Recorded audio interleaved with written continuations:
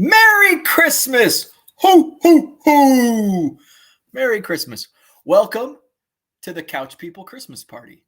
I don't like this camera setup. I feel like I should be watching and staring into the camera and talking, but then as I look down at the screen, I can see everything. So welcome to the Couch People Christmas Party. I'm wearing it's a little snug. It's been a few years since I don't think I've wore this Christmas sweater, this ugly Christmas sweater, since pre-COVID. And when I wore it, I'm like, ooh, it shrunk a little bit. So I think maybe I've grown in the last couple of years. Right there. So what we're going to do, what is the Couch People Christmas Party? So the Couch People Christmas Party is basically, we're just going to have a lot of fun. We're going to rip some wax. We're going to bring on some special guests. We have a Secret Santa that we had. Thank you. Shout out to Herman, 3B Collection, for setting up and arranging the Secret Santa program. So once we get everybody later on, we'll do the exchanging of the gifts. So that's what we're going to do. We've got some friends backstage. So let's bring them on. Look at our friends. We've got Zach and Porter. Is our mic on? Yes, I can hear you. Good. I like that sweater. It's the wrong colors, but it's nice. Well, thank you. It's I've actually had this one for like 6 years probably.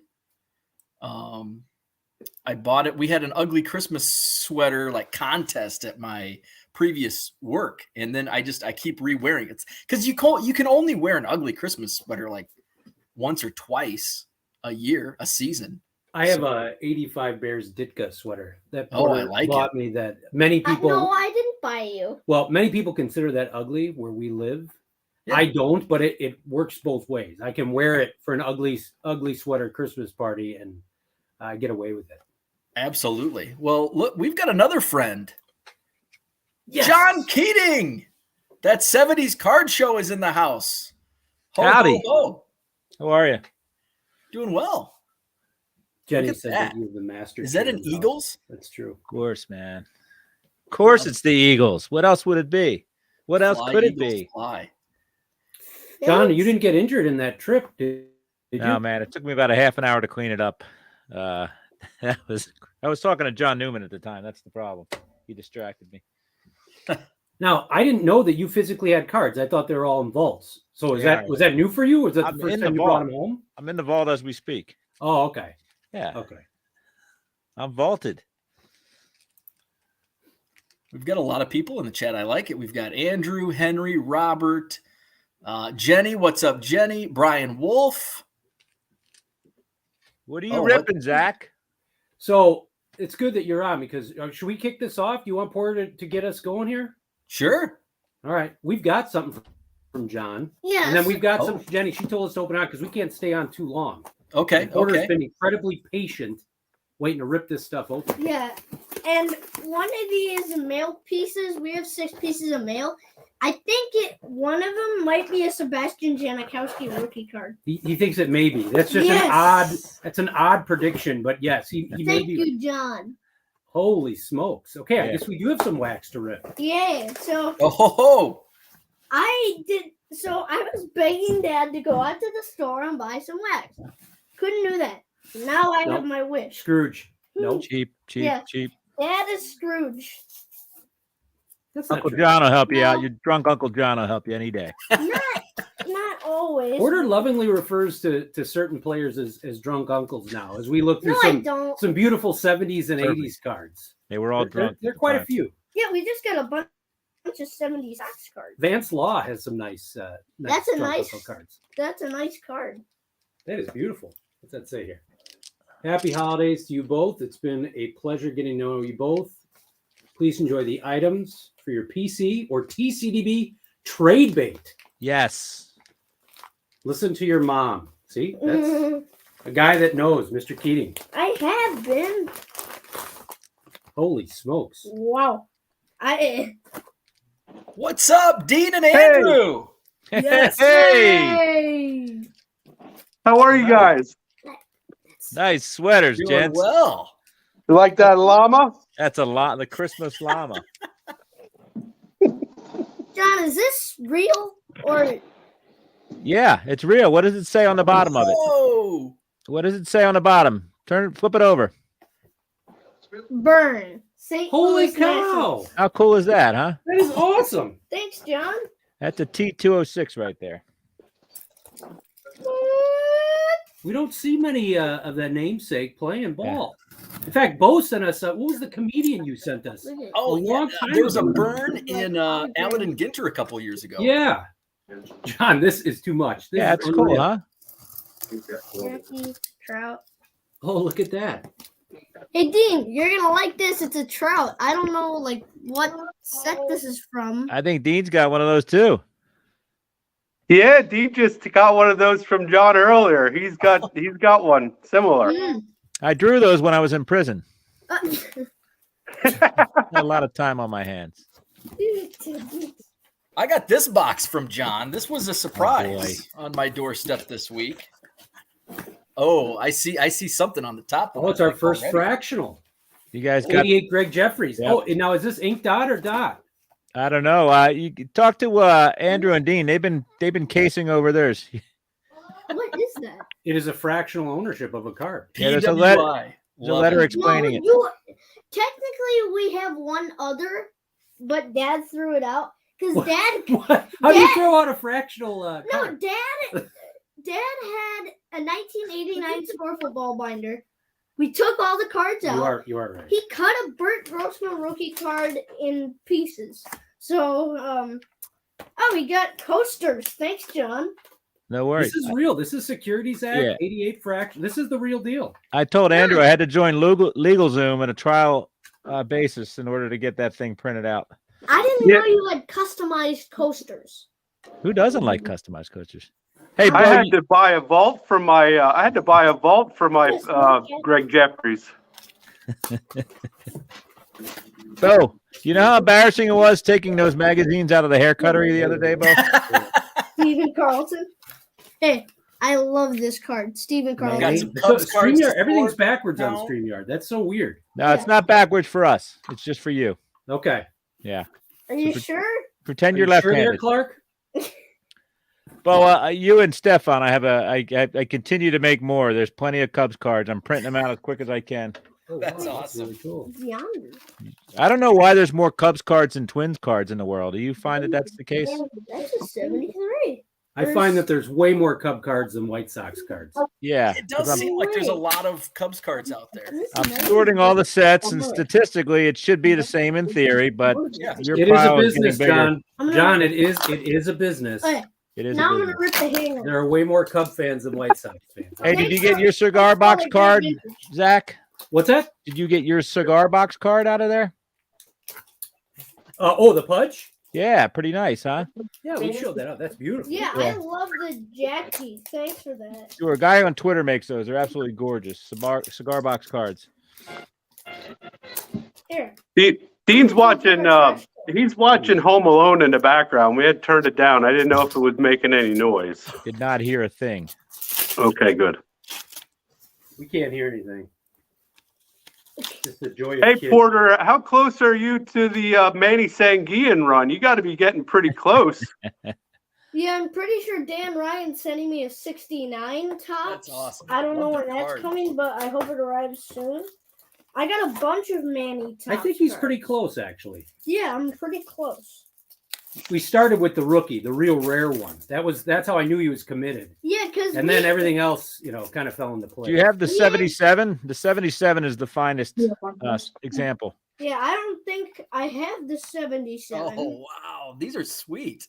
Yeah, all your wives told me to send you guys coasters because you're putting water rings all over the houses. I didn't even know you had my wife's number. How? Well, hey, they find me, Andrew. I just can't help it. It's the sweater. Hey, Dean, I pulled a Mike Trout. Ooh, there you go. Oh, wow. Bo's got the Bo's got the wrong side of the tracks part of the fractional there. Sorry, Bo. It's a 1988 Greg Jeffries fractional. You got He's all got gristle. to donate You know- to charity slice. Yeah, he's John, got the we're- gristle. John, when we were doing our huge Goodwill dump, and I marked a bunch of cards hoping that Bo would end up getting them, Oh, I think I need this. I couldn't get rid of the Greg Jeffries. It's There's amazing. some that Brian Taylor, Greg Jeffries. Bo Kevin says Moss. Brian Taylor sells though. I save all of them. There's still nostalgia with those. Yeah. So I just had on my big spill, of course, of 1993 Bowman foil. Brian Taylor was like right on top, staring at me. I don't think I have this too. Damn, fine. That is pretty cool. Yeah, I'm not Well, what do you say? Thanks, John. I No love the worries. posters and thanks for the T206. Sure. That is by far my oldest card ever. What? It's a nesting doll. It's pretty Yeah. cool stuff, man. This is cool. You probably and have it's 3 of different those. Players. Soriano. That is awesome. This is Herman's thing. That is cool. Oh, I'd like to do that with the St. Louis Cardinals Molina catchers. That would be really a good idea. I don't think so. You're a Cubs fan. That's why you don't think John, it's thank you. good. That's awesome. Awesome. So this stuff. what Porter's open right now is from Herman. Is that feathers? No way. To Jackie, I think this is 2021. Sorry for the glare. Oh, yeah, we got a Herman one. We want to do this one, Dean. Go ahead and open this one up. This is from Herman And then from next- 3B.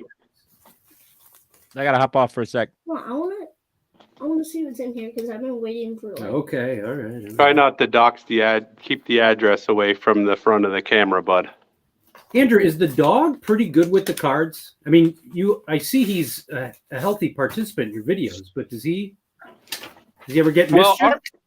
our stairs to the basement are very steep, and he will not go downstairs. So all of our cards are, for the most part, downstairs. So he doesn't go downstairs. Thank you. You're welcome. This is my first Field of Dreams card ever. Dad got me this. It arrived like a full month before. Hold on, let me get the tape off. I think there were extra cards in there too. A full month. No, I don't think. Yeah, I think there are. Oh, there are. Oh. We got a Herman sticker, so we're gonna have to peel that off or cut that off as a die cut. Thank you, Herman. Hey, Keating left. Dean, Well, I've I got pulled the something show. from Hey. Herman also. Cool. And then, so, Bo, I'm sorry if I offend you, but this is my first Field of Dreams White Sox card ever. So this is what Dad was. Yeah. So we had got this like a month before this, and so I said I couldn't wait to open it. So now, thanks, Dad. We like to call it the corn game. Yeah. Well, why don't you open up Jenny? So this Yeah. Jenny told us we can get after it. She was away, but she said we could start the Secret Santa proceedings. Bo, Couchmaster, are you cool with that? Yeah, absolutely. So this is Herman. Herman was not my Secret Santa, but he sent me something, and John wasn't either. Can I open this? But so this is my stuff from Herman, and this is a new card for me.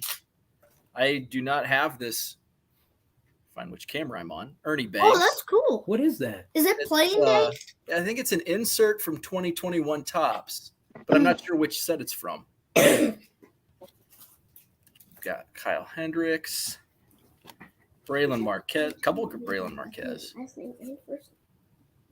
That T206 That's a cool is card. amazing. Oh, that's cool. Oh, that's a nice bias. Some tops. Can you Ooh, help with the tape? ooh, I see some color coming up. Oh, I want to save that. Check this out, Chris Bryant. Woo! Is that numbered? So shiny. Not numbered.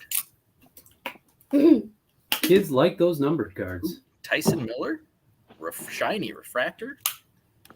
Nico.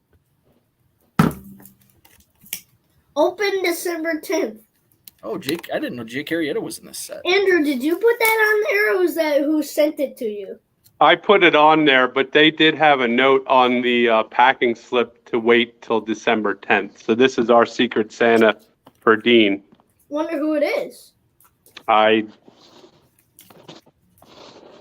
I don't have information other than what city they're from. Oh, that's a cool Jersey relic. Yeah, Rizzo. Thank you, Herman. Awesome Oh, stuff. there's the Munoz. So these were, I bought these in Jenny's store, and they were in the Secret Santa thing. Anthony Munoz rookie. Jerry Rice. So Dean's gonna crack his Secret Santa. Let's see what Dean's got. This is my favorite. Make sure you're showing the camera, buddy. This is not Plain Day. This is from 2011.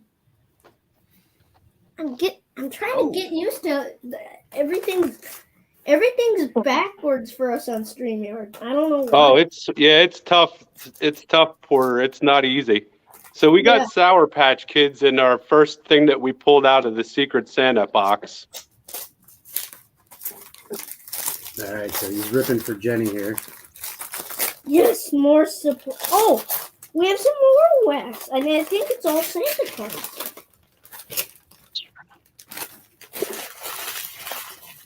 John's backstage. I wonder, John, do you? Okay. Yep. I'm sorry, my wife came home. I had to say, "Hey, girl." Jenny sent us this huge thing. Oh, Jenny's freaking awesome, by the way. She's our Secret Santa. Dad already told me. Well, he figured it out. He knows the return address. John, thanks for that T206. Oh, no worries. It's awesome. Oh, we found out who our Secret Santa was. Who? Cooter Lev. Cooter. That guy. I think he's getting groceries right now. He's at the store. Yeah. Like the last time Dad and I started that call and we were all on it. Cooter saying, I'm at the store and I'm going to buy some sausage. He was buying sausage. That's right. That's Sausage. He's not lying. I mean, Jenny gave me a bunch of Santa cards. Oh, Ed's with us. Ed, what's up, Ed? Hey, what's happening? Happy Couchmas. Yes. That's a good joke. Rocking the Love your bee. Rocking the Brooklyn bee. that's Yeah, awesome. got I can't some rock that Mickey Boston beat. They've been slacking. They're giving everybody away, man. No kidding. Hey, real quick, Jenny sent me some awesome stuff. She sent me 3 MSA discs. Greg Lazinski from Chicago, Illinois. Cool, the Flintstones. Larry Boza Be a dip. I want to do the Mickey. and Dip Dave Dave. Cash. And then I got this friggin' awesome Reggie Jackson 150 dealio, which is the coolest thing in the world. Look at that. Is that a refractor? It's a Topps. Hold on, I know what it is. I practiced this. It's Thank you, a Herman. Yes, I did open. opening day, 150 years of fun. It is a refractor with a medallion in it. So, Oh, very nice. thank you so much, Jenny. A lot of new stuff, Herman. You're gonna like this from Cooter Lev. So far what we found. Maybe you want to put this on the full screen. Yeah. Let's see. How do I do this? There we So go. far, everything that he's produced has been candy, but this says, Fun. "Do you fun dip, Daniel?" That's awesome, man. That's awesome. That's awesome. Bo, Gonna Jenny get you gave guys us some. jacked on sugar. Jenny gave us some Mickey Mouse cards and some Flintstones cards. Flintstones.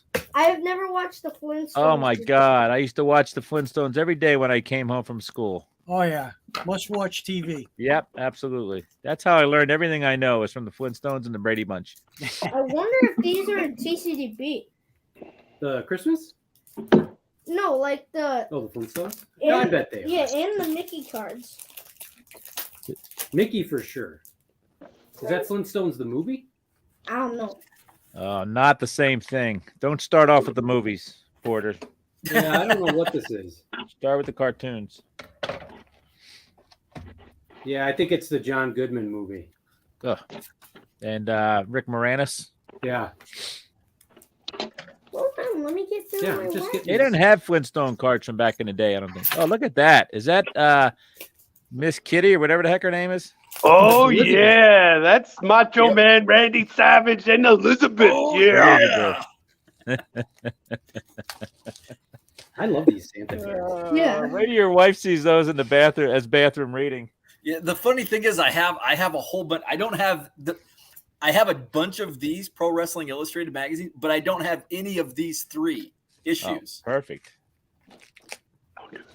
That's friggin' awesome. Save that for later. Last wax for things. I didn't rip. Dean's gonna open up the wrap stuff that Cooter Lev had wrapped up in Christmas paper. Jenny did the same with us. She wrapped up our stuff in wrapping paper. Do it up on the screen. Why do you always love? He loves to open up stuff underneath the table. There you go. Dean, why do you do that? Here it is. You're still doing it.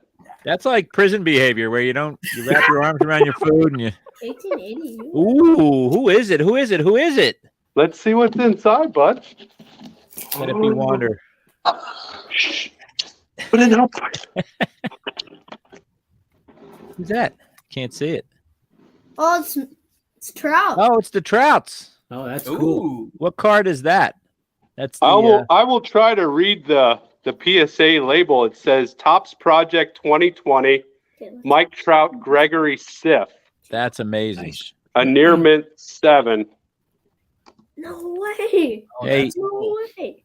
Dean, take that picture down over the fireplace and hang that instead. Your mom will love it.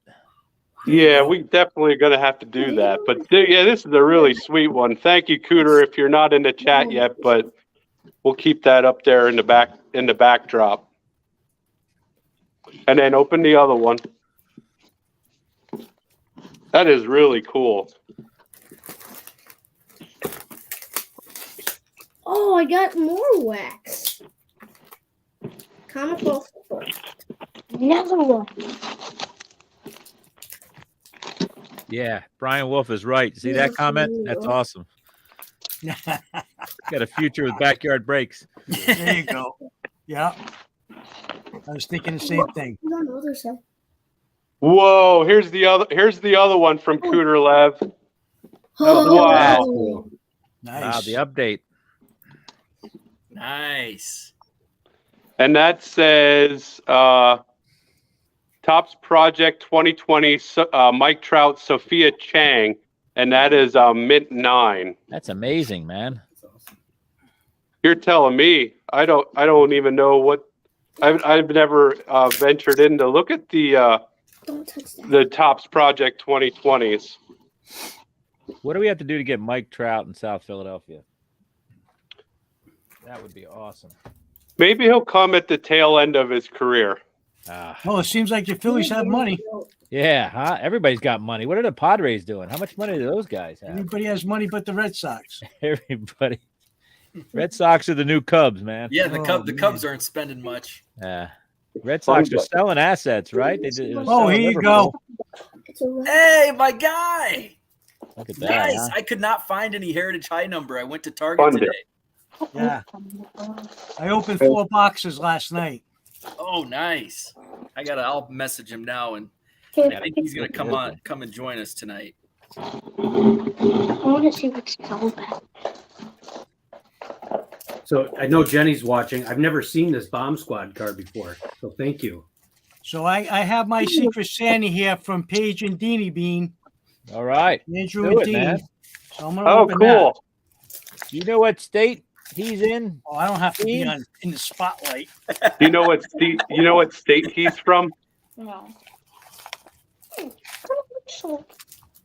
Oh, nice. Oh, look at that. I'm liking this. Jim Ed Rice. Nice. Anderson, South Carolina. Johnny Pesky. Papelbon. Some of those are numbered, I believe. Yeah. Oh, that's Pedroia. Cooter's back from PetSmart. Lisa History, Pedroia and Jacoby. Those were the years. Swimming Mandarich. My boy Jimmy. Richie Roby. I just heard Tony Mandarich. Yeah. Another 90 Jimmy Fleer. Rice. Ronnie Damon. Jim Rice. Somebody gave you guys the message. The accent, man. Yeah. Jim Rice again. I love it. I love it. Every time I pull a Jim Rice card, it makes me think back when I was a kid in the 70s. Rick Farrell. That's a nice one. That's really nice. Ooh. Daniel Bard. Daisy. Cooter, I hope you're all right with this, but Cooter, I'm Nice definitely eating some of these candies already. Man, We get the 4-1 Gaudy. Very nice. Thank you, guys. I appreciate that. You're welcome. They will definitely find a home in my collection.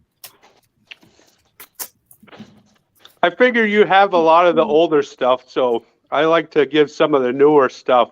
Yeah. No, that's great. It's kind of reversed for me. I don't have a lot of the 70s cards, so Yeah. a lot of you guys that collected in the 70s and part of the early 80s, it's That's pretty cool. stuff you guys have seen for a very long time. My Yeah. bad, Cooter. There he is. There's the man. that's what's Hey, going Cooter. Oh, Hey, Hey, What do you say to Cooter, Dean? thank you. oh, you're welcome, man. I'm glad That's something Dean's mom never wanted to hear ever. there was a What do you note in say there to too. Cooter, I Dean? neglected to read that. Let me just read this quick. Hello, Ed. Merry Christmas. I hope you like the cards I picked out. Andrew and Dean. Thank you, guys. I appreciate that. You're welcome. You're welcome. Well, Porter got something pretty special from Jenny. For, Aloy Jimenez rookie. Wait, Ooh. Nice. everything. no, it's an auto. Oh yeah, Is it's that, Oh. is that a Gypsy Queen or is that a regular? It's a Gypsy Queen auto. Nice. And he's never had an Eloy autograph, so that is pretty amazing. How does Eloy's auto look? Is he a mess? Looks like a hot It's mess. not. You wouldn't know by Yeah. the signature. All right. This is It's- probably the 500th one he had to sign that day. 6D. It says 6D or 6VD. Wow, that is awesome, Jenny. Thank you. Yeah, Really and thanks nice. for the other relic. Fun dip. Love that. Ooh. Would you read what it says on the front of the fun dip? Yeah, you fun dip, Daniel? I was trying to log on and I couldn't hear the audio, so I didn't know if you'd read it yet. Yeah, I love it. Awesome. You fun dip, Daniel? I'm going to be texting that from now on in the morning. So, question for John and Cooter: was Wilbur Wood good? Oh, yeah. Okay, It was a workhorse, man. because I was reading his stats Yeah. on some of the cards we got from Rick, and Win 20, lose 20.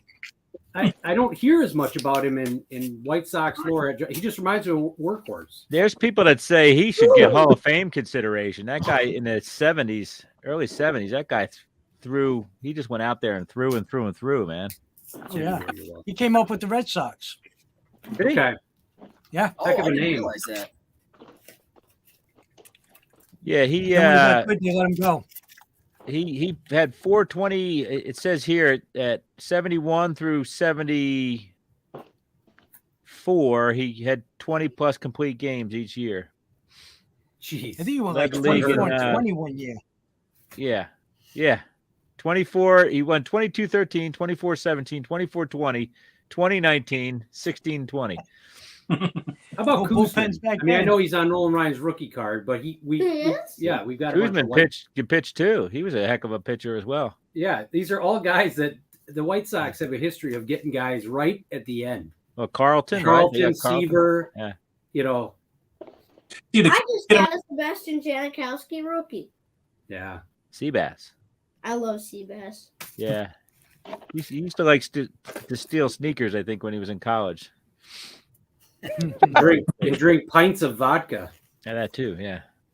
Last mail piece for us. We're not gonna leave though.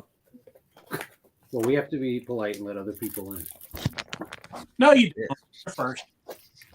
That's true. And we said seniority, right?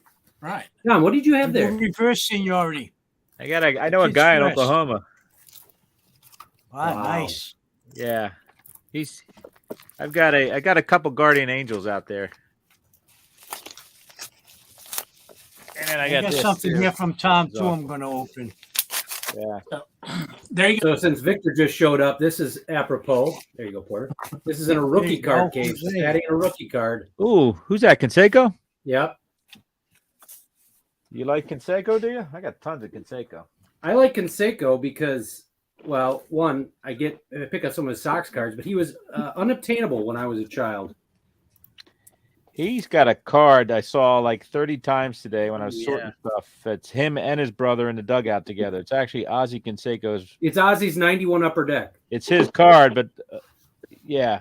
It's like Buhner's 91 Upper Deck. Looks like it's a Griffey card. It's amazing now. You can't do that. You can't put Michael Jordan in a card, right? In fact, when we were going through all of ours, like Brian Shaw, Harold Miner, there are a bunch of guys where, I mean, Jordan is as prominent as, in fact, Steph Curry's dad's got a card where it looks. Thanks. It looks like it's Jordan's card, so we keep it. Quick. Oh,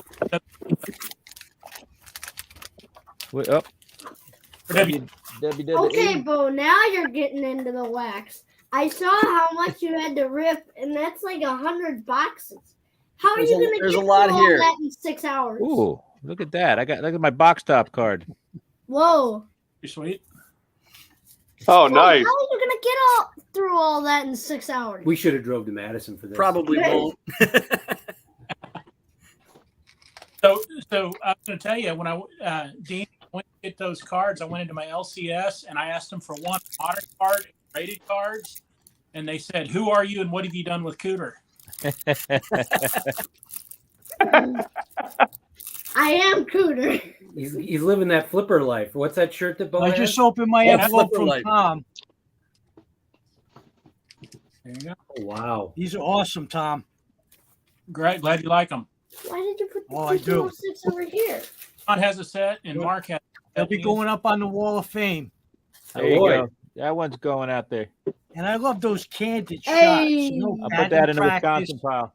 and things like that. I mean, you just kind of think, put yourself there. You know, it brings you back.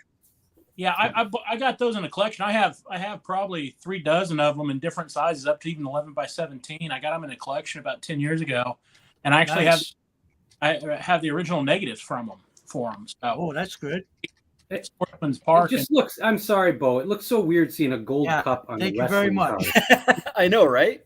What? So do wrestling cards have any unique designs? They just copy them all from Topps baseball or football. Exactly. They have unique designs, but I mean, for the most part, they're kind of copies.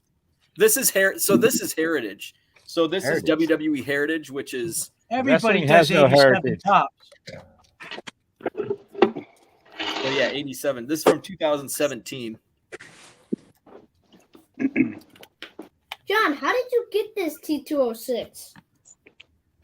They're out there, buddy. You got to find them. Thanks to Google, I can pretty much figure anything out, as most people here know. That's pretty cool. That is a treasure. This is my favorite. You guys were easy. I got Dr. Jim a card, but with his last name on it, but it's like a 1930 cricket card, because that's the only thing I could find. Nice. That was old, other than Josh Beckett. Bo, do you have a strategy of what you're ripping over there? Or are you just starting with John's favorite first? Yeah, well, I figured like early on, I didn't know if like more people would be on in prime time, so I figured less people would want to watch wrestling, so I figured I'd open that first. So I did kind of think through it a little bit. It's kind of like in real life. Act. It's less people wanna Right, watch. exactly. Yeah. So I did. I got a message from Ethan Roberts, Cubs pitcher Ethan Roberts. He's going to join us in a few minutes. Awesome. He's actually him and his wife are in Colorado going to watch a Nuggets game and a Broncos game this weekend. Oh wow! So he's going to jump on in a few minutes. I got a buddy coming over. Does Andrew he's going to help me rip some wax. Does Andrew and Porter understand the gravity of the guest that's about to come on? Yeah. There you go. I'm not sure if Dean knows that there's going to be a Major League Baseball player coming on the screen. His name is Ethan Roberts. Pretty impressive, man. You guys are going to get to talk to a big leaguer. Hey, Dean, did you have to fight other kids for number 23, or was that a random poll for your basketball jersey? Was that awarded? Because when I was growing up, I mean, to wear number 23, you had to be the guy. You had to be the man. What number were you? I wasn't 23. But what number were you? I know, like 30. So That's did you get to pick that number, or how'd you get that? Someone didn't pick it, so I picked it. Your dad was the coach. That's what you're saying. No, I don't have any clue about how to basketball coach any. No, none. Zero. Andrew, your Sorry, last if you watch mail the day NBA, video, a lot of them don't either. Yeah, exactly. Right. Well, some of them like to overdo it. What's that, Porter? And so in your last mail day video with that gym guy, didn't he and you mention that the rubber band for cards? Oh yeah. You I'm in the process of getting all my mail done, and I'm gonna have a surprise to anybody who gets mail from us for Christmas. Trust me. Getting all my mail done, and Rick, what's up? Hey, what's up, guys? Hey, Vic. Happy holidays. Hey, Vic. Holidays. What's up, Cooter? Nice to see you. hey, Good, you're not on- Hey, Vic. your What's face up? is getting cut off. Porter, Dean, Andrew, how are you? Zach? Vic, how are Good. you? Good. You know, my dad has always cut out articles for me for as long as I can remember, and he gave me that article that you sent the other day of all the Hall of Famers, not Hall of Famers. When I saw him, he's like, "Hey, here's articles." I'm like, "Oh, I already saw this one." Yeah. He I reads can't the same- believe. I thought Dwight Evans was in the Hall of Fame. I can't No, believe there's a lot of debate about that. He's one of those guys. It's like, the foyer Yeah. of fame. Oh, yeah. Right There there. you go, Ed. Nice. See that. Here's my vote.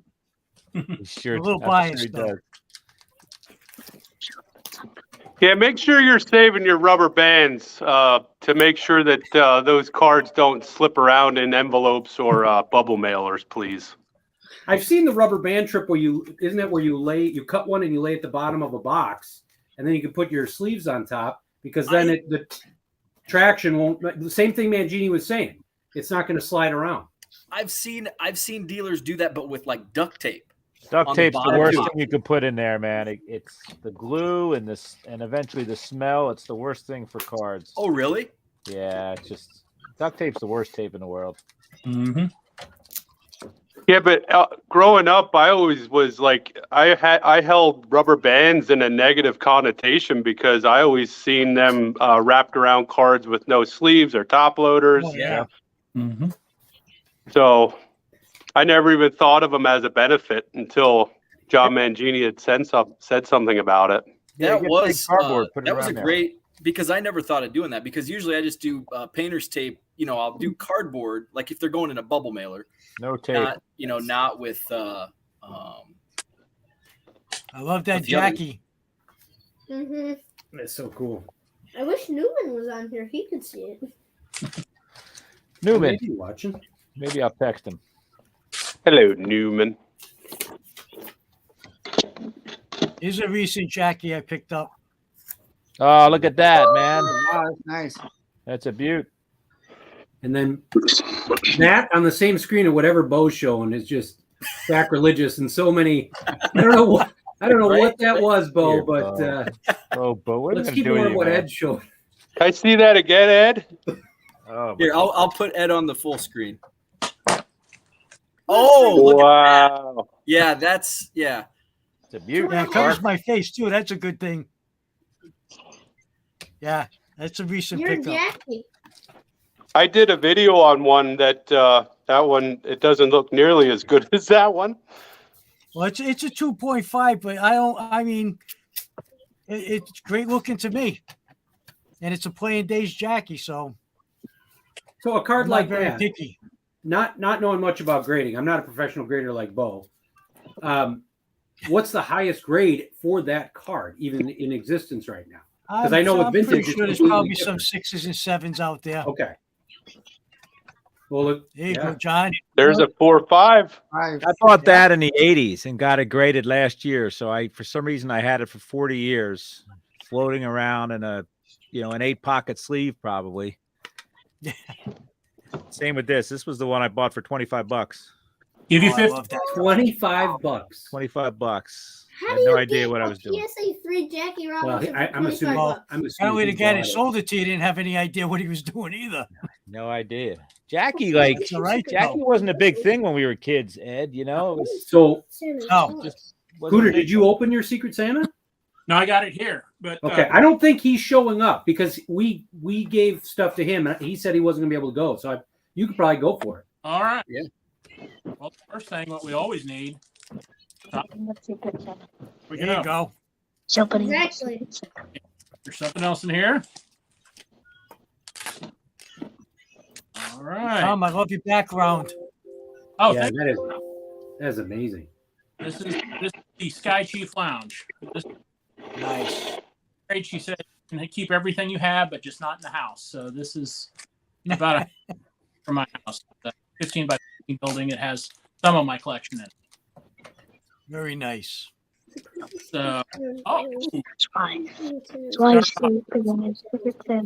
I was looking at this. Hey, Well, that's There you go.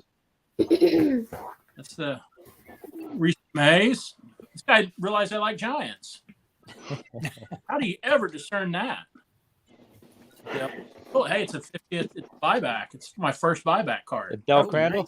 nice. Yeah, He was a I Brave have too, a right? football buyback. it's with the Braves for forever. Won the World Series. Yeah. Here. Oh, this is pretty cool. It's a die cut of. I've got the Mays and the McCovey, but I don't have the Marichal. So he's batting 1,000 right now. 53. Can't believe you get Yeah. Yeah. Giants I don't have. That's shiny. I, you know what to say. Not the due course that Pepino does. Look at us, man. We turned into shiny guys. Well, that's the thing. John sent me a bunch of cards. He goes, you can trade away what you already have, but John knows I haven't collected modern cards. I've only recently got into them, so I mean, like all of these are. They're beautiful. Yeah, I love how like in the early 2000s, Upper Deck put out a bunch of sets with just the old guys who just awesome. I tell you what, they're all over dime boxes. Porter and I've been picking up a ton of those. Love them. Yeah. Love them. I have the Williams. Also, there's Barry Bonds. Man should be in the Hall of Fame, as we all know. Yep, I agree. Absolutely. Chris Shaw. Hey, an autograph. Ooh. That's sweet.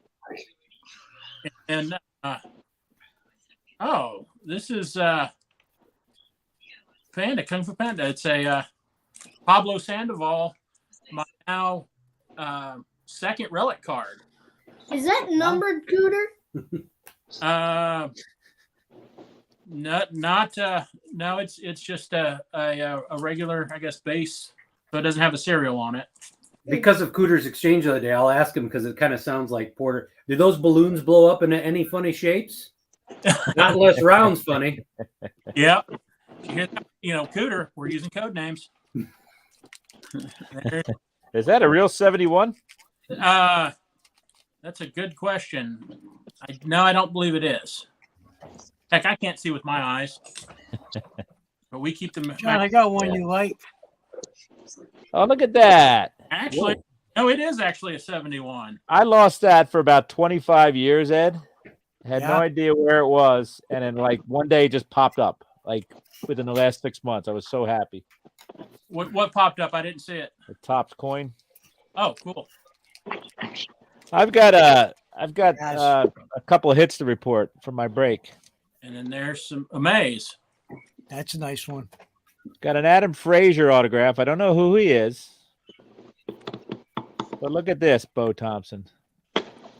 Oh, nice. CPAT, Corey Patterson. It's Nice. on its way to Livernois or wherever you live. Whatever. Andrew, is that a plane there, Jackie?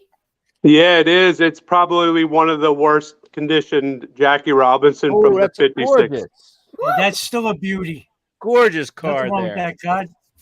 Look at that. It's actually, if you want to put it on the screen, Bo, I did a video of it. Ooh. Nancy Faust. He It's a separates. two-piece puzzle. He's a fractional. So this was actually my first fractional. Absolutely. Nice. Freaking awesome, man. So Hey, you have Well, all we've the got a guy in pieces, the though. room who's It got fits some together. real Topps baseball cards. Ethan Roberts. What's up? Chicago What's Cubs up, buddy? pitcher. Hey, Ethan. Hey, What's up, Ethan. It's the guys? major leaguer. I'm trying to figure out what hotel he's staying at by the thermostat. Look at You're that. in Ethan, I Denver? brought you to the party Say hi, before you Ethan. showed Hey, up. where's the Greg Jeffrey? Hey, nice. There you go. Nice, Ed. Say hi, Ethan. There's So Ethan, what have you been picking up lately? What's you're getting cards like every day. What's the latest? Oh my goodness. I've gotten too much. My wife's getting mad at me.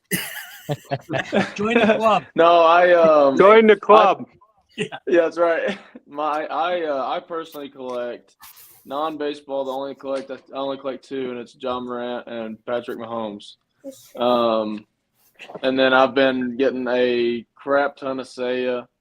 I order one of my cards probably every day, and then my other two are Stroman and Spencer Strider.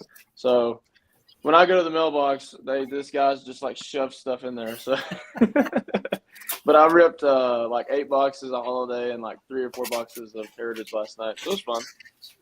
So Nice. listen to the guys here doing it for a long time. Our wives have been telling us we could get too many cards for 25 days. We just kind of Yep. I'm starting that. It'll be a few years before I'm on your guys' level, but I'm starting that. Don't be like us, dude. Yeah. No, So Ethan's got We're a autographs. little more in, busy in the Chrome summer than Update. we are. You'll need a basement if you want to be like me, man. I might have to make a whole building for it. Yeah. So Ethan, Chrome Update, you've got some sticker autos. And Yes, you told me that. My question was like 5,000 stickers you had to sign. Like, do you do that in one sitting? Do you take some breaks? So how'd you sign those? They sent me about 3,000 right before I had my surgery. So I stayed up in Texas where I was getting my surgery the night before my surgery so I could sign them. And I signed 3,000 in about 4 hours. Just straight 4 hours. And then of course I had my surgery, and then they sent me some after I was able to do some stuff, and I signed about 2,000 more. It was about 3 hours, but it's fun, dude. I love signing. It's what I told my dad. I said, one day nobody's gonna want my autograph, so I'm gonna sign whatever the hell anybody wants. I love that attitude. That's so awesome. I love it, man. It's I love doing it. I've signed with walls. I've signed like random stuff when I was growing up just because I thought it was cool to sign stuff, and now I get to actually do it. So it's cool. How good is your wife at signing your signature? You can actually read hers. So do they give you extras for margin of error in case you make mistakes? Yeah. They come in sheets of 25, and they usually send 2 extra sheets is what they do. So that way, if they ever have anything that gets smudged, or if I am lazy on one or something, they didn't like it, they have 2 sheets, so 50 of them to go to if they want to replace 1 or 2 of them. So What color pens? All one color or different colors? all blue. Yep, All all blue. blue. Yeah. I have a question for you, Ethan. Yeah.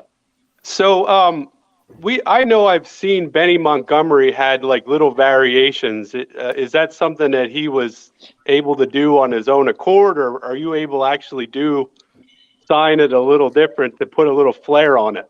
Yeah. So what I've heard, it's kind of, you kind of have to test the signing company. So like, if it makes sense, like say they gave me 5,000 stickers, and I was like, you know what? For some random reason, I want to draw a smiley face and put 1 out of 30 and do 30 of them out of these 5,000. If somebody gets those, it's like insane. Sometimes they would get upset with you, and sometimes they'd be like, it don't matter. So it's just kind of like you're poking a bear, so to say, but you never know. The guys that do that, I think it's super, super cool. I might slip something in once I get more than one deal, but yeah, it's pretty cool. Yeah, but think about it. If you do it, it just creates a chase for them and sells more of their You get that product. right? Be happy. Yeah. That's what you think, I know, yeah. Yeah, for Who- sure. It'd who be like, hey, deals I'm with chasing that? the smiley faces. Is that like a players association thing, or do they send that to you directly? How does all that? What's the mechanics of all that? Through an agency. So all that, most of that stuff gets worked out at winter meetings for the year. And then about the All-Star break, again, they kind of do that. That's when they got with me, was the All-Star break. They got with my agency and wanted to do something with it. But usually it's winter meetings. They get all that stuff finalized with your agents and your agency and stuff like that. So Is that going to change at all with Fanatics coming in? I don't know. I couldn't tell you. I have no idea. Possibly, but I don't know. Like the train of people it would have to go through to get to the player. I mean, I feel like it would be definitely have to go through your agency still for sure, but I'm not sure. Am I badgering the witness? No, absolutely not. Heck no. Actually, you're not. Well, Ethan, Heck no. he tested it with Diva La Couch people, and then number. Yeah, there you go. Oh man. Do any of the ballparks have couches that we can come see you? Because we only sit in couches. Well, I'll have to bring you guys to the locker room for that. Yeah, well,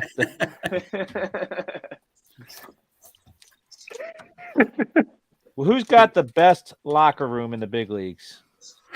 We do. Wait, You think so? Ours is. Oh yeah. Hey, There you It's go. not There's cramped? a good answer. no, Stroh walked in, and Stroh's been. I mean, he's played in the. He's played with Blue Jays. He's played with the Mets. Played with us. Played for Team USA. Been to probably every park but ours on the home side. You know, been all around. And he walked in and he goes, "Oh, where's my extension? Where's my extension?" Oh, wow. He's like, So "This then, is the Ethan, nicest what's locker the- room I've ever seen." You know, Ethan, well- I think you can thank the Milwaukee Brewers for that. Yeah, Cub, Vic, or Ethan, or excuse me, Bo can correct me. I want to say the Cubs had to play a game at Miller Park because there was okay. something going American on, Family Field. whatever it is That's now. when Sobrano got the no-hitter. Yes. Yep. And so the Cubs went up there and they're like, "This is what we're missing," because they had the old Wrigley, clubhouse. And so when they saw Miller Park, they're like, "You got to be kidding me!" And I think American Family whatever Field. it is now, I think we played What is that? Astros. I think there was a hurricane down in Texas. I yeah, think. there was something, and they played in Milwaukee. And I remember after that, the players were making a stink of, "Hey, friendly confines and all. It's beautiful, but we got to do something about the locker room." We got to do something. Well, I'll tell you, man, it's awesome. It is. It's really, really cool. It's a big circle. Who's got the worst locker room? Now, I know you're a homer now. You won't tell us. Who's got the worst The one? worst locker room. You talking about like Worst clubhouse? Who? like on the road? Like Yeah. the roadside. Oh gosh. I only got to go to a few. But they treat you pretty good, though. Most of those away They club, do. Yeah, they do. because they want their players treated the same way, right? Yeah, right. Actually, absolutely. See, I only got to go to Pittsburgh, Atlanta, Milwaukee, and Colorado, and the Pirates were probably the worst out of all of them. But Oh, really? still really good. But still really good. Yeah. Well, after reading Atlanta Ball was 4, my favorite. after reading Ball 4, I'd have to think any major league park is going to be better than the minors. So Yeah. if you're in the got that show, right. Hey, I'll it's tell probably you. I'll tell you funny. I got my first year was 2018 with the club, and I was going to play short season in Eugene, and I was meeting the team on the road in Boise, and I get off the plane and I'm like, this airport just stinks. I was like, what in the world is this place? So I get off, I get in the Uber, I go to the field, and it's like this little like metal bleachers and like little clubhouse, and I was like, huh. Didn't this used to be a Cubs affiliate? And they were like, yeah, whatever. And I was like, holy cow. Well, I walk in, and it is the smallest, the nastiest little clubhouse I'd ever seen in my life. And our pregame meal was on a table in the center of the locker room, and you're shoulder to shoulder with guys, and your locker's this big, and you can fit 3 jerseys in it. Oh, man. But the table is about this far from your butt behind you, and it's right in the middle of the locker room. And it was about 2 hours before the game started when I got there. And they're like, "Hey, pregame spreads on the table." I was like, "All right, cool." I walk in there. It's like bread, sandwich meat, mayonnaise, ketchup, mustard, cheese, all this stuff on this to make sandwiches with. But it had been sitting out for like 3 hours, and it was summertime. And I was like, "What have I got myself into?" That's your incentive to get up to the big show, man. Absolutely. So that was my first clubhouse experience on the road in the pro ball. So. So, I think Michael Jordan reacted to that the first time he went into a minor league clubhouse. Yeah, I know, right? I think that's why he bought that bus. He bought the bus, right? Yeah. So who's got something to rip? I'm ripping Heritage, and nothing's happening here. I still have my Secret Santa. I don't know if you guys want to see what's in here. It's pretty heavy. Yeah, we do. Yeah. Bring it on. This is from Rhode Island. Huh. Oh, I know who's in Rhode Island. Yeah. I'm pretty sure it's the guy on the bottom right. Yeah. Yeah, that would be me. Quahog? Oh, he's got it packaged real well. All rubber bands, man. Holy smokes! So here is It's fruit of the this month. was in a bubble mailer, a bubble wrap, and it is a holiday mega box. Ooh, that's There you go. I wanted to get this one because look. Dean, don't worry. We'll do plenty of videos of opening up this stuff. Yeah, but look. Plus, we have another 5 hours on this. Ed, thank you so much. I didn't think that I'd get so spoiled rotten, man. Oh, you're very welcome. Holy mackerel. I already had one of these. Where did I'm you going to find read that the stuff? note real quick. It's just this is a bottomless pit. Like this is. So I'll read the note real quick. It says, Andrew and Dean, I hope you have lots of fun and enjoyment ripping all this together. Seeing the two of you sharing this hobby together is what it's all about. Merry Christmas and happy collecting. Ed Green, Safe at Home Sports Cards. Well done, Ed. Very cool. That's awesome. Ed. So Yeah. I'll unwrap the rest You of guys this and enjoy then Can I unwrap some stuff? Take your time. Enjoy it.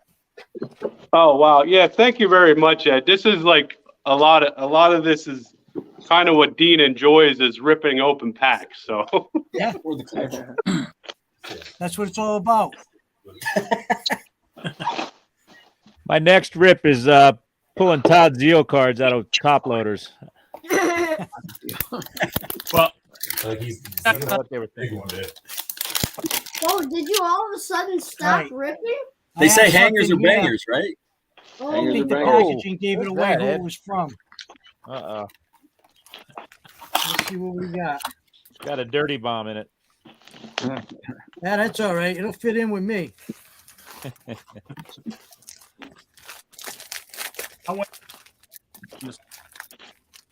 Talk amongst yourselves. Cooter, I don't Sitting think, courtside tonight? Are you Cooter, going we can't tonight, hear you. Ethan? Yeah. I'm gonna have to go get ready. I think it's at 7:00. So Who they playing? Get ready. They're playing the Jazz. Hey, there's a guy there who's got a big bushy beard. He's a security guard. I'm serious. His name's Mike Fruitman. He runs a really big card shop. Oh no way. He'll be on the floor. You can't miss Okay. him. Glasses and a really big beard. I'll see He if I looks can like a find him. What's his biker. name? Mike Fruitman. Fruitman. Okay, I'll see if I He can find owns him. Yeah. he owns a baseball card shop there in Denver. He's a pretty heavy hitter in the card industry. That is awesome. But he's also like one of the heads of security there. So if you see him, Cool. point yourself out to him, man. Yeah, Thanks yeah. for That's getting me awesome. into the fractionals. You got a fractional, man. Dad, you have one of these. My next This is going offering in the is going to wall. be a Ben McDonald fractional. So is that Is that the same Greg Jeffries? Yeah, I think we all are 1/16 owners of that card. Yeah.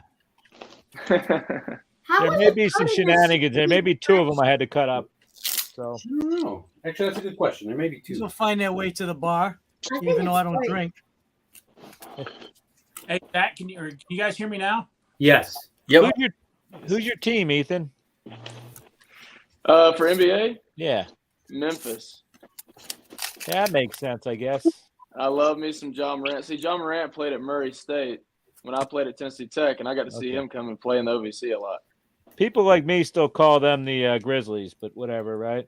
Yeah, right. Old people like me. What Nice year were you? Bobby Witt. What year were you born, Ethan? 97. When did they move to Memphis? I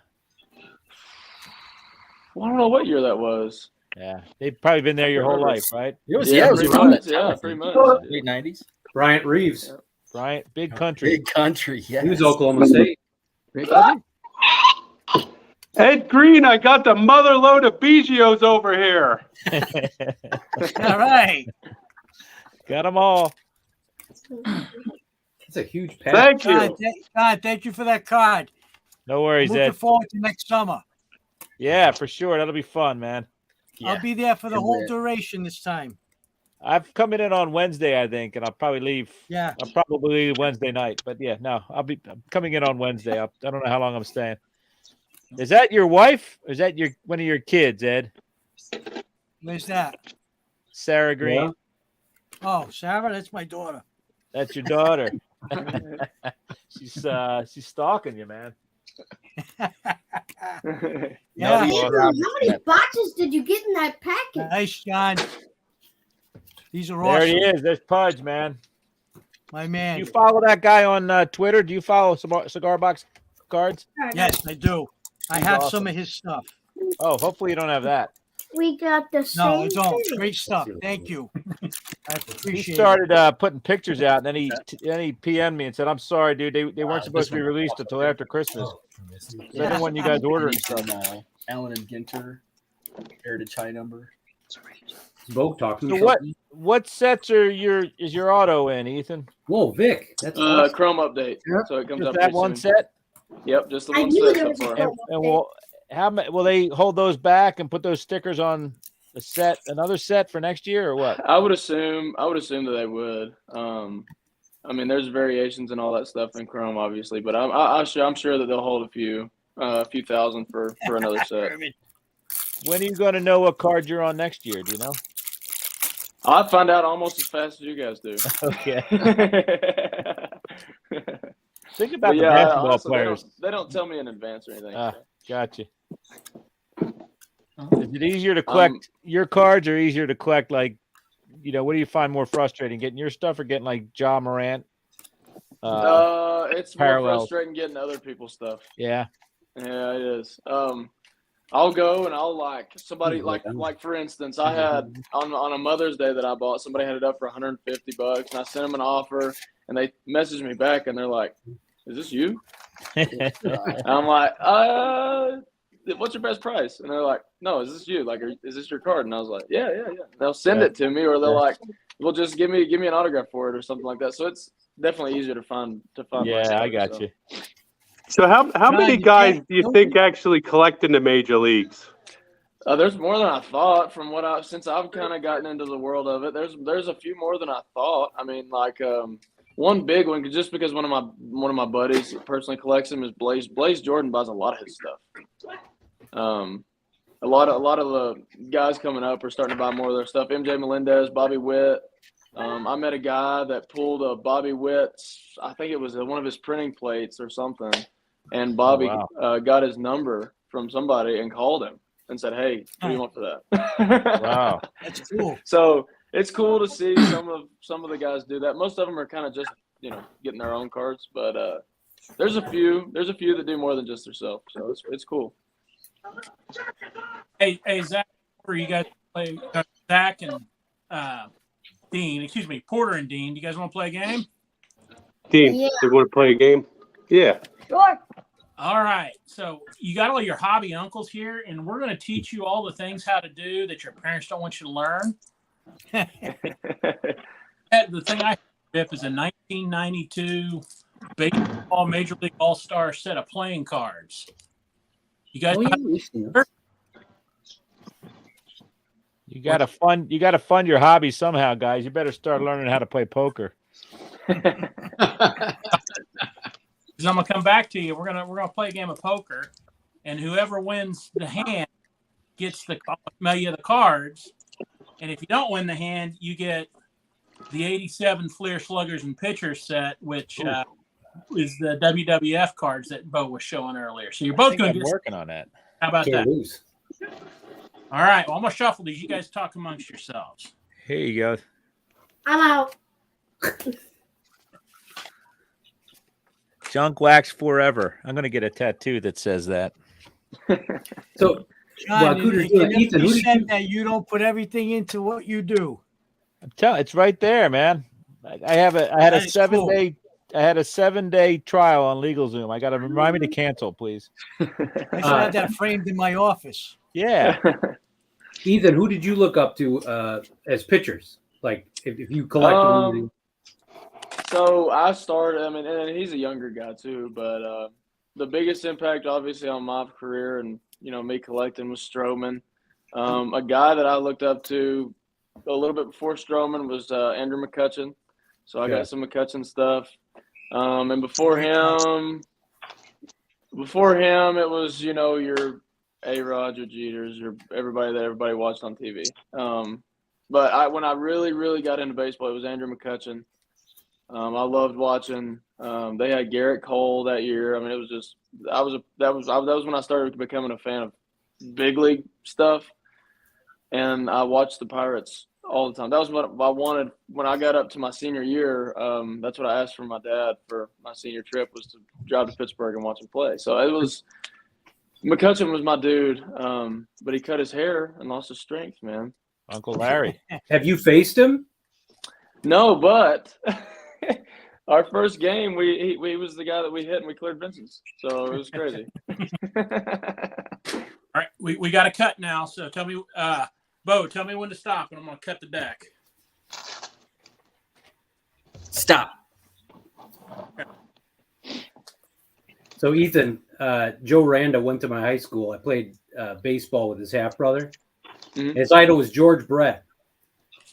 Loved George Brett. Like, ends up getting drafted by the Royals, all this stuff. Right. And the story is the first time he meets him, classic locker room, meets his idol totally butt naked. Like, first time he walks in, George Brett's standing there. He's like, what the heck kind of, like, first time. So you never know how you're going to meet him. That's right. That sounds like when I met Papa Shanga. I swear it was exactly like that. I came around a corner and I was like, oh boy. Oh, great. That's a big dude. Bo, Yeah. is there like a Yes, he shortage was, Ed. of rip and wax at your place? Because you What's haven't your, been showing them. What's your walk-on song, Ethan? It is actually sung by Marcus Stroman and Mike Stud. He actually just goes by Mike now, but it's called Shine. Oh yeah. Marcus Stroman is in the song with Mike, Oh, and okay. Mike is one of Stroman's good buddies from Duke, Oh, that's and he fun. kind of went on to pursue a music career. And when we were in Chicago, he actually had a show on one of our off days, and we went to the show. It was fun. So Nice. So they don't do that at spring training or anything, right? But that's no. First time you heard that was Wrigley Field. Yeah, it was nuts. That's crazy, man. I've had it for a few years, like college. It was Right, way back okay. in college when I started using it. Yeah, they go all out in college. You hear it, dude. You hear it in Wrigley. It's like, what the heck is going on? That's awesome, man. Bo, is there a shortage of rip and wax at your house? There must be. There must be. You want me to rip some wax? He's why all the Walmart shelves are empty. I know. I've What got about that whip? You got the Army-Navy game on? Anybody? I've got Michigan State basketball on. They're playing Brown, so it's not a very good game. I'm all I'm sported watching- out. The World Cup I'm knocked watching me out for the rest of the day. Yeah, I'm watching What Green. sport is that? Is that Ripken? All right, here we got for Dean, his first card. 9 of Hearts, Mike Shaperson. Sharperson. Sharper. I believe he's dead. Is he dead or is it Jose Offerman? One of those two. I didn't know either. Yeah, I had a car accident or something. It was unfortunate. That's Ozzy. Oh, Ozzy. Ozzy. I think we've got the Ozzy. Card. Ooh, the ace of there it is, King Griffey Jr. Junior. I think that's a big card. Oh, how many packs are in a Bowman U box? Chuck Knobloch, so no help there. And then a king of spades, Kirby Puckett. So you got a possible straight there. Dean, talk to your dad. We're gonna draw other cards. There's your hand. Alan T has a question I think we know the answer to. Oh, he's ripping Bowman U. So They keep the straight. there we go. Now They keep the straight. Keep it straight. Okay, so you're gonna hang on one second. Let me get to this. Queen of Spades, Cal Ripken. Two of Diamonds. Who was that? Schilling? No, I wasn't Schilling. Oh yeah, that Tewksbury was the Bob Tewksbury. He yeah. was good. San Luis Cardinals. He was all about control. Who's that? Smith? That's Lee Smith, Hall of Famer. Sounds like my mother-in-law. John Crook. Croc. I love people don't like it. I ball and go home. Explain it to the boys later. Oh, and a joker. So Porter has a pair. John Croc does not. Yeah. So I heard you want to keep the straight. So you want to discard two, Dean? The Joker, yeah. Well, Joker's wild for Zach. Oh, Yeah. So you got the possible straights. You ditch the 9 and 6 then. All right. Your two cards are a 6 and a 3. No help. Porter, what do you got him beat on the board? Yeah, we don't really gamble, so he'll just keep with whatever you're doing. You can play for us. All right. So Porter, you're going to get this set, and Dean, you're going to get this one. So I'll mail them to you. I got both your addresses. Thank you. Yay. say thank you. No Thank one you. goes away empty-handed.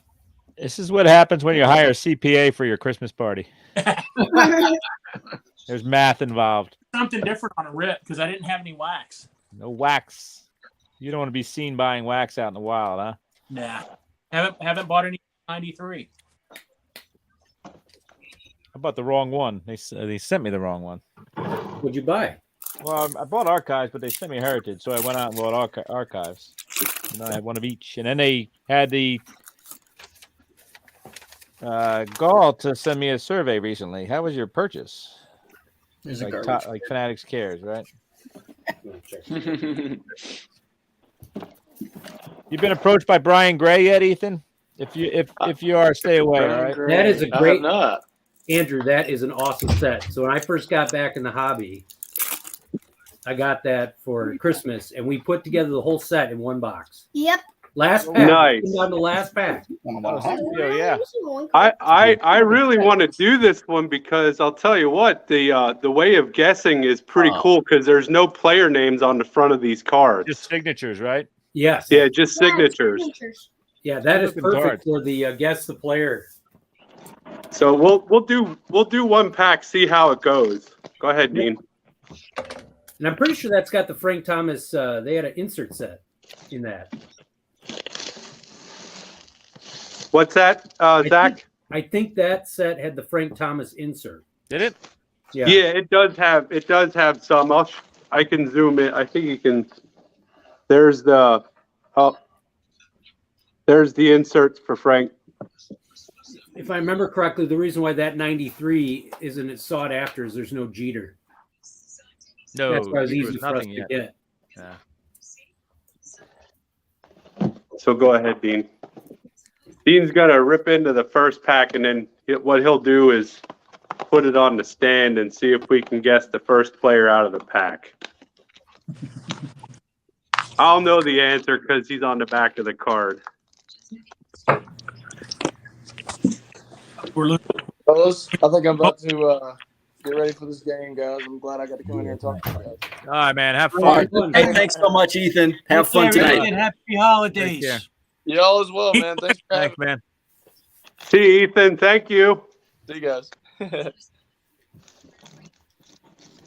Yeah, we awesome. Okay, Bob Wills? first card, drum Oh roll. yeah, okay. The Blue Jays I won. remember that one. Yeah. Hey, Bo, if you're wondering what the score for the Army-Navy game is, it's 10-10 with less than 2 minutes left. Yeah, for some reason, Navy has NASA on their helmets. Yeah. Wonder why. What Roberto happened? Alomar. Yeah, I want to watch Coast Guard play Space Force. Here you go, Bo. Where did he go? There's the first card to guess. Robbie Alomar. Oh yeah, Robbie. You know what I mean? This is if you know the players from that era, this is easy because there's no helmets, there's no faraway shots. Yeah. Next card. West Chamberlain. Look at that signature. Is that Mike Jackson or West Chamberlain? He was right. Yeah, That's that was West Chamberlain. Oh, that's Rob Deere. Man, you guys are too good at this. Those are great looking cards, man. They're beautiful. You want to zoom it? Yeah, we'll zoom Pop in. on. Zero bleed, as they say. Bo, you have the post-it note? You keeping track? No, I don't have the score on me. If you want us to keep score, we can. Gary Chili Davis? Chili Davis. Chili Davis, yeah. Shoot. And that's a great logo, too. Those cards are so great. So who owns this IP? Is it Panini? No, this is Dunruss, John. This is Yeah, but 93 Dunruss. didn't Panini buy Dunruss, right? Yeah, but this was before Panini bought Dunruss. Dude, if you looked at the family tree of this stuff, it's so convoluted of where all these brands ended up. The back of the card says 1993 Leaf. Yeah, sometimes it does that for Donruss too. Sometimes it says Leaf, like current year. Yep. Newer Donruss. And then there was Pinnacle time. Ray Langford. Ray Yeah. Langford. Dad said it first. Luis Polonia. Luis Polonia. You guys are cheating somehow. Fred McGriff. McGriff. Hey, he's a now Hall of Famer. Well, not yet. Yes. We got to get him to June 1st or July. See, There he is. Oh. Future Hall of Famer. future Hall of Famers. That's a weird signature. I was actually the one who said that first. Fudge. Hall of Famer. Hall of Famer. See, this said Dude, this is a Jack. sweet pack. Call this a hot box, the kids. Carlos Martinez. No. Nope, I don't think. That's Carlos Martinez. Yep, Yeah. that's right. Is it? Oh, is that Mike Devereaux? Devereaux. Mike Devereaux, yeah. You guys, how are you doing this? The signatures there. Whoopsie daisy. Hey, Robin. Robin, yeah. Larry Bird. Larry Bird, yeah. Whoa, if you're wondering the score of the Army-Navy game, it's tied 10-10 with like a minute to go. Andrew, is there any bricking? It doesn't seem like there's any bricking going on, right? It's very, very minimal. There might be like one or two cards stuck together, but It's all that gloss and all that stuff they put on it. Hey, But pull the the bricking- back- do the back of the card. That may even Back make might it be harder. Yeah. all right. There you go. Dave Henderson. Dave Henderson. Dave Henderson. Endo. How about this beautiful? Don Kruk. Sam That's Brock. Croc, yep. Jose Rio. Oh, Ooh, nice. Is that a red? He was a red, right? Wow. Yeah. Dad, how would the back of the card make it harder? Willie McGee. McGee. Oh, Willie Willie McGee. Cardinals. Scott Sanderson. Ooh, is that yeah? That's Scott Sanderson. Yeah, These are too great. easy. God, those are I beautiful thought this cards. would be difficult, This but is awesome, man. here's a tougher one. You're not going to get that one right away. I guarantee it. Pedro Munoz. Oh, you have Flip- this flip set. them back over, Andrew. You're looking through your binder. Yeah, flip him back over. Not. Here, Dad, show Yeah, me. flip him back He's- over. He's looking at his. You're looking on your binder as I'm going No, through we're here. not. You're Andrew, Randy The Johnson. big unit. Big unit. See, this goes to show you everybody was a superstar in the early 90s, man. Glavin, right? Unbelievable. Nice, These are like nice. all Nice. superstars. Massachusetts hockey player, right? Yeah. Brian McRae. Andrew's ticked. Dude, he was a stud. He was good. Andrew's My about ready wife to lose is his over mind. here with a spatula ready to hit you guys because she's just fascinated that you guys are hitting these every single player. There he is.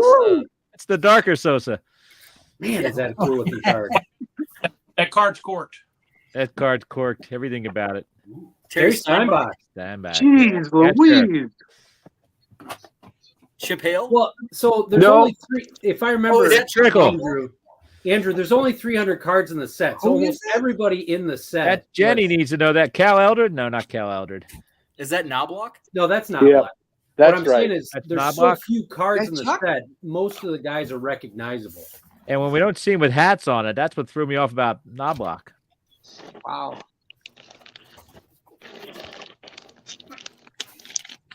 Should we keep going with this or are you good? I want Uh-oh. to keep going. Low roller scratcher thinks you have a kid now. So, tell him you don't want to be Andrew and lonely. Dean. Andrew and Dean.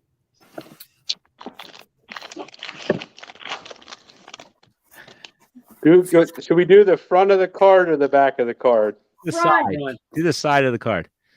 Who's this? I couldn't see it. Benito Santiago. Bo Jackson. He's a White Sox. Tim Raines. Is that the Rock?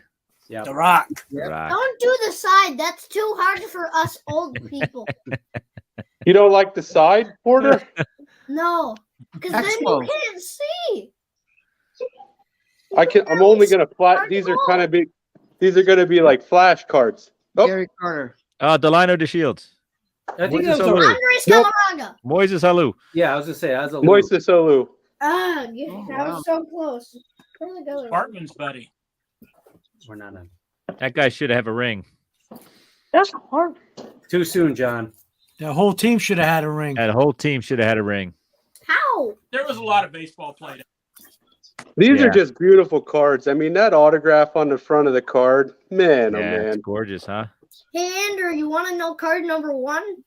About 2 hours ago, they were I'm scrolling gonna across guess my floor. because I think I know the '93 stuff pretty well. I'm gonna say it's Frank Thomas. Barry Larkin's on the bottom. It's Dennis Eckersley. Is it really? Yeah, he did. He just found my box for the set. Greg Vaughn. Vaughn's Valley. This is a tougher one. I don't know if you're gonna get this right away. Rob O'Neill? Oh, no. Dibble. That's Dibbles. No, Paul O'Neill. Oh, it's Paul Nope. O'Neill. Nope. Oh, It's not. not Paul. It's not Orsolak. No, Joe Oliver. Joe Oliver. That's it. Oh, Oliver. Good one, man. Betcha. No. Clark. Will Clark. Will the Thrill. Kevin Mitchell. How did he play for the Reds? God, Where's Zio. Todd Zeal? Zeal. Yes. I recognize the signature. Todd Zeal. Ramon. No, that's Raul Mondesi. No, Ramon Martinez. Ramon Who is it? Martinez with a batting It's helmet, huh? Ramon. Yeah, it's Oh, Ramon. it is. Yeah, he had the batting helmet. Jeffries. Greg Jeffries as a Cardinal. Hey, I might have to turn that into a fractional. I've never seen a full Greg Jeffries card. Oh, check this out. funny joke, John. Thank you. This one might be tough. Darren Royce Lewis. Clayton. Darren Lewis. Aaron Lewis is a good guess. Royce Clayton. Royce Yeah. Clayton. That's it. Nice. Dang it. This one might be tough too. Pedro Munoz. How? You guys are too good.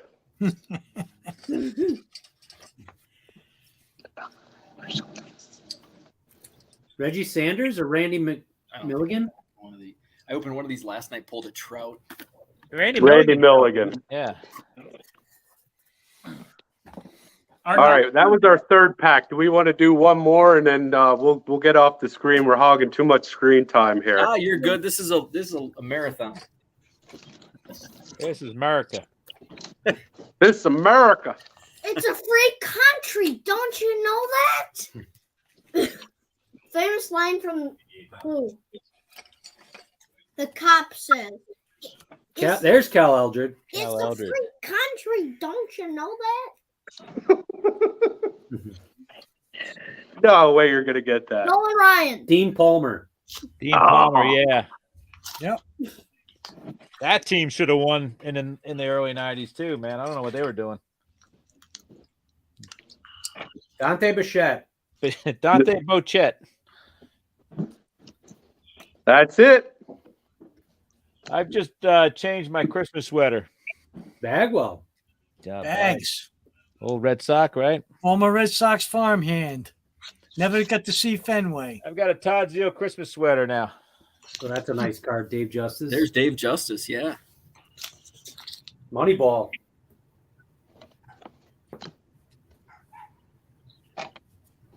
Ooh, is that Steve Finley?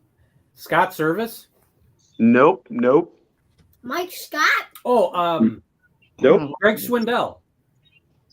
That's right. Oh, I got my first insert card coming out of here, guys. Oh, there was insert. Were they the green ones? The studio something silhouettes? Yeah, and then they had the The canvas one. canvas. Oh, okay. Here, I got a canvas. Lloyd here, McClendon? Balaga. is that R.J. Reynolds? Nope. Al Martin. Al Yep. Martin. Nice. Wow, Al Martin. You know We it. should score the pack, but it's hard to do it without seeing the first person pop up. Yeah, that's Yeah. a good point.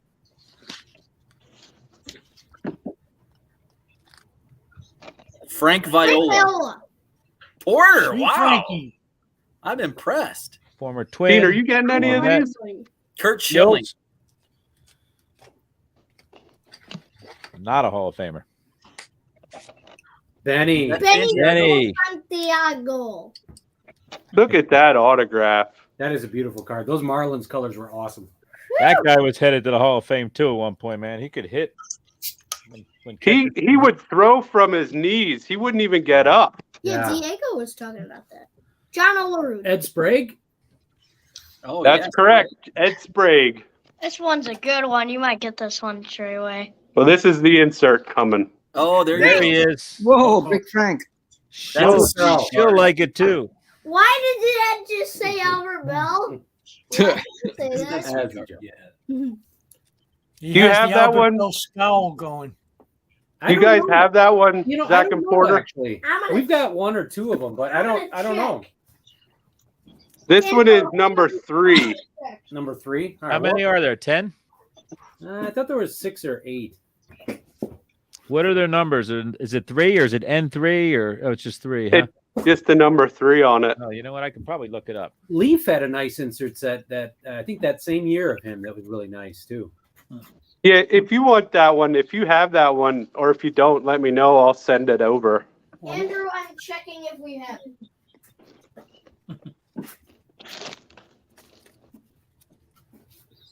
Studio. That'd be a fun set to put together, pulling it out of boxes too. We If do there's not only have 10. You don't have How it. many there are? What He's in number is it? Silhouettes. He's in Studio Heritage. He's in Studio Superstars. Andrew, what number is it? number 3. It's number 3. $2 card, No, according to number Beckett. 2 and number 1. We have 1 and 2. We don't have 3. 5 cards in the set. All right. You're the proud owner of a number 3 studio insert, Frank Thomas. Congratulations. One more? This was well worth it. Best rep ever. This is going to be like one of those things where you say you're sending it to me and then I never, like the rips, like the backyard Yeah. or something. You're just gonna Make give it. Make sure you ship no, the base card. you guys, you wouldn't believe if I took you down to the 35-degree basement, you have a stack of cards just waiting to be shipped. No, I'm saying the guy's like, well, we can't do it. Can't give it to charity. We gotta. No, Too much. It's too much. Ship the base cards with it. I'm not going to be doing that. No. Well, I think we got to get going, gentlemen. Aw, no. Yeah, it's dinner time. I want to go. So, Thanks for jumping on, guys. a good lesson in life. Can we jump back on later? Yeah, maybe. Yay. Okay. We'll see. It might get crowded up in here. We'll This see is a you. popular joint. Hopefully, we'll see you later. Want to thank Jenny again for Dipping. being our Secret Santa. Thank you all. Bye. Guys. See you guys. See you guys. Hey, I got a trivia question. Who is the Oh, okay. only major league player to hit a grand slam in an All-Star game? Oh, Good Lynn. Yeah. what, Ed? Holy crap, Ed. 1983 Yep. in Off Chicago. Atlee Hammaker. Yeah. Allie Hammaker for Hey, the can you Giants. get a penny sleeve and a top loader? Yeah. I remember watching that live. Yeah. I still couldn't get over that trade, but at that point. Look at What this. year was that? 83. Oh, look at Trade was 81. Look at that Todd Zeal Christmas sweater. Not Oh many of these people man, that around. is a thing of beauty. Yep. Wow. Don't be jelly. You're just missing a St. Louis hat. It'd be perfect. I'm about to make a John Olerud one. Well, I got to jump off and go help the missus with a real quick project. I'll jump back on later. Enjoy it. Later, Coots. Sounds good. Thank you very much, Cooter. See you guys later. Thanks, Tom. Thanks for coming on. This All guy could play ball, by the way. Bye-bye. Greeny? Yep. Got hurt too much towards the end, though. Yeah. Couldn't A lot of stay guys healthy. that happened to, right? Yeah. But yeah, he was, he come up, his first 4 or 5 years, he was a beast. Who was it? Benziger? No, Benziger came. Did Benziger come up with the Sox? Yeah. Benziger, him, Ellis Burks, Ellis Burks. Yeah. Marty Barrett. They had a nice core. Jody Reed, right? Yep, Jody Reed. Well, I got some stuff to open up if you guys Where'd don't you mind. put the trivia question? It's on that big stack of books, but we're not going to do that. I want to thank Herman, There you go. the holiday card. Yeah. Love it. Thank you, Herman. Yes, Herman, thank you for the holiday card. Very kind of you. I'm not sure I mentioned that, but yes, thank you very much. Thanks, John. Love the logo. Oh, there you go. No worries, man. And of course, the You podcast. got, yes, you got the foil edition. Yes. Yeah, those cards are sweet. Those foil cards are sweet. Nice What? posters. Those are John's Yep. Oh, I got something to really. logos. Yeah. Let's play too. And he also There you has- go, man. Oh, Nice. cool. And then I wish I could get you the real deal, the real 54. And Secret Santa. oh wow. What's the address? Oh, Andrew and Dean. Dean has not learned the subtlety of Secret Santa yet. I blame that on his dad. Got a nice card. Oh, look at that. Note.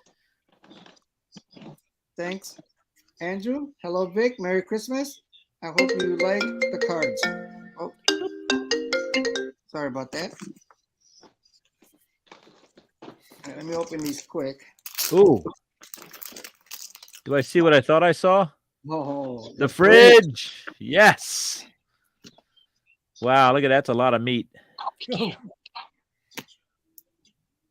Who's that? Is that Sexy Rexy? Oh, Justin Fields. Nice. Fields. That's a nice card. Singletary, man. Singletary. Roll number 45.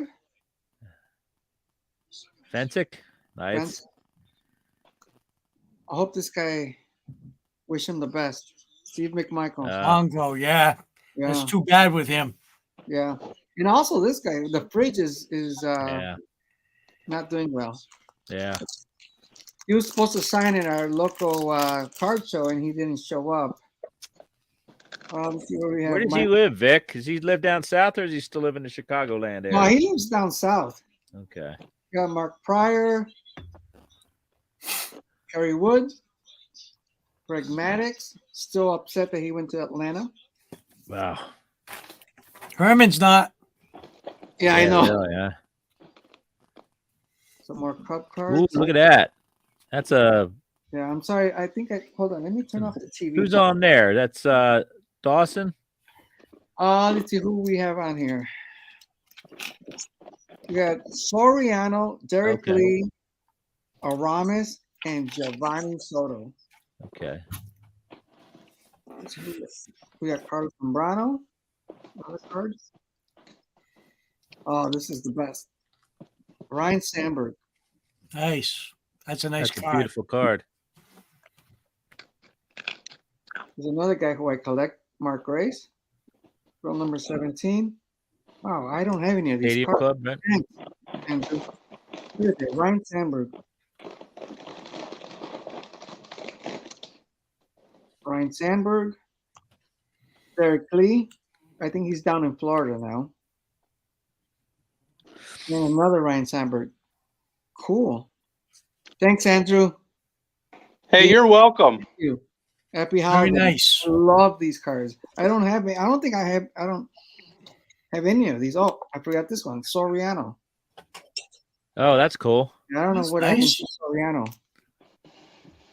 I think he went to the Yankees. Yes. He just stopped playing, didn't he, recently? Like in the last couple of years? Yeah, and then I have this one to Another one. break later on. So There you it's go, the Cool. heritage. a birthday gift that I got from my niece a couple of weeks ago. Nice. So we'll open that later. Thanks a lot, The guys. Couchmaster is Ooh. just ripping. away. Yeah. You're going right into the scanner.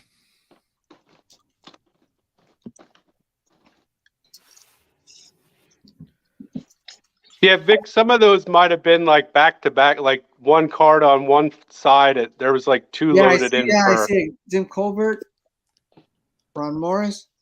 Where's the light? I don't have good lighting here. You need some more refractors in your life. Chinese. So yeah, I got it. Singletary, and then we have the fridge. Look at that fridge. You Yeah, look svelte there. He Yeah. does look good. yeah, yeah. Julio. I think he's on a wheelchair. I don't think Yeah. he can. I think he's been for a while. Yeah. So, but Never I love quite this. took care of Yeah, himself. I love this. John, you're running an empire over there with all this promotional stuff. I tell people, for somebody who doesn't promote a show, I sure do have a lot of crap with my logo on it. You know? Thanks a lot. Thanks, John, Andrew, Dean. Thank you so much. You're welcome. Awesome. Ed, I was in Boston a couple of weeks ago. Yeah. How did you make out? Did you get down to any card shops? No, I was working. I was still Yeah. working, but I didn't. I was by Fenway. We went to a couple of bars by Fenway. They got one right there. They got one in Fenway. Oh, they do? Right on the right across the street. Yeah. Oh, The pro shop or whatever they call it. Yeah. Get hatched. I'm hoping to go to a game there. I haven't been to Fenway yet in the summer. Yeah, it's nice. They've done a lot of good work with it. Yeah. I You actually like met a- Fun Dip? Yeah. Not cheap though. Oh no. No. No. Yeah. I My did get a paper sister-in-law- ticket when I went this summer, though. Yeah. My sister-in-law is like maybe 15 minutes away. She's in Newton, Massachusetts. Newton, okay. Yeah. That's a nice town. Yeah, it is. Newton's a nice town. Yeah. So I had a good time. Yeah, it's tough when you go somewhere for work. You don't have the time to kind of get the lay of the land and see what you Well, want we to were see. there for Thanksgiving. There was like 15 of us. Oh, yeah. And, I worked Monday through Wednesday, but after Wednesday, we went out at Boston, the Fenway Park. Yeah. Yeah. They really turned you that catch a neighborhood tour? around. Did you sorry? catch a tour of Fenway? No, I did maybe like 10 years ago. Oh, okay, so you've done it. Yeah, I've done it. Yeah. But I haven't been to a game though. Yeah. So, Yeah, they run the tours pretty much year round. okay. And you go in there in the winter during the tour, and you can still smell the hot dogs. Like it's in the walls. Mm. It's crazy. My wife did the tour with my son. So he enjoyed it. Yeah. Yeah. I want to show some bling for Jenny. Oh yeah. Ooh. I have a tons of those. I know they're everywhere, Vic. Like, They're still printing them. God. they're still, yeah. It's those and it's these, right? How much? How many of these did we find back in Oh the? yeah, Oh, sports my six. God. These were 1984. these Is that were- oh, Ryan Sandberg? Yeah. Oh, score. Yeah. there you go. I'll put that aside for you. Yeah. Probably have a million of them. They got the sports flicks. Jim Rice, Yeah. Jim Rice. Jose Canseco, George Bell. It's George pretty cool. Bell. Yeah, you know what? I mean, those were kind of cool back in the day. It's the same company that started making that made the Kellogg's cards back. Yeah. Is George Bell the one who got killed back in the Dominican? What's that? George Bell? No, I think he's still No. around, isn't he? He's around somewhere. I I think. can't remember who it was. Here's one. Can we name this one, Jenny?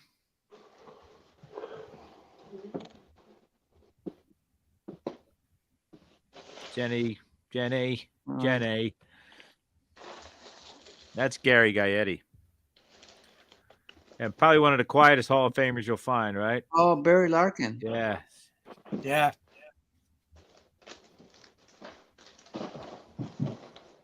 Bo, did you have pizza yet? Oh, not yet. I need to put an order in because it probably takes an hour. No, George Bell's still with us. George Bell said, who was it then? He played for the White Sox and the Cubbies. He was a left fielder. Let me think. Mike Sharperson is dead, everybody. We'll do that later. Oh yeah. Hey, you guys want to do another round of this studio? Have you had your fill of it? I'll do a lightning round. I get an auto. That looks like Bernard Gilkey. Nick Gonzalez auto. Oh, that's great, Ed. Ed got it.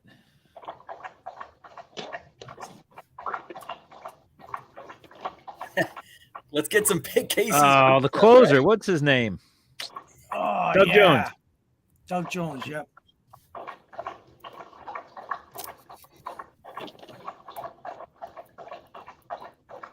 Oh, gosh. Oh, I love Jets. Do you want to order that? That's not Gilkey, is it? No. We just had Gilkey. Oh man, Kevin that Mott face. Cubs. I forgot he was in there. Slide it over to your left a little. Keep coming. Oh, See Vince if we Coleman. can read. Is that Vince Coleman? It Yep. looks like, yeah. We ordered it. Yeah. The face was there, but that Mets Yeah. hat threw me off. Boy, who's that? That's not Backman, right? No. Yeah, a hotel named after him.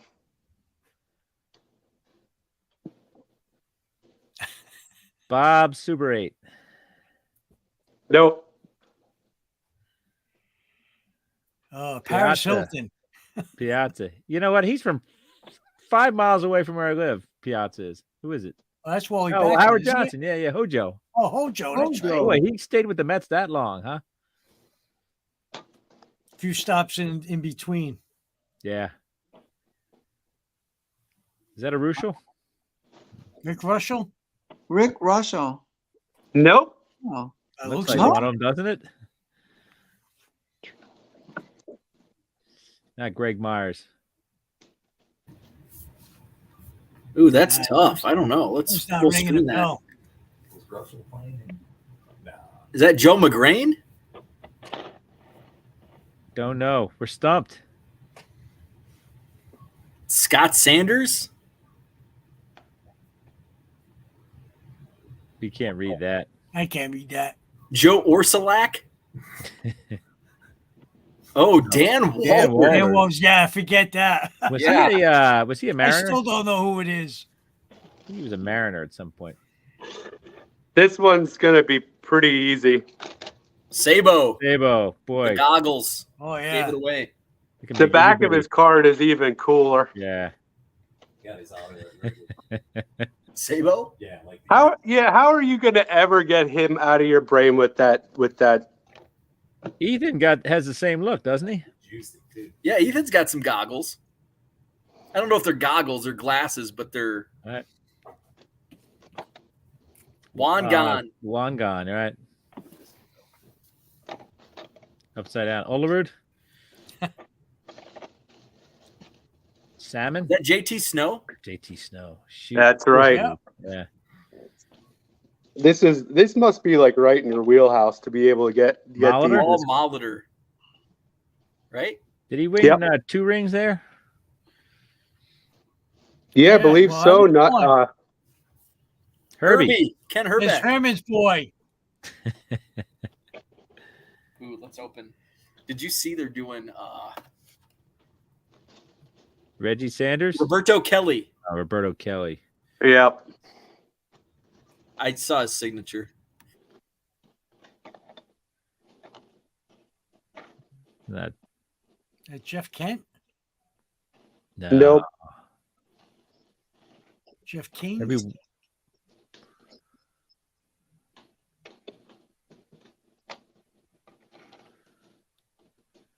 don't know. Sammy Sosa 2022. Don Slott. Oh, Don Slott. good one. Wow. There I you remember go. when he got hit in the face. What a grinder he was, huh? Yeah, I remember that time he got hit in the face, and he was the first one with that extension to protect. No, that his was Yeager. face. That was Yeager. No, Yeager had the throat. Oh, okay. That was on Monday Night Baseball when he caught that bat in the throat. Come on, boys. Juan Pierre. Oh, really? 1993. Maybe 2003. Yeah, I would have Juan Pierre at the Marlins around then. I'm just trying to read. Yeah. Is that Ken Williams? Is that Julio Franco? Holy gosh. No. It's, You guys are going to be mad when you Oh, find that's it. Tim I Raines. thought we already did him already. Threw a knuckleball in there. We already. Oh, is there 2 Tim Raines in this set? I might have gotten a double already. Yeah, but the fact that we got it the first time, but we didn't get it the second time is embarrassing. Yeah. That's true. It's old people.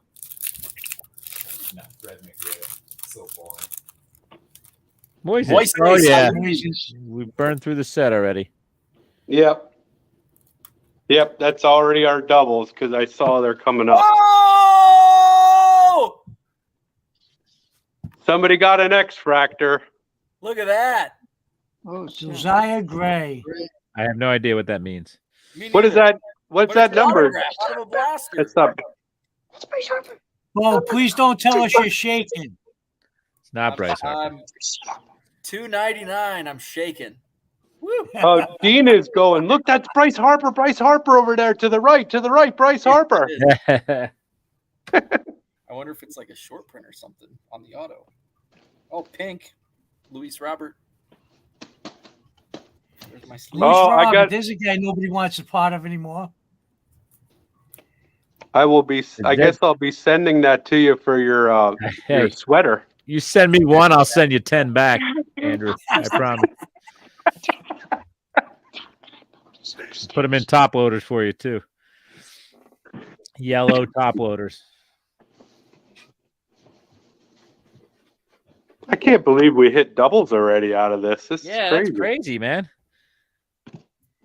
That whole pack was like almost identical. Well, this one's new, I think. But the good thing with us, we're like goldfish. We forget by the time we get around there. Yeah. Cooter's back. 261 cards in that set. How many? 261. Yeah. That Dave Valley? Yep, that's right. Mariner? Yeah. What are you drinking, Cooter? That's classified. Cooter juice. Cooter juice, exactly. It's good though. It's got my Charlie Brown on there. Yeah, at least you're not drinking out of binoculars. Greg Vaughn. Yeah. And I will say, this time of year, for Milligan again? high chance I'm going to have my Charlie Brown pajama pants on in the morning. Nice. So. And you know what? Those autographs on these cards are really accurate to the way they actually sign. Yeah. Let me ask you a question, Cooter. Any of the facsimile autographs on a Willie Mays card, do they look like his actual autograph? Yes. Because his autograph's pretty distinct, right? Yeah, I've Like even 54 Bowman? 54 Bowman. I'm trying to think. Probably not that long. No, I don't have it out here, but yeah, I don't know on it. Let me look and see. I've got a. Obviously, Mickey Mantle changed his too. Yeah, but like that one. The camera's over here. This is the 71 sticker. That's not his autograph. So, or anywhere near it. So, hang on.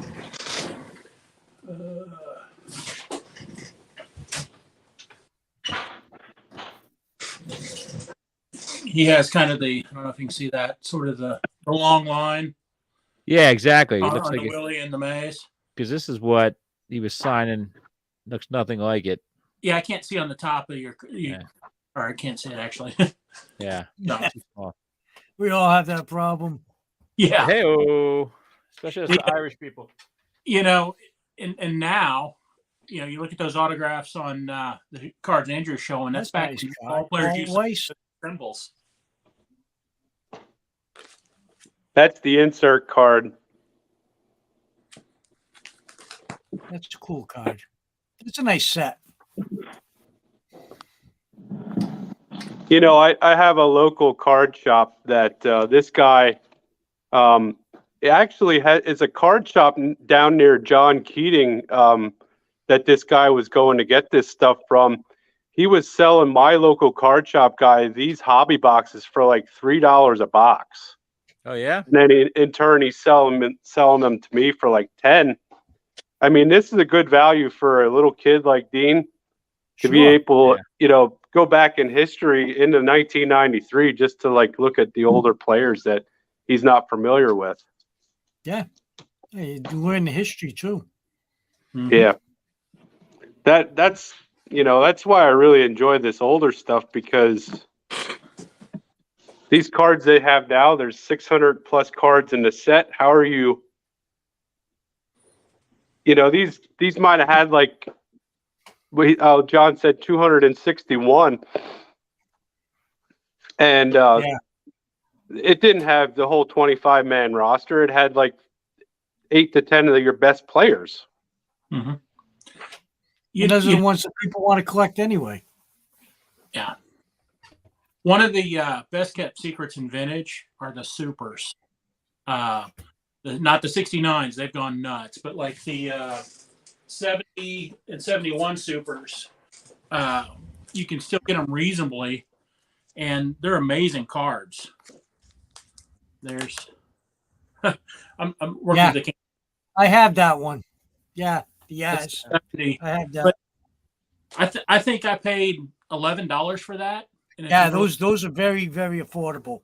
I think I paid $8 for mine. I think I got 2 of them. The thing about it is those are great sets. They're actual vintage during the playing days, and you can pick them up reasonably. And that's the first vintage set I ever completed was the 71 top supers, and best kept secret in vintage are the supers, because you can pick them up reasonably. And the backs are beautiful. You know, the backs are gorgeous. Yeah. Yeah. So there's your guy, Rick. There you go, Ed. How many of those were in a pack of those? Was it like 2 or 3? 3 for a dime. Oh, wow. And of course you got the gum too, so that made it even better. Yeah. But they're beautiful cards. Really thick. And you get the full uniforms, and in some cases, and they're produced. Hey, Dan. Hey. Happy holidays, guys. We're international. Happy holidays. Oh, looks like George is in chat. You guys ready for another pack of this? Bring it on. This one isn't a duplicate pack. Dan went by and remembered all 261 cards before he came on. Got them all memorized. Otis Nixon. Yep. Braves. Recognize that face anywhere. Yeah, no kidding, huh? Guy looked 100 years old when he was 30. Like Satchel Paige. but he ran like a Is that gazelle. Caros or is that Eric Caros? Nope. Oh, Piazza. Piazza. Piazza. Yep. Oh, nice. I have to make my screen bigger now. Alex. That's easy. Yeah, John, I can barely fit in there between my name and the border of the screen. It's like being in a crowded bar. Yeah. This guy didn't fare too well in Philly this year. No, it's Girardi. I was gonna have to take the Still screen. getting paid, man. Nothing like getting fired and your team going to the World Series. Right? Jose. Shows- yeah. There he is. Speaking of juice. Is that Greeny? Yeah. That's me. Did he That's win real his nice. did he win his congressional seat or his whatever he was running for council? Who's that, Greenwell? Yeah. Have you seen him lately? He's about 250 pounds. Is he really? Oh wow. Yeah, he put on some massive weight. Says that his playing days in '93 that he weighed 205 Oh, that's bigger than I thought.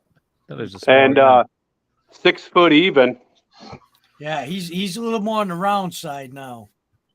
Louisville, Kentucky, I guess, is where he was born in '63. I think he's in North Carolina now.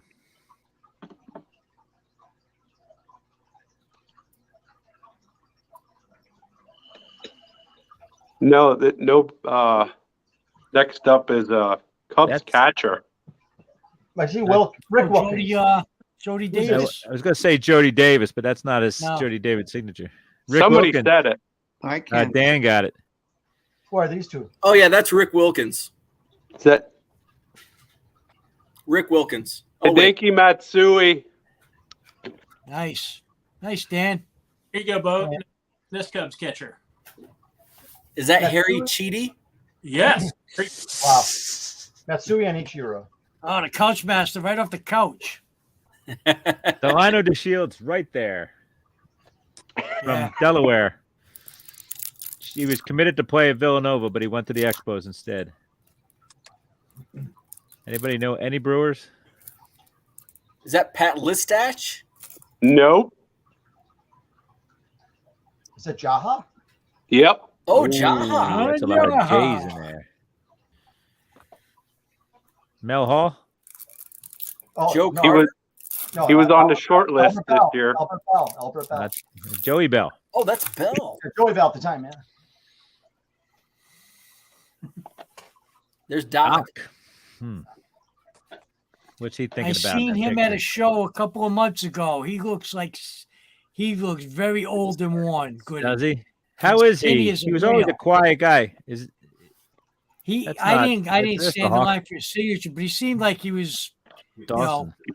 pretty good with the people. But Oh, man, that's he was good. like a rail, like skinny as anything. Oh, was he really? Interesting. Yeah, he didn't look good at all. Paid like Figured he would have blowed up. for it.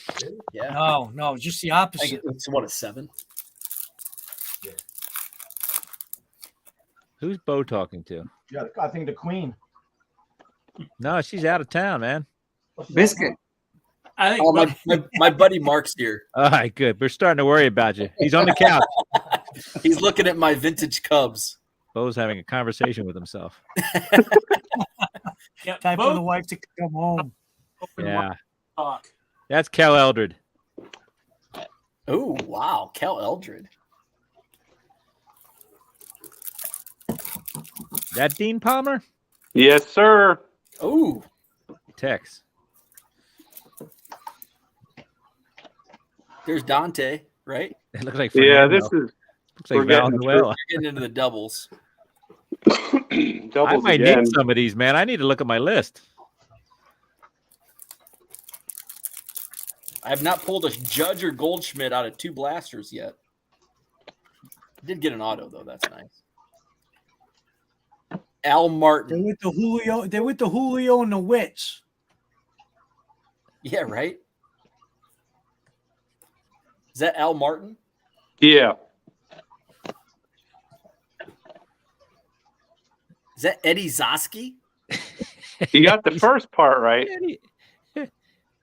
Eddie Taubency? Taubency, yeah. Well, at least we know what his signature looks like. Wait. Who is that? Did we guess yet? It's Sprague. No, It's Sprague. Yeah, it's that's Sprague. Oh, Sprague.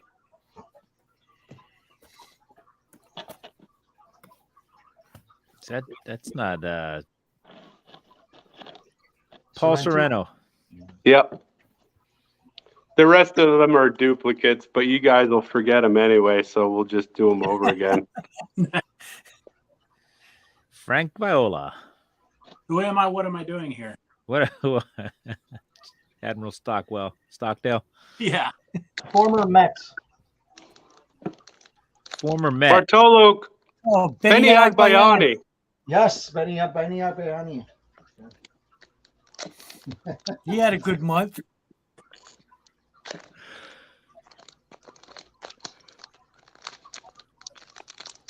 John, what time did you get up this morning? That's like the third time I caught you yawning. 4. I got up at 4. Holy smokes. Yeah. I was doing all right though. I dumped 10,000 cards on the floor. And everything went No. Oh, that sucks.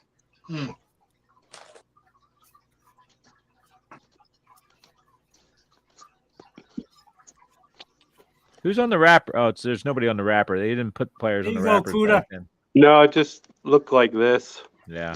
All right. Is that Monty? That's that's a great Willie. set. That's Willie. I don't know. Huh? Does that Like does Monty that Irvin. Oh, it's Willie. Okay. No, say hey kid. Yeah, that's Ted Williams That's set. the Awesome. 93 Ted Williams. Sweet. Which does one that had look Larry like Bird? anybody? Yeah, I'm on my phone, so I mean it's. I don't know who that is. Oh yeah, now I can see it on my computer. I have my computer below. Yeah, it's definitely Willie. Is that Roberto? That looks like a No. Roberto logo, yeah. Nah, but that's a left-handed batter there, kids. That's true. Well, it could be a reverse image SP. SP SSSP.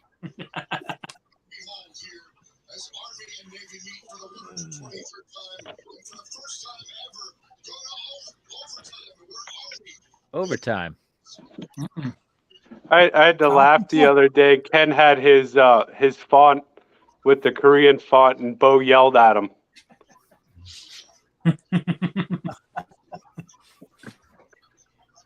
Ken, you got the Korean font on.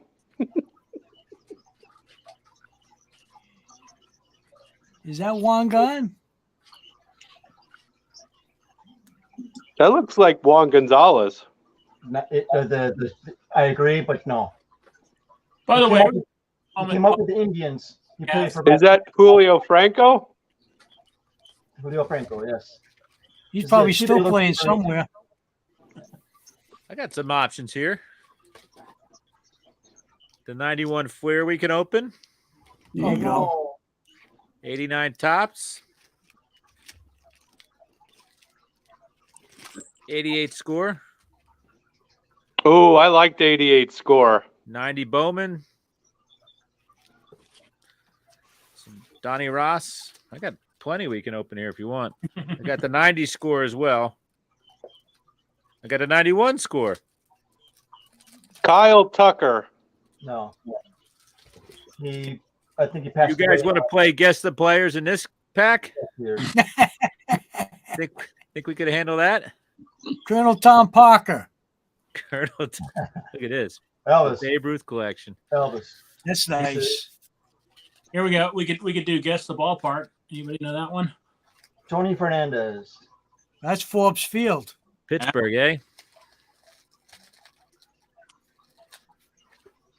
That's from the Yep. Cathedral of Learning. That picture was taken. Yeah. That was Tom Pagnozzi. I think we did that one Oh, already. did we?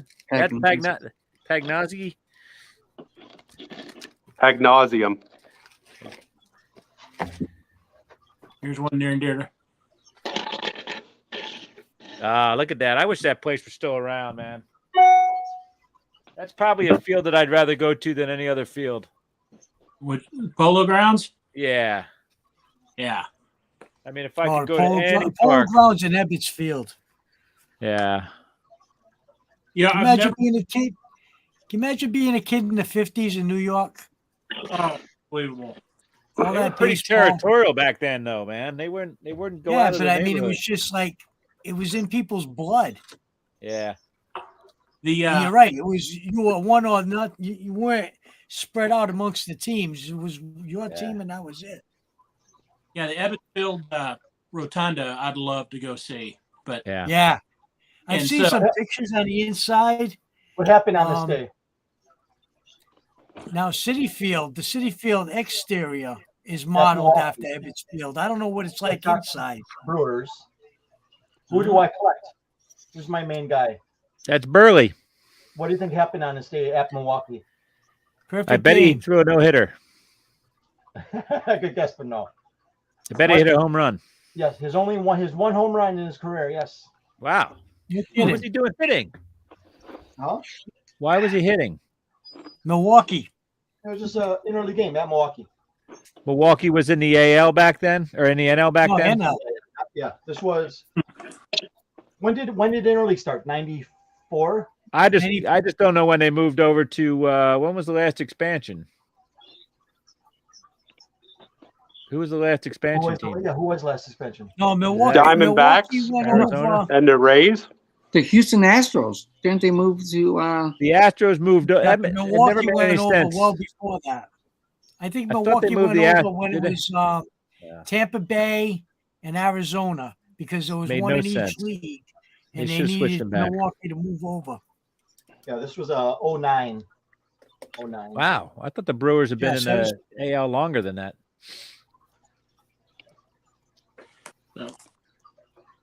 no, I collect these the old linen postcards, and That's I've not cool. found any of every field of the actual field. I'd love to find one with the Schaefer, with the scoreboard.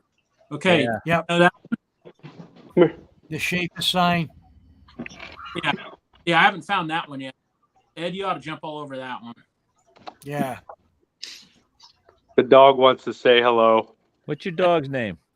Benny. Benny. Like Hey, Benny Benny. the Jet Rodriguez. Benito Santiago. You're getting chased by Hercules. But We that's figured everybody names them beasts, so we named them after the Sandlot character that defeated the beast. I love that movie. Lou Gehrig is not happy with that Mike Moynihan. No, that was a very somber moment. Yeah. Mhm. The answer to any of those parks, man. I'd rather, Sportsman Park, Crosley Field, Scheib, whatever. I'd go to any of them if I could. Yeah.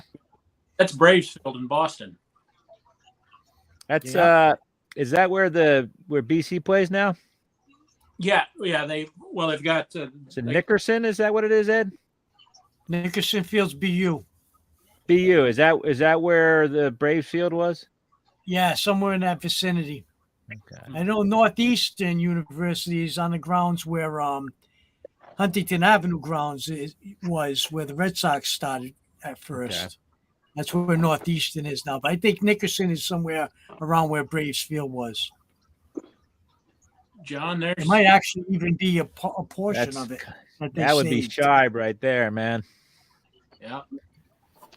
That's a church now, guys.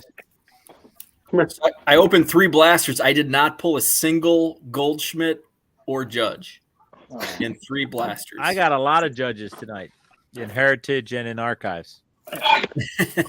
Yeah, I did. I did pull an auto. Where's the auto? Including the big postcard. And this guy, out of Chrome. where's that guy playing next year? Is that Devers? Yeah. Ugh. They ought to do him a favor and just move him now instead of dragging him through the mud until it's time to go. Do the right thing. Yeah, Send him somewhere what the warm. hell? Heim Bloom inherited Mookie Betts at 27, got rid of him. Inherited Bogarts, got rid of him. I mean, and you have teams like San Diego paying $400 million or offering $400 million for Judge. Like, where's San Diego getting all that money? Well, that's what I'm wondering, right? Did Soto sign a deal, or is he going to be on arbitration? Yet, but I mean, yeah. So what's his arbitration number going to be? For him. because Judge's arbitration number is what, 20 million or whatever. Yeah. That's Chicago. Or is that Chicago? No, that's Tiger Detroit? Stadium. Detroit, Tiger Stadium. Yeah. Tiger Stadium. Yep. Before it had lights, huh? Then. Reggie would have hit the ball out of that stadium. There was no lights in the way. Yeah. Did you see that thing? It never arced. It was going straight up all the way until it hit that thing. Dude's a beast. Yeah, that was one of the most mammoth home runs I've ever seen. Yeah. Who'd he hit against? Doc Ellis, right? Everybody hit home runs in that game, man. Aaron, I think, hit one, and Clemente may have hit one. Is that with the Lions? Chirubelo Team Marines. Oh, the Marines. Okay. Who's the greatest American to ever play in the Japanese league other than Tom Selleck?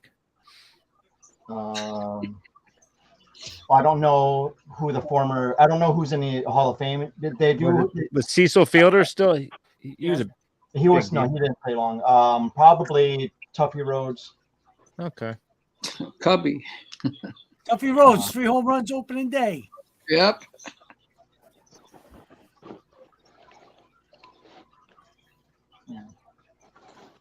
Look at Benny. Benny just wants food. I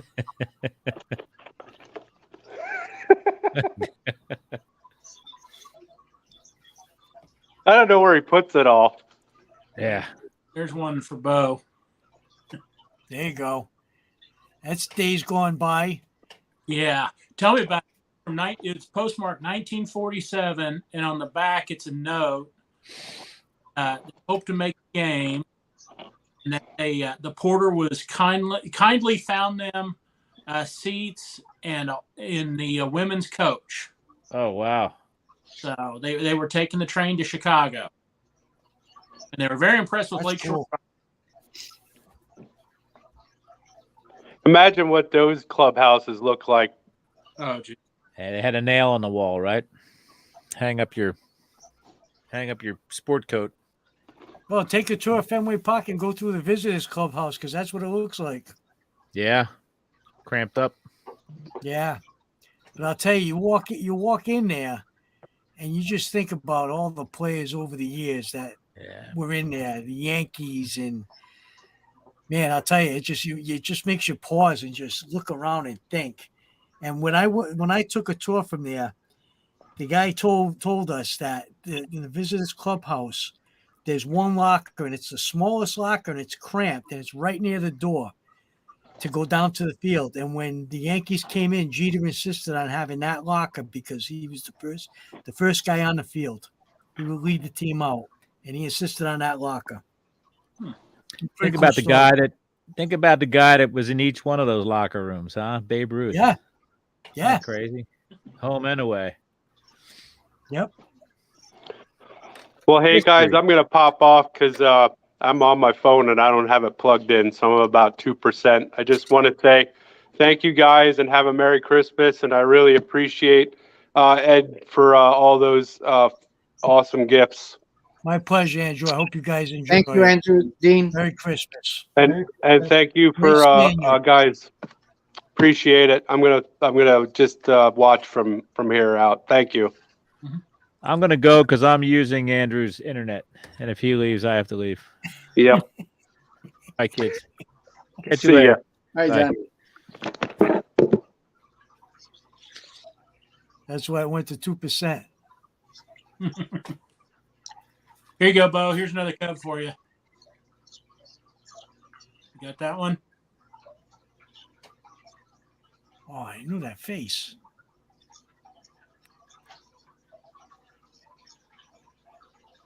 I can't place it. I think we've lost Bo. He's gone to take the garbage out. Oh, he went for gas station pizza. Yeah. D. Fondy. Who is it? D. Fondy. Oh, no, that's not who I was thinking of. At least I don't think that's who I was thinking of.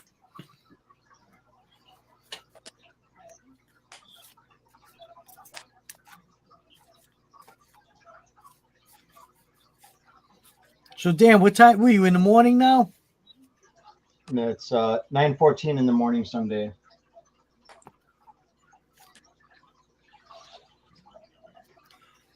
So I was going through this Ted Williams set from '93, and I noticed that they have stars from all. I mean, Jimmy Fox, Warren Spahn. I mean, no Jackie Robinson or Mickey Mantle, which I found weird. I don't know. Maybe they didn't have the licenses for those two guys, but I don't know if it was a '93 set last. I picked up Gil Hodges for Porter, a Porter box from the Ted Williams set. yeah, it's either '93 or '94. I'm not sure if he's in '93. Yeah, but there's a lot of Brooklyn Dodgers in that one. Okay, sorry. I stepped away. I stepped away to take Biscuit out and to potty me and Biscuit and fed the dinner to the dog. And Uncle Rich is with us. Rich, I have sorry for being late. Had a card show today. Oh, Hey, that's perfect. I saved my Secret Santa opening until You're gonna love all but 3 cards. Because I know you too well. You'll know exactly what 3 they are. Where am I at here? So Uncle Rich was my Secret Santa. Yes. So let's see. Let's do my. You'll love, as I said, you will love all but 3 cards. One envelope. What does that envelope say? Should I open this first or second? Yes, that'll have the cards you don't like. Okay. Oh, Rich. I saw the. Rich knows me so well. I was He kind of knows me thinking that's where I was well. going. Nice. Thank you, Rich. You're welcome. Oh, wait, can I see the back again? Can I see What's that? Can you show the back again? Oh, I'm sorry, the previous one, the first one. Actually, this is a vintage stock, isn't it? Yeah, they're good cards. It's a vintage stock. That's actually a good card. You've actually got. I actually sent you 3 good cards of him. Yeah, that's a nice When I card. saw the You frick, can put them in your dollar box.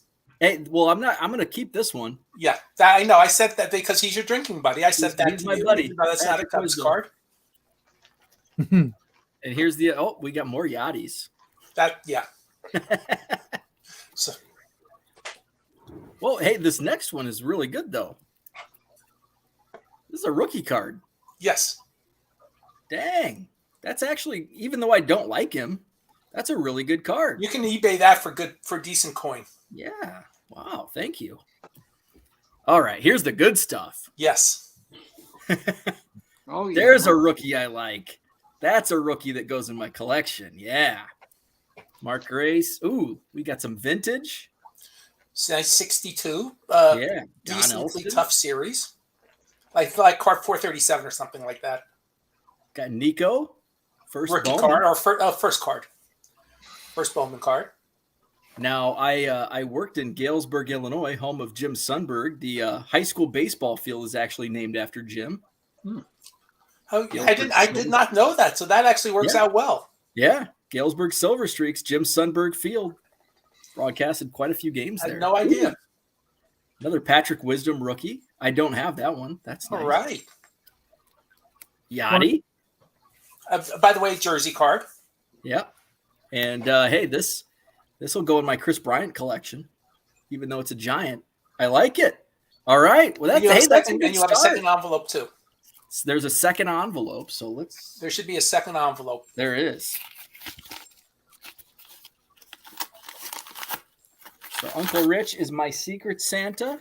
And Uncle Rich delivered for you very nicely. Yes. All right. Love the sweater, by the way, Bo. Well, that'll be pretty obvious who that is because that's your favorite player. It is. Javi's my guy. Ooh, yeah, I like it. So. Yes. Oh, look at this Javi goodness. and they're all different. Oh, yeah. I don't know if you have any. I actually just opened some Topps Chrome, so this is among the first.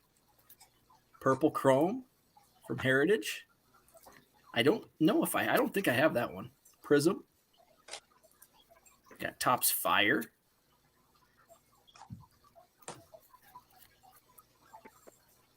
Big League. That's Big League. Yep. Or no, Tops of the Class. Season Ticket. Got Diamond Kings. Ooh, rookie card. Insert. Diamond Kings. Bowman. Donruss. I hope if Kin is watching, I have the pack of 90 classic WWF that we've been talking about having a pack war with. So if Kin is watching or listening, if he can find funny, I forgot to remind him. I saw him today at the card show. Oh, nice. Ooh, I do not have that card. That's a sweet card. Big League, Art of the Game. We got Mark Hoyle jumping on. Mark, what's happening? What's up, guys? Hey, Mark. What's up, Ed? Tom, Rich, John. Hey, Mark. Good to see you. Dan. Ooh, this next card I do not have. That's sweet. That's really cool. Kind of looks like the 51 Redbacks. Topps, couple more Baez. Ooh, I like this. Rich, thank you so much. You're welcome. And I tried to make sure they were all different. Yeah. So cool. Another Prism. And Tops of the Class. Uncle Rich, thank you so much. You're welcome. And since you're showing off mine, I know somebody who knew me sent me one card, but it's a very sweet card. PSA 9. 14 years, so it's 2008 Derek Jeter Heritage. Cool. Nice.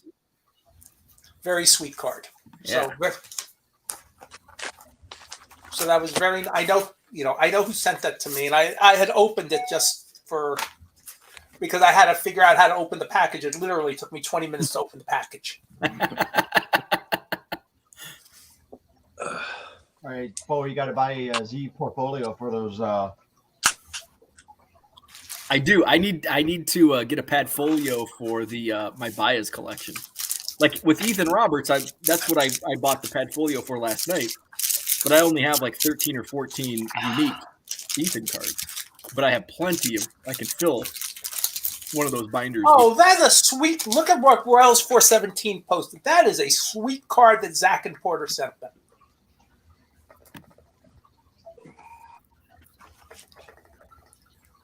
Oh, very cool. Very cool.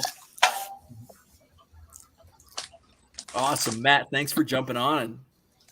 Hey, Matt, thanks for the Giants cards. I loved them, man.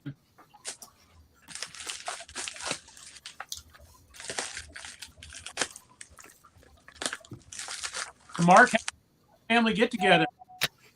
It was great. It's great.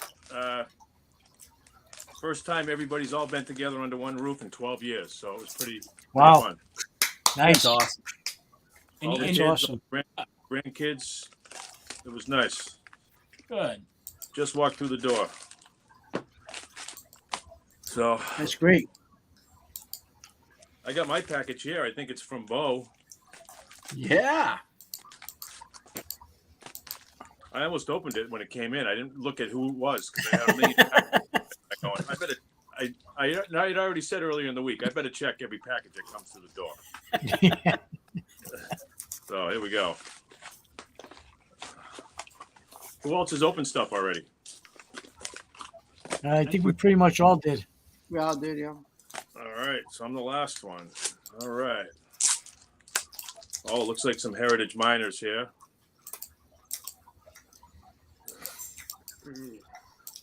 Oh, where did you find Heritage Miners?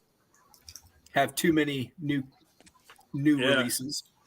And hopefully this isn't the new shortstop for the Red Sox, Jeter Downs. Oh, I don't think I have this one. Clemens. Nice card.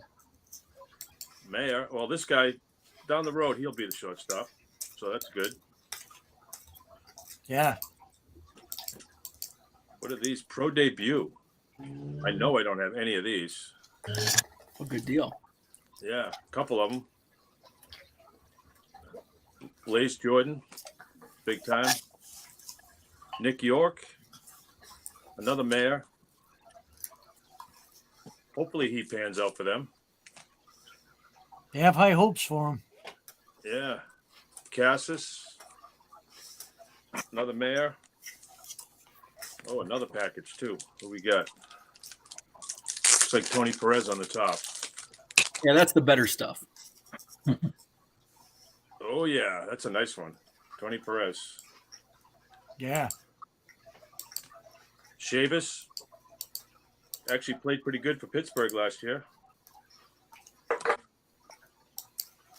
What do we got here? Oh, Pedroia, nice. Oh, that's a sweet card. Yeah. Oh, and here we go. Top Doc guys autograph. Michael Davis. Awesome. Thank you, Bo. You are Good welcome. stuff. Merry Good Christmas. stuff. Good job, Bo. I don't buy a lot of new stuff, so That's kind of what when Herman told me, he's like, you got Mark, and I'm like, he has everything. How am I going to buy for him? well, I don't buy a lot of new stuff, so that works out good doing that. And that's what I knew, that you weren't buying much modern stuff. So I'm like, I'll get But some I Red pick Sox. stuff up here and there, but I haven't got any of this stuff, so that's good. Good deal. Hey, Mark. You've been posting on Twitter all the pins that you've been picking up. What's the overall goal of that project? It's been pretty amazing following what all the American Nut and Chocolate. I already had half of those anyway, so I just went ahead and finished those. I'm working on getting Cranes pins now, which I haven't showed yet because I don't have.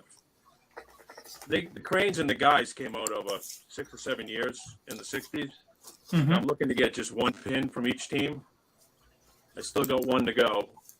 And then they had 84 and 86, trying to get those together. But I've discovered that there's a ton of sets from the 40s, 50s, and 60s that are just pretty hard to put together. And I did put together the Creative House one. I think that came out in 72. The ones I showed today, one of them, I think those were 67 possibly. One of them, 66, 67, right in there, because it had the Kansas City A's, but it also had Atlanta Braves. So what's that date to, Rich? 67 early possibly? 66 or 67. Yeah, it's right in there. And I found in my search for these to try to complete these sets, I found numerous other ones, and I'm just trying to piece what goes with what. Because it's tough to do unless you have the whole set. You don't know what. So it's just something fun I've started to do. I did all the ones with the cross bats, which I showed a while ago. And those are endless. You could collect those forever. Those came out for 40 years. So 3 different sizes, different colors. Those are tough. So it's been fun. I've been running out of Red Sox to collect, so I jumped into the pins and diversified to just try to complete the sets. So, well, and Nice it's project. unique niche that you can go play in that not a lot of people are doing, and it's really interesting. Yeah. Yeah, like I said, some of the sets I don't even know about, and I don't even know what all of them are called. And you can find some of them grouped in lots. And I've learned now some of the lots are all mixed up. There's 2 or 3 different brands in one because nobody else knows what they have either. So it's been tricky, but it's been fun. A little research. I got a package from you here too. Oh yeah, no, this is a very serious one. I'm sure. Did everybody open this from you yet? I didn't even open this yet. So yeah. I got one from John down here too. I didn't open anything this week because I didn't know who was who.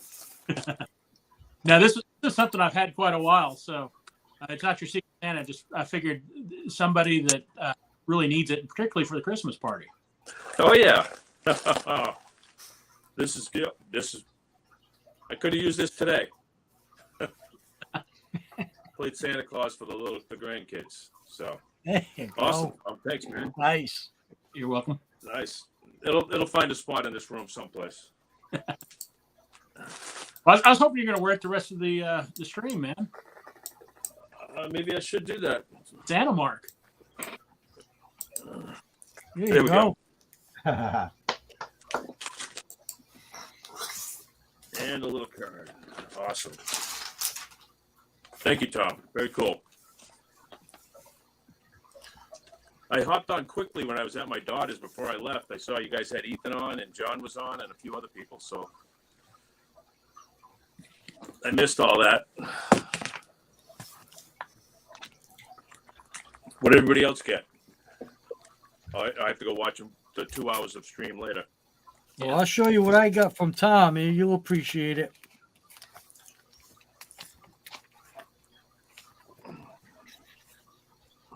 Oh, yes. I have one of those up there. He gave me one. Those are nice. Oh, Yeah. sweet. Yeah. Theodore Samuel Williams. Yeah. Yes. If I'd have had boys, one of them would have been named that. Not Williams, but Theodore Samuel for sure. Yeah. Yeah. Well, those are very nice. I've got wall space I'll find for these. You always do, right? Oh, yeah. It makes space.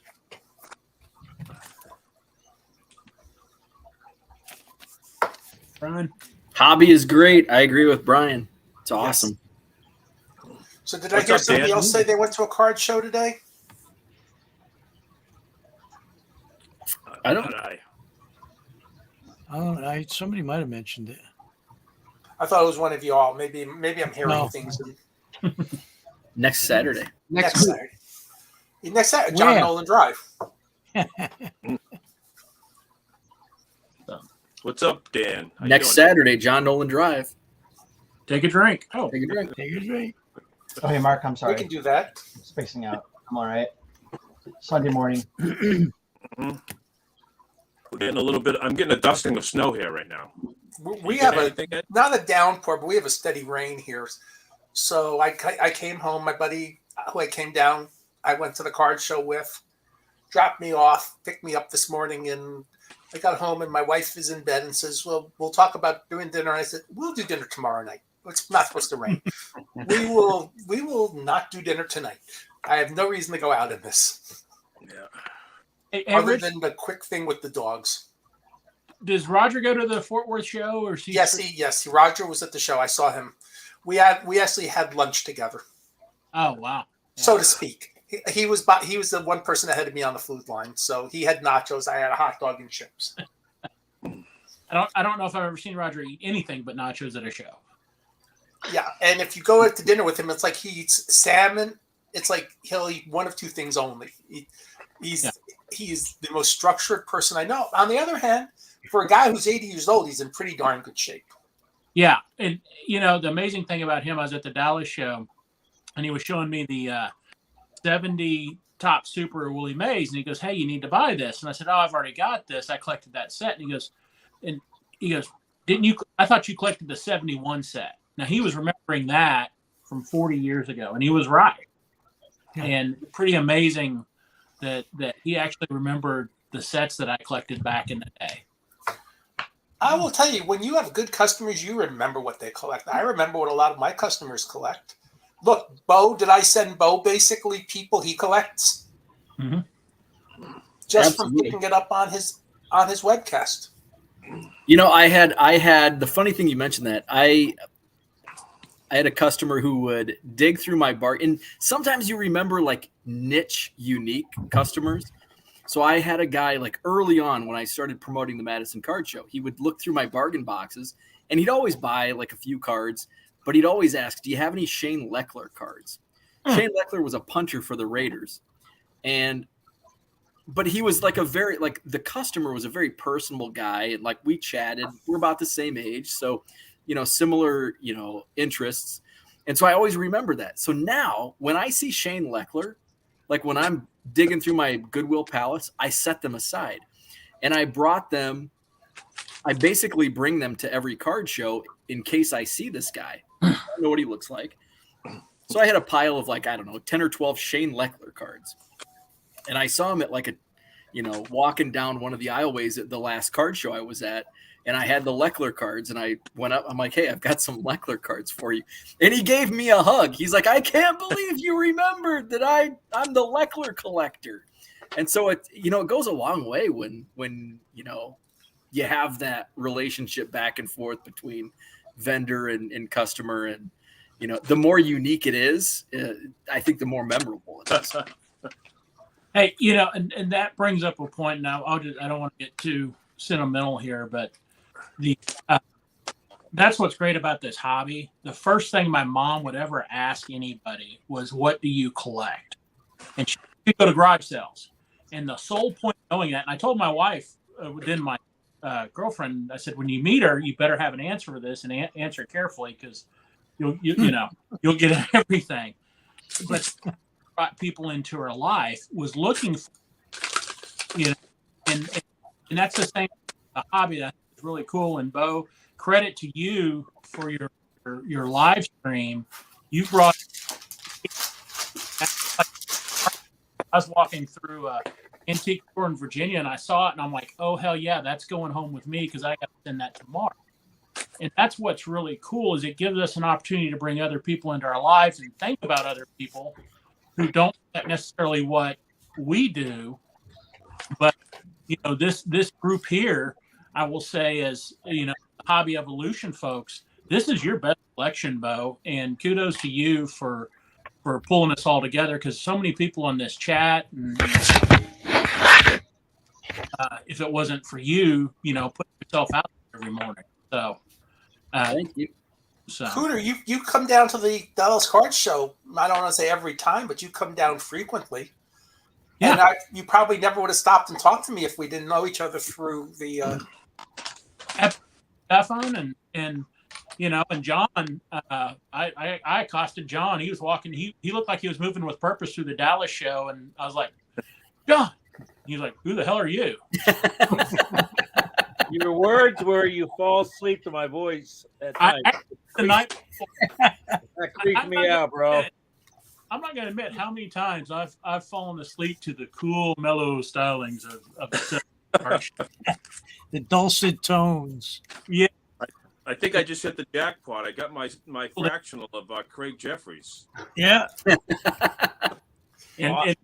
And the same thing with baseball. You guys get a lot of views because I'll fall asleep and it'll just stream your videos. Today I left. I had to go meet somebody, and I left early on Hobby Evolution. Came back 2 hours later, and there was one of those videos going. So you're welcome to the views. To show how important I think this holiday party is, usually if I'm out on a Saturday, the very first thing I will go to on YouTube is Hobby Hotline. Yeah. Hobby Hotline will wait till tomorrow.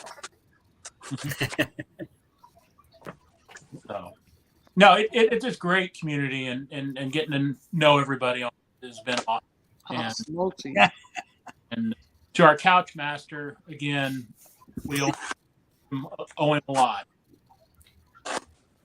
Because it takes good stuff out there every day.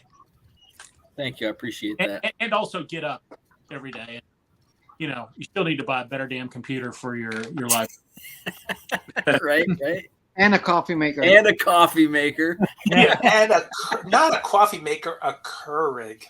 Yeah. Next year, this is going to be a telethon. Buy Bodie. Go fund me. There's some fancy Keurigs you don't even have to put a pot in anymore. Yeah. You just have to put some like beans in. We had one of those at the office. You don't put a pot in, you just pick which you put. It is a paid service that I'm paying for, each month. But you pick a cup of coffee. There are like 8 different types of coffee. The little pods, yeah. It's not a pod, and it's the same thing, and yeah, it's really cool. And you don't have to go and take a pod out and worry about you're inconveniencing the next person. There's no pods. This is the latest pin. I just got this in right now. Oh, wow, nice. That's a nice one. 65. It's a guy's 65 Cincinnati Reds. Mark, I got a Red Sox card.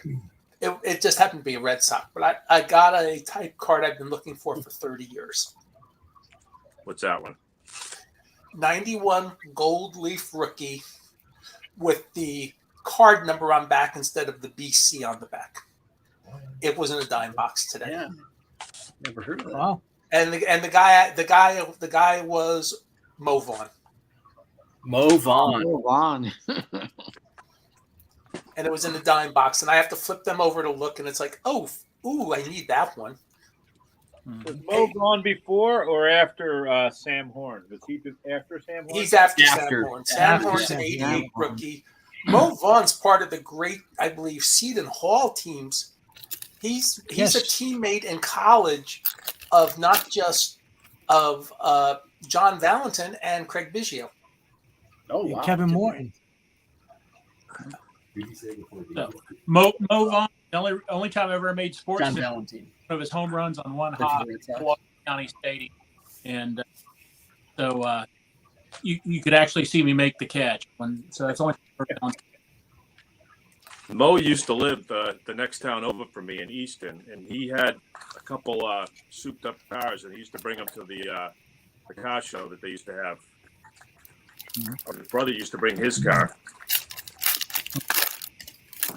He's another in a long list of players the Red Sox didn't want to pay. I know. No. You tell him still They were right in his case. His career went down pretty quick after that, so I think they were right in the Mo Vaughn case. I think they put a curse on people because the same thing happened to Fred Lynn. Fred Lynn was going to be the greatest player ever, and they put a curse on him and wouldn't pay him. Well, Fred Lynn, one of the little secrets is people talk about right-handed hitters at Fenway. It's really left-handed hitters at Fenway. Yeah, Williams, Wade Boggs. Wade Boggs, because if you don't have to pull the ball. If you hit the ball decently to left field, it goes off the wall, goes off the, the monster for a double. Poke a line. So you actually, you don't have to be a pull hitter at Fenway. You could actually be better off with just a normal swing. Yeah. You mean go with the pitch, Rich? Why would you do that? Yeah, well, in Fenway in the 70s and 80s, you should. Yeah. Mo used to do it. You could be a bomber too if you're Bucky Dent. Greatest at bat in the history of baseball. Yaz is still waiting for that ball to come down. Deep to left. 84. Yastrzemski won't get it. It wasn't deep to left. It was just to left, man. No. Bill White's call is deep to left. Yeah. It was barely over the third baseman's head. Mm-hmm. Doesn't matter how it got there. It got there. That's right. You know how things stick in your head. In '83, I went to Arlington. My brother took me down there for my birthday, and the Yankees were in town. And I'll never forget the sign that they hung over the left field wall. It said, "Thanks, New York. Texas loves Bucky," because he'd gone to Texas after that. And it's I think that's the only sign I've ever seen in a stadium that I still remember to this day. I ran across a Bucky Dent manager card today. I didn't even realize he was a manager at one point. John, I love these cards here. Do you? Cool, man. Who'd you get, Mark? Mark, who'd you get? I got Pudge Fisk, Dale Murphy. I got a couple of Teddy. Who do we got here? Who's that? Lou Boudreau? No Lou Boudreau. Let me see. Who is it? The Indians guy. That's unusual. No, no, you know who that is? That's Dr. Jim's favorite guy. You know who that is, Rich? Dr. Jim. Well, the first card he got was Spook Jacobs. I'm trying to remember who his favorite player was. That's who that is right there. That's okay, Spook Jacobs. Yeah. Looks like it got. Is that Munson? Herman. What's going on, guys? Herman's in the house. Chicken man. Herman, thank you so much for organizing the Secret Santa. Yep. Oh, you're welcome. Yes, You're welcome. great job, Herman. Great job. I hadn't heard from anybody. I'm assuming everybody got there. So. Yes. I did. I sent you something to open, Herm, so you had something. Yeah, I did. I actually ended up with 3. I got a bunch of used scratch offs from somebody. Yeah, I'm just getting in from my daughter's recital, and Figure I'd jump on. Did you dance, Herman? No, not this time. No, that's the summer recital. This was a Christmas recital.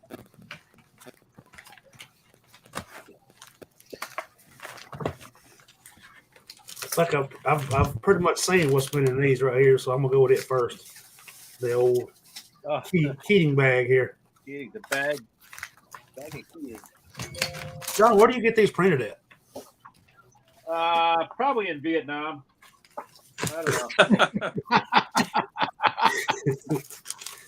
Well, I got me not tonight necessarily. I got me some opening to do. Heritage high number box.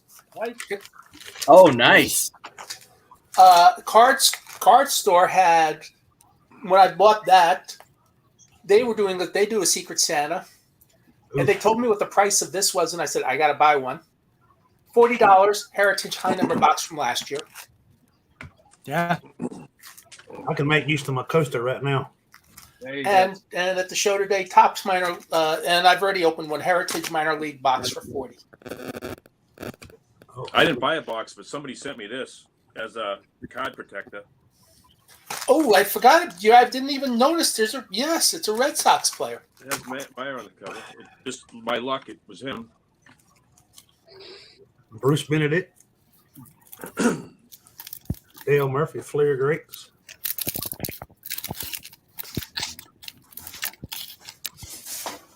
I was expecting a bag full of Biff Piscoli. What is that? Oh, that's the Fleer Stars. Oh, cool. I don't have that one. And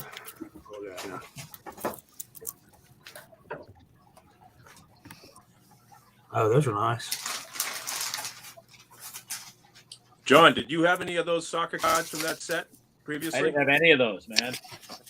So John, you may have already said this, but what are these? There's a guy on Twitter, Cigar Box Cards. He makes these really cool displays, and he makes these art cards as well. Oh, okay. Good stuff. So I had to make up a bunch. I told him what players I wanted made up, all that stuff. And then he accidentally put some of them on his thing and said to me, "Oh, I'm so sorry. I wasn't supposed to release that tweet till after Christmas." So I told him, make sure none of these guys order them, okay? I actually commissioned him to do a 67 set for me. I think, did I give you some, Ed? 67? Yes. Nice. I specifically said, Mark, make sure Mark doesn't have these. Great. The other guy that does good work too is Gio. Yes. When Topside Balls blog, he Mark does some got great stuff. The 72 Club one. Hey, I got a pretty good piece of the fractional here. Do you? You get the bonus one? Oh, look at That's the one right there, Herman. Yeah, match them We up. put them all together on the screen, right? Well, one of us needs One card. a couple $100 just to establish a market. I got news for you, man. I could spit those You get things the out. certificate of authenticity also. Got it. Signed by Greg Maddox. No, not Greg Maddox. Look at that thing, man. Oh, Gary Maddox. My bad. Yeah. I just saw Maddox and got excited. What about Elliot? Who? Elliot or Mike Maddox, right? Yeah. Elliot played for the Yankees. That's one of Rich's guys. Yeah. Actually, I got a super card from John. What'd you get? I said the Cooter card. Look at that. Tell me that's not Cooter, too. Show it again. It's like, it says Cooter on it. Yeah. True blood. So the last line on my Christmas card from John says, "Keep on clucking."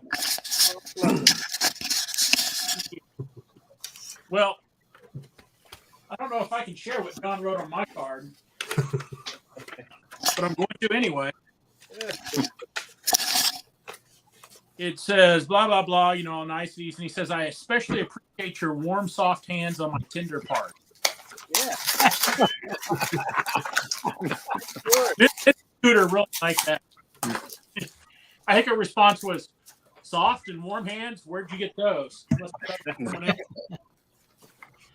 Cooter, how far are you from Dallas? About 3.5 hours. So I'm up in the city.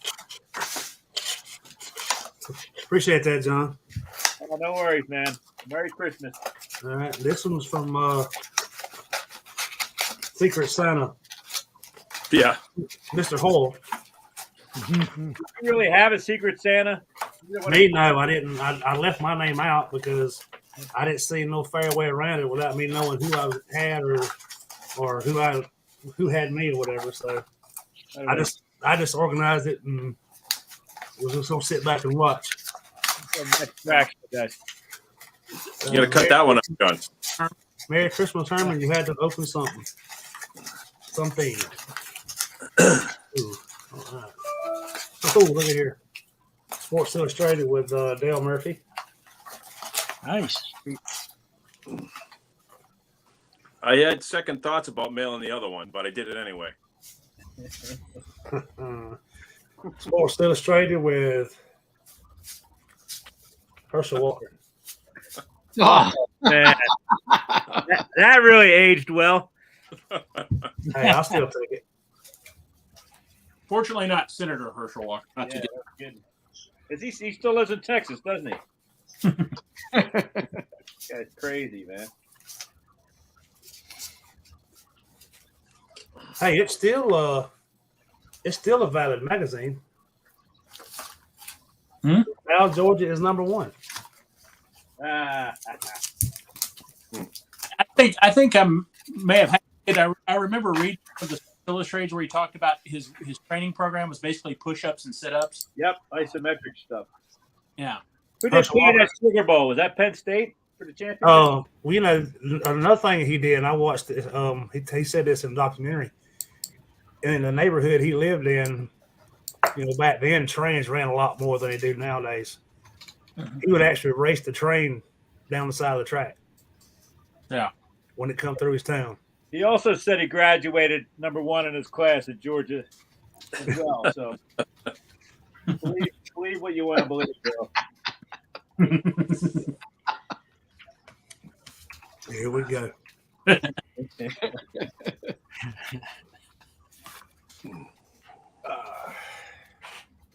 see. Cooter, was this from you? Perhaps. Yeah. Secret. I mean, that's angry. The only person I know that lives in Oklahoma. So. Yeah.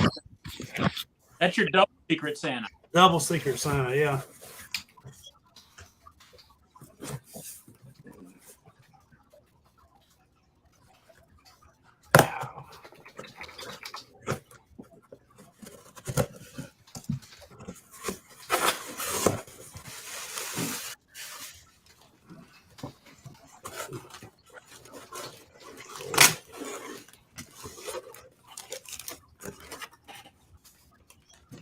No, this is soft.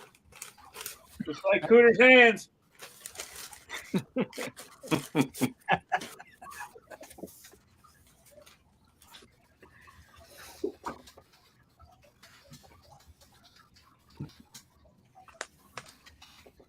going to get John you must that. be digging for something good. I'm putting stuff away, man. You saw the picture from earlier. I'm still putting stuff away. All junk wax, and it's great. Oh, nice. There you go. Oh, that's cool. Oh, number 3. Who's number 3? I think it's Murphy, ain't it? It better be. Yeah. Oh, that's awesome. I don't know what size yard, but I figured at least it would hang on the wall. Yep. I like that one. That's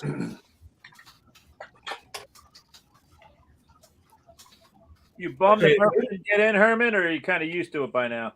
Huh? Are you bummed that Murph didn't get in, or are you just kind of used to it by now? Yeah, I mean, I'm kind of used to it, but I mean, it still bums me that he keeps getting passed over, but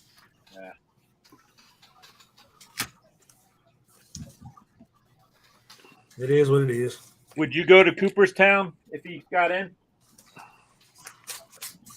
I would give it a valid effort. Yeah. I think I'm heading down the week between Christmas and New Year's just for the day. Oh, cool, man. Might stay over one night, but heading down at least for a day.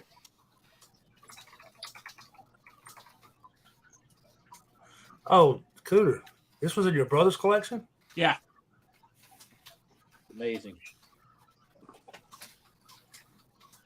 Man, I appreciate that a lot. It means a lot. Well, it belongs with you, man. That's the thing, is you got to pass things along to the people it belongs to, and that's again the great thing about the hobby is, I'd much rather it go to you and you know where it came from than sell anything on eBay any day. No, it won't go on eBay. I can promise you that.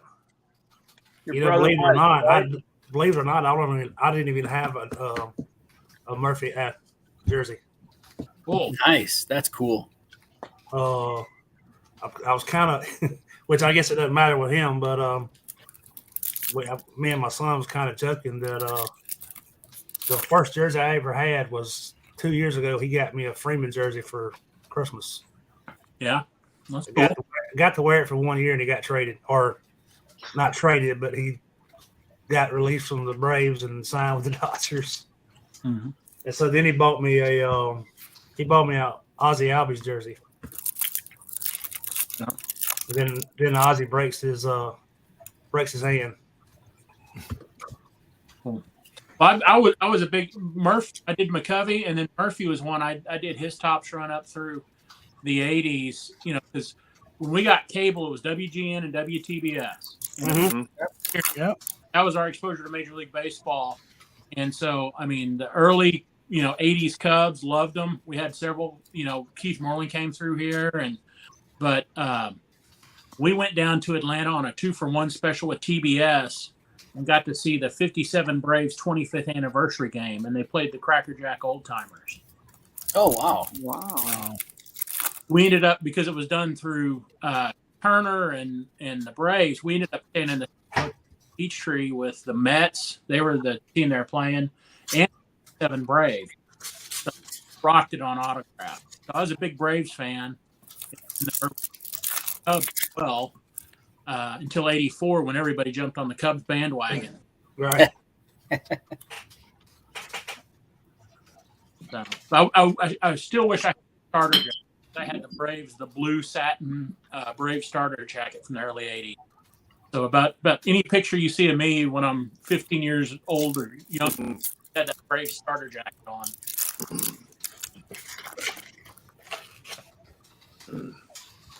Yeah, I think there's a lot of there's a lot of Braves fans outside of the footprint of around this area just because of they were broadcast more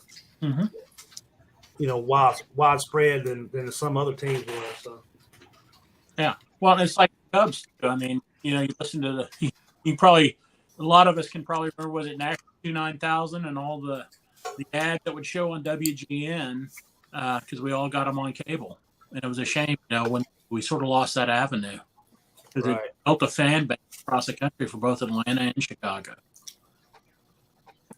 And Matt sent me this today. It just showed up today. It was Fred McGriff. Was it 2015 Gypsy Queen? It was one of the SPs that finishes off my 2015 set.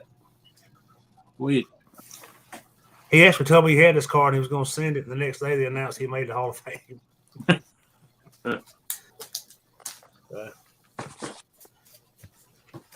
But yeah, guys, I appreciate it. Like I said, I wasn't expecting anything. I don't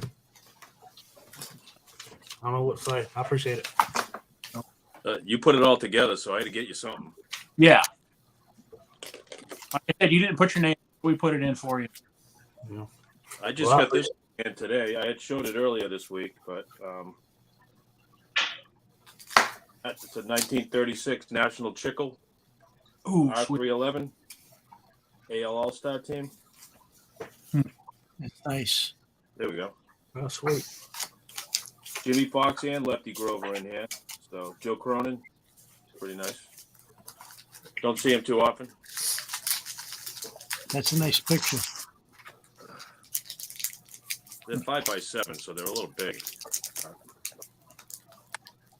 I think that's the last one I needed for that set. So I'm good. Ooh, Bo left us to get a box to open.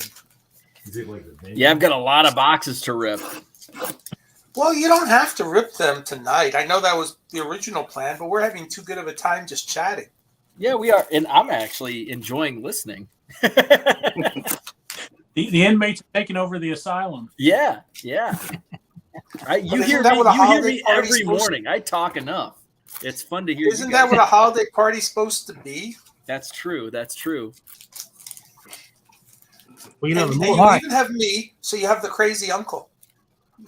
well, you know, Mark, the more, did you y'all end up talk- going to Dedham? What's that? Did you end up going to Dedham on Black Friday? No, I didn't. No. I haven't I been. didn't go either. The Shriners was the last thing I did. Yeah, me too. Kind of tough going from Shriners back to Dedham when it's the same stuff every week, every month. Same stuff, and that they jam them into that room. It's a little too tight. Yeah, it is tight. Yeah, there's a lot of the same guys. So Yeah. Yeah, sometimes you got to take a break for a couple of months and see if they reload. yeah. I actually liked the Cranston show. That was I liked that one. Yeah.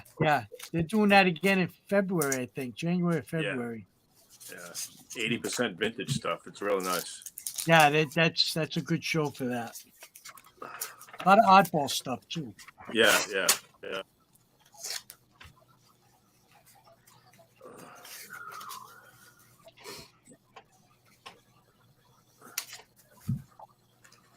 So I texted my wife. She was going to join, but her and her mother got tickets to go see the Temptations live tonight. So she is not going to join us. Yeah, Given a choice of us or the Temptations. Right. So she did say that like around maybe Christmas Eve or Christmas, and I know that's tough for everybody with family and stuff, she would be willing to come on with my mom and do a live stream. So. Oh, we have questions, Bo. We have questions. I'm sure you do. Mm-hmm. we're gonna find out still.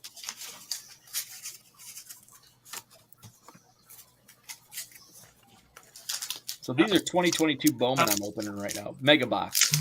It takes a special woman to put our collecting crap. Oh yeah.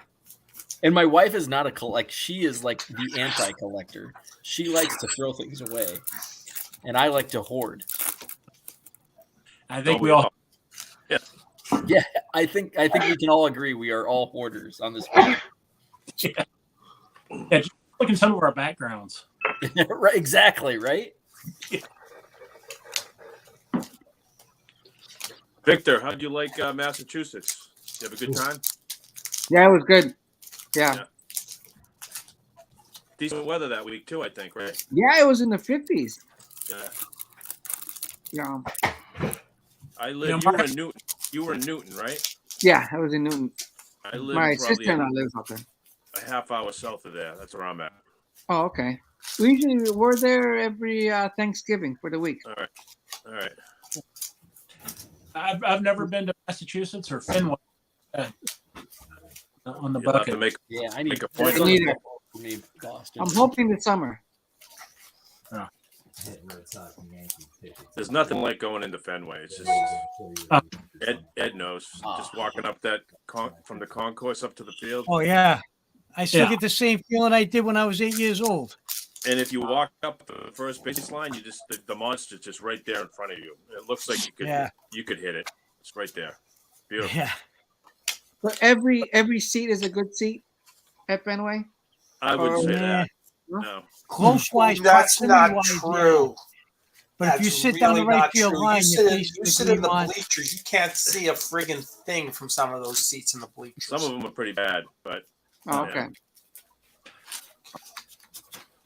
Well, I mean, any of the old ballparks, whether it was Wrigley or like Old Milwaukee, town, anytime I go to one of the old parks, I've told people before, I just describe it as spiritual. When you come up that ramp and you see it spreads out in front of you, you've only seen it on TV and so much of it, the history you've seen in black and white. When you see it in full color spread out in front of you, I mean, I some of the old ones. I did 3 games this year. I went to opening day and I sat on like the 9th row. And then I went to one of the last games and I was literally center field, like 8 rows from the back, the farthest I could possibly be away. So I had both perspectives, but still a blast. Oh, yeah. So, Jenny, how do all your brides feel about it? My wife, my father-in-law is a collector, so my wife's used to it. She's grown up with it. So my wife doesn't care. No. The Just funny keep it in your thing phone. is, my wife and mother-in-law are hoarders, but they don't like my things except with all the money it's created over the years. That solves a lot of those. Look how much money we've done from all this. That solved the whole. My As long as wife's they very supportive. Keep it in the one room, I'm good. If it overflows in the office, I get a little look. Yes, I have the same thing. I am not allowed to have cards in any room but my office. I'll bring them out in over here by the couch, and my wife keeps on saying, "Why do you look at the same cards every night? Different cards." I mentioned it earlier. This is a 15 by 15 building behind my house, and my wife, she saw the house first and was like, "That'd be a great place for you and your collection to go." She does allow and understand why all my vintage stuff sleeps safely in the house, locked cabinets and such. But yeah, she picked out this house because it did have the man world. I've got right over here, and but this way, of course, we didn't date until we were in our late 20s or 30s. She walked in, and my coffee table was a Sprint car tire, and I had a Texaco sign behind my couch. Yeah, this isn't gonna work. So as you can tell, I have my world out. I had a 1952 Coke machine in my living room. Oh, nice. Oh, nice. That's cool. I think we all think that's cool. I don't know if the It's wife's in the basement now, but yeah. Tom, are those glass cabinets you have behind you? Mark, did you ever go? Mark and Ed, did you ever go to Fenway Sports Cards? The one across the street, Twins, or the one that was in the 80s? I don't think so. I The don't only think one so. I've been to is right across the street from on Jersey Street, which used to be. I don't remember where it was, but it was a really cool. It was a really cool shop in the Boston area. It was called Fenway Sports Cards, and you could go there. And he had like a 1940. You know, he liked me for some unexplained reason. And I'd go up twice a year, and he'd give me boxes of cards, and the prices were always very fair. And he had a TV, like a TV radio room. And like the TV was like from 1949 and the radio was from like 1952. And you could always listen or watch depending on what it was. If there was a Red Sox game going on, you could always listen that way to like the really old school, way of doing it.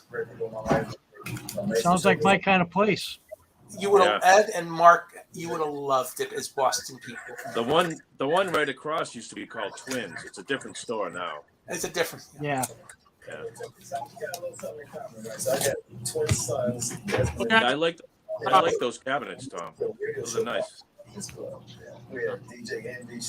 going to power on my phone in a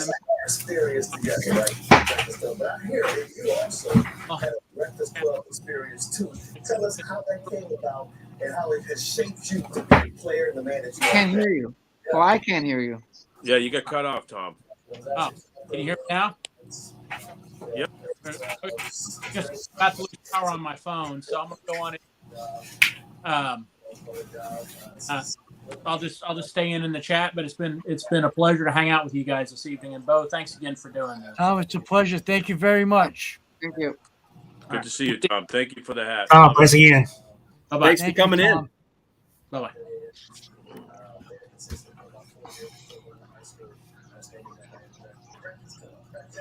Hey, this goes good with the theme tonight. I picked this up off eBay. There you go. Jenny, I like that. The 91 Pro Set Santa Claus. Yeah. I got that from a little girl. I can't get her into baseball, so I have to keep her into something. Yeah, Herman, the rack that I bought you on Sports Lot, I ordered through box. 2 of the 3 sellers shipped their cards to the box, so I'm waiting on one more, but I'll let you know when it gets sent out towards you.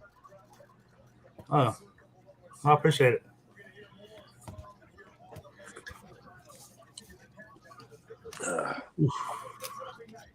So who's winning the Heisman tonight? I'm watching it right Is now. that tonight? Nothing yet. It's on. Oh, is that tonight? The Heisman? Yep. Big basketball game tonight. Celtics and Warriors. I'll tell By you, the way, what the heck is going on with the Celtics offense? All of a sudden, they're playing like it's 1966 again. They were up on Phoenix the other day by 45 in the third quarter. Yeah. Oh yeah. What time's the game? 8:30, I believe. It's in California. So You know what's funny? What they went through with the coach too. You know, it was kind of like you didn't know how the team was going to react to that, but holy crap, they just kept moving forward from where they ended last year. yeah, I think they're getting Williams back, not this game, but next game too. So. Yeah, I saw that. You know, that happens sometimes. Look how well the Astros, with all those issues, have done the second they made Dusty Baker the manager. Yeah. I mean, Dusty Baker has done a job in Houston. I mean, what he's done to settle things down. You think he's going in the hall, Rich? Think he's going to go in the hall now? I want to say that the World Series victory probably clinches it. Yeah. Yeah. Because he's going to qualify on so many levels. He's the next Joe Torre. I mean, it would have been nice if he had won a couple others, you know, like Cubs 2003, Giants 2002. You know, if he sneaks a couple of those in to go, then he'd be a lock already. But I think he's going to go the Joe Torre route. Good player, good manager, beloved in the game. That's how you get into the Hall of Fame on that level. So I think he's going to make it that way. Yeah, Torre was borderline playing days. Torre was borderline player. Dusty Baker was a level below that, but he's won so many games. He's gotten actually better as a manager as he got older, which is rare in managing. Yeah. I mean, every team he's been on has been better. Even the Cincinnati Reds were better when he was their manager. What do you think Francona's chances are? I think Francona should make it too. Yeah. I think so, yeah. He's been I a think great Francona manager. should make it. Francona won a couple World Series with the Red Sox, including breaking the curse, and he's done a great job with Cleveland. And most importantly, he played for the job with Cubs. Cleveland. You know who else might very well be a Hall of Fame manager is Joe Madden. They'll still remember the Cubs World Series. Yeah. And he did well with other teams too. The blue, the Devil Rays. Ooh, I like that. I met him. I've met him before, but hung out with him. He was at Club 400 last Friday. Yay! So, Bo, how many boxes are you so far? Not as many as I was expecting at this point. I've ripped a few mega boxes. I ripped the basket. I ripped all my Topps Chrome from this year, which I just at 3. What was that? How many Judges and Goldschmidts did you get? 0. Ooh. But I did pull an auto. I pulled. I'll show you. I pulled an of 299 Josiah Gray auto. Ooh, that's not a bad card. He's a hot shot prospect. Yeah, this is a nice. Yeah. But not even a single base card of Goldschmidt or Judge. It helped me yesterday when I went to the card store because they take Judges and Goldschmidts. And so that knocked $40 off my purchase yesterday. Nice.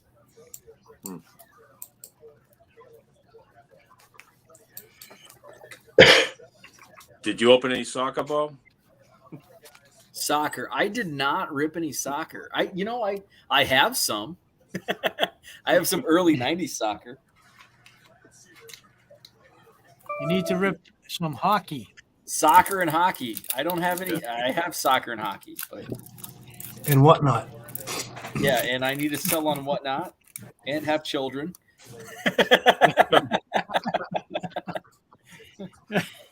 That was the comment of the day. I'm gonna die old and lonely. It What was was the funny comment? Because I have to say, know- I have no kids either. So what did you say about? No, there's a guy that comes on Bo shows in the morning, and he insists that Bo should sell more soccer and hockey on his eBay. Oh, that guy. Yeah. Yeah. Okay. Well, you know who we're talking about. Well, he popped me in a while ago, and Dean and Andrew was on the screen by themselves, and you couldn't really see their face because he was doing the whole guess the player thing with the cards. And he comes on, and I guess he thought it was Bo in the Christmas sweater, and just saw a kid beside him. He's like, "Bo, I thought you said you didn't want no kids. Is that your kid?" And Jenny's like, "Gone." Jenny's quick with the trigger on that one. I mean, I can see it was probably, he, I don't know, maybe he should have read the room a little bit and seen what was going on before he jumped in with a comment. But. Right. There we go. Ooh. Jeter. Yeah. Jeter. Wooster. Every game I've been to in Worcester, he's hit a home run. Really? Really? Yeah. Might be onto something there, Mark. I know. I get to show up at every game at Fenway. We get you some season tickets. Oh, I got to take him on the road too. Yeah.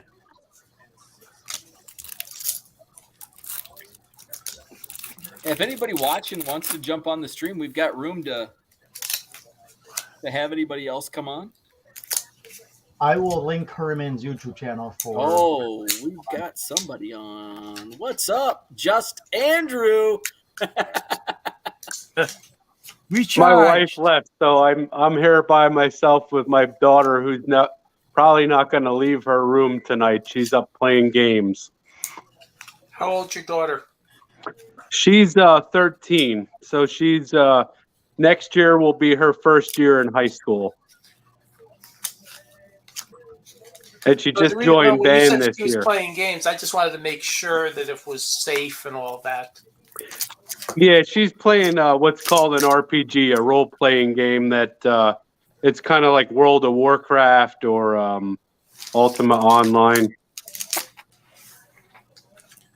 Okay, so it's a safe game for her to play. Okay. Yep. So it's just me down here.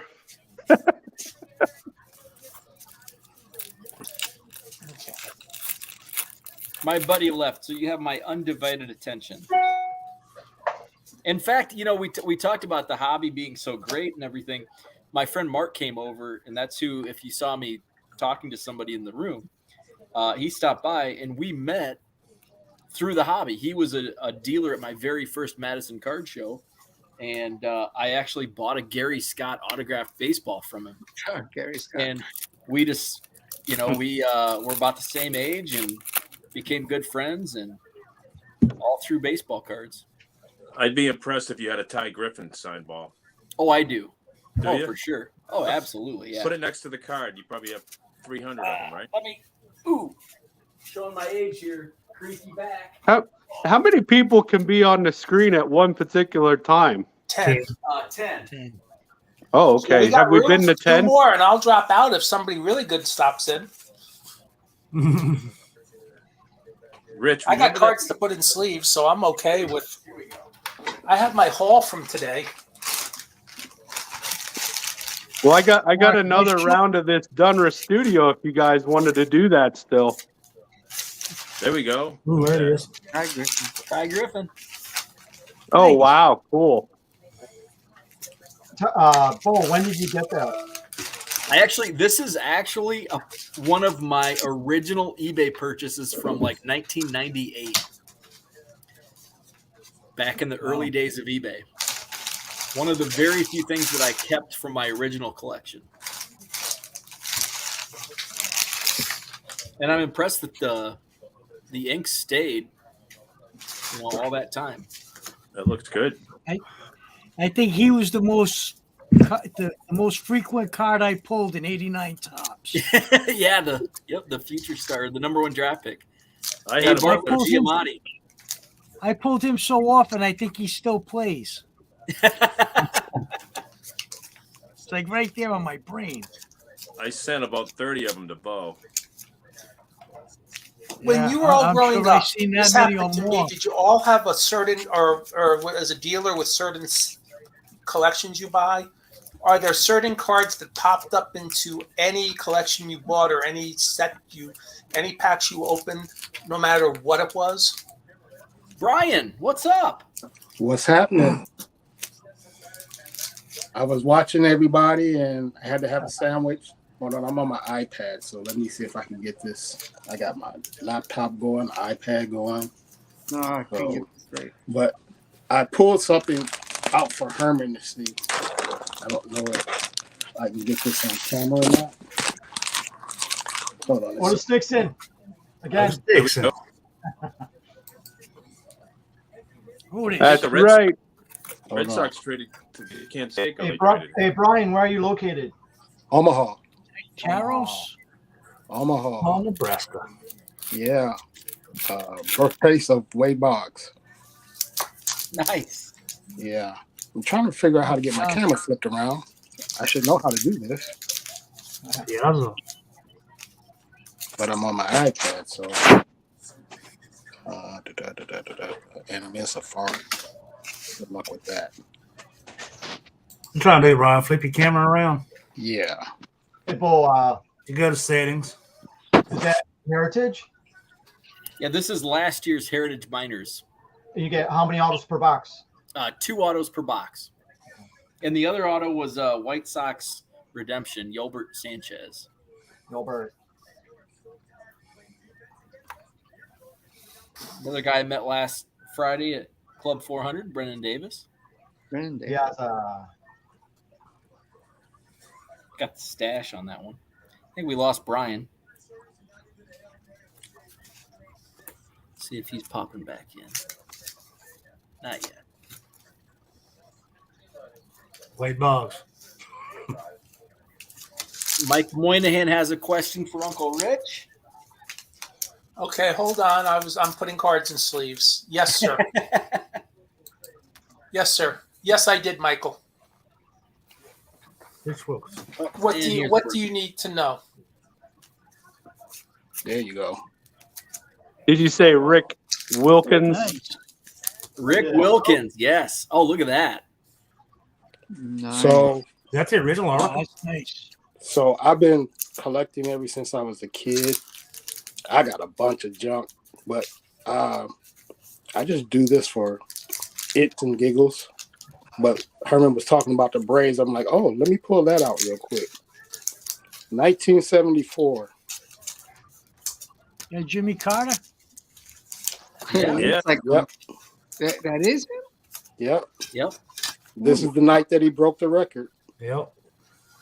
Well, I'll be showing highlights when he's done with that of stuff I picked up at the show. But here's one card that I think you would like. Was it Dusty Baker on deck when he hit that home run? Say that again. Was it Dusty Baker on deck when Aaron? Yes. Right. Yes. Oh, that's a great card, Rich. It is. That was like a nickel or a dime. Yeah, that's a great card. I picked that up all because of you. Because by next year I'll have to send you one. You know, and I think that was Bill Buckner playing the outfield when he hit the home run too. And Tom House caught the ball. Yeah. So I'm a little intimidated by all you baseball guys. I do like baseball, but I'm more of a, hold on a second, turn this more light. I'm more of a football, basketball guy. So, but I told Bo when he first started, I got a box that I wanted to rip, and then for you baseball guys. Oh, hey. Oh, 92 Fleer. I don't know if you see this stuff. And Mike Moynihan, I had coffee yesterday with an energetic collector a little younger than us who's working on T206, Mr. Garvin. So got baseball. This box, I got like 6 of these. Now the story behind these boxes. Woo. Oh. I bought these years ago for $19. And Nice. the last time I looked these up, these sealed boxes are going anywhere from $250 to $500. What year is that, Brian? 97, 98 collector's choice. Wow. The only reason I'm gonna That's a open nice this up, I got a bunch of unsealed wax, but the only reason I'm gonna open this one up is got a ding in the corner. So yeah. I won't sell it. So I'm like, well, let's just crack this and see what's in it. So the cards that we're looking for out of this box are the StarQuest Kobe, StarQuest Jordans, and the miniatures and the stickums. Now, I'm not into grading, and I say that, and I got graded cards in the back, but I only used to grade with Beckett, and I had an experience with them, and this was back in 2001, and I'm like, nah, I'm not going to. So I just do raw stuff now. I'm not going to go back, but I do have a few in my personal collection. Like that's a Vince Carter rookie, Barry Sanders. If you go to my eBay store, this Barry Sanders is my profile autograph. And I just got a bunch of stuff that I'm rearranging my store. So like I only have like 66 items in it, but I'm rearranging my store and I'm getting ready to add more stuff. So I got on late. I wanted to show this to the kids. Hot Wheels. I got a bunch of these from 2000. This is a 59 Impala. And then I collect magazines and stuff. Like you see that paper, I got a bunch of Beckett's. Herman, that's sweet. Got this. Sports Illustrated. Just a few things I just decided to grab and show that I've been around for a while, just undercover. So that, and then any of you guys, hold on a few more seconds. I don't know if you guys know about these magazines back in the day, Jet Magazine. Yeah, that's for people of color. There's some really good sports stuff in those magazines. Yeah, so I got a bunch of these.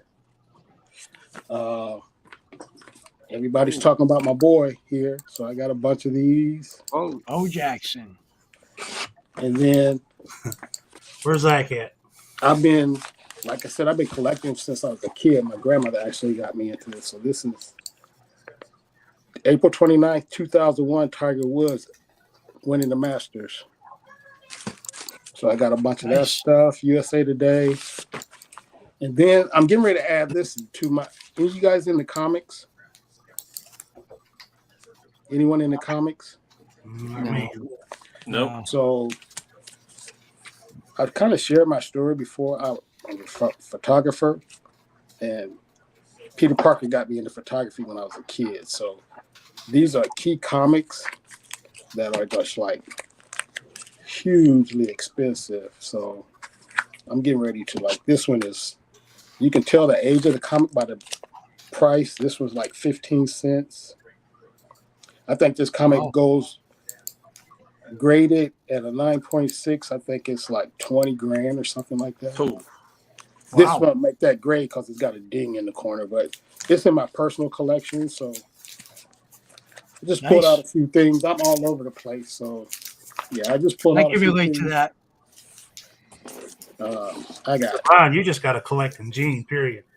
Man, let me tell you, I started out with my grandmother because, back in the day, we only had 3 channels, so we collected coins. She taught me how to knit and crochet. Just stuff, read encyclopedias because, and then play outside. That's all we ever did. So, and then I stumbled upon Bo's channel. Let me see if I can get flipped back around here real quick. I stumbled up on Bo's channel, and it's funny. I don't know if Bo can hear me, but him and my girlfriend are just alike. They love Casey's Pizza. They play the gas gauge game. And I tell her about it all the time. I'm like, you should have heard what freaking Nothing But Butt Cakes. I mean, they're the exact same two people. Just one lives in Omaha, one lives in freaking Wisconsin. They're the exact same people. That's hilarious. The only thing we don't have is a dog. We don't have any kids. We don't have a dog. But I mean, she just got back home from her sister's from Des Moines, and she'll ride her car until I'm see how much I can get before the light comes on. I'm like, you crazy as heck. That is crazy to me. Playing the game. She's playing the game, and I tell her that. I'm like, every time Bo says something, I relate it back to her. I'm like, you guys are so much alike. And I was cracking up the other day when he was trying to figure out his new computer. I'm like, this is a guy that has 2 screwdrivers, a ladder, and a hammer. So no, he doesn't realize there's tape on that camera. I'm just sitting in the background just cracking up. I'm like, oh my God, he is hilarious. I tuned in just for the funnies. It's so funny to me. And listen to him, it's like listen to my girlfriend. They talk about Casey. We stand Casey's Pizza. That's the nastiest stuff on this planet. Oh, come on, man. She loves it. She got a subscription to Nothing But Butt Cakes. That's a good looking card. Right. So when you come down to Texas, and you better come down soon, basically across the street from the Dallas Card Show is a Nothing But Cakes. We have one right in our backyard. It's just like, man, you and can like literally I said, walk to Nothing But Cakes from the Dallas Card Show. she gets some. She's signed up, so she gets stuff on So, her Bo, birthday. you better get your butt down to Texas. So, Rich, yeah. I pulled this bag for you to take a look at. Oh, I like that. Oh, old hockey magazine. Hadfield, Gilbert, and Rattel. Nice. Who's? I want to know who's like. If you can see here, Jordan and Barry on my PCs. Who does anybody else collect as far as PCs go? There's I another always one, find right? that interesting. One of my favorite players. Pistol Pete. Pistol Pete. I collect. Mark Hall showing the Pistol Pete magazine. I collect this guy. Astros. I got that. Is that Avery? Biggio. Biggio. Got it. Got some of those. And then I was cracking up today. Early this morning, Bo was talking about stuff that was jumping out of his store while he was on this morning. And I went and looked. I'm like, how are you selling 89 score? I'm like, what? I got tons of that stuff. How are you selling that? Who's buying that? I don't get it. But I guess it's a niche for everyone. I have those. Yeah, literally, hold on. I got 2 different, you talk about couch people. So let me show you guys something. I'm going to walk you around my setup. So this is my main desk because I used to work from home before I had my back surgery. So now I just live in pajamas and on the couch. That's what I said. So yeah, those right. This is who I collect. I have a fist one with that too. Those are all part of the comic books that I pulled out. Wow. Getting ready to add into the store. I got stacks over here. Comic books. I'm redoing my computer room too. So then over here, talking about couch people. Bo, you need one of these. This is a little portable stand-up desk. So I sit over here on my couch. Oh, I like that. And it's got it on Amazon for like $91. Oh, really? So I sit over here on my couch with my heating pad and the big TV. Oh, yeah. And the fireplace going. I got cards over here. I got them everywhere. I got cards. My basement's starting to look like Bo's. Because what happened was I had all my stuff stored. And I haven't worked in like 4 years since I had my back surgery. So let me go down to storage. Went down to storage. Termites and water damage. So I lost 75% of my freaking collection. So I had to bring that stuff home. So I got it all over the place now. But I'm like, man, I was so heartbroken. Really heartbroken. I hadn't been in there for a while because my back. I can't really drive or nothing like that. So I just went down there. And I'm like, man, I got to get this stuff home. So completed sets that I lost. All kinds of stuff. But it is what it is. I don't do it for a living. I just did it for fun. Like I said, I got into photography. I always was drawing when I was growing up. So I would draw out of comic books. And to me, cards are like little pieces of art, as Uncle Rich was saying earlier. I don't know if you said that this morning or on your stream, and that's the way I look at them. They're just like little pieces of art to me. Yes. So I just do it for the fun of it. But Bo's got me on this kick to try to upsize my store, so I'm gonna do that. We're still waiting for that episode. Yeah. How to scale up your store. Yeah. Well, guys, I'm gonna hop off. I just want to jump in and yeah. Thank those that sent stuff to me, and appreciate everybody for the ones that participated in the Sacred Sound. I enjoyed watching it. Thanks for doing it, Herman. From afar. Yeah, thanks for running it. Appreciate it. Thanks, Herman. Yeah, Herman, thank you very much. It was a lot of fun. I appreciate it. I hope to do it next year as well. How many people participated, real quick? 13, I think it was. I tell you what, everybody's vote. You vote in Georgia, right? Yeah. Okay, and you had. Let's see, who had you? And Uncle Rich was mine.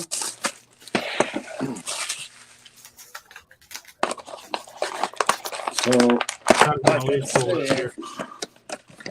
let's open this box.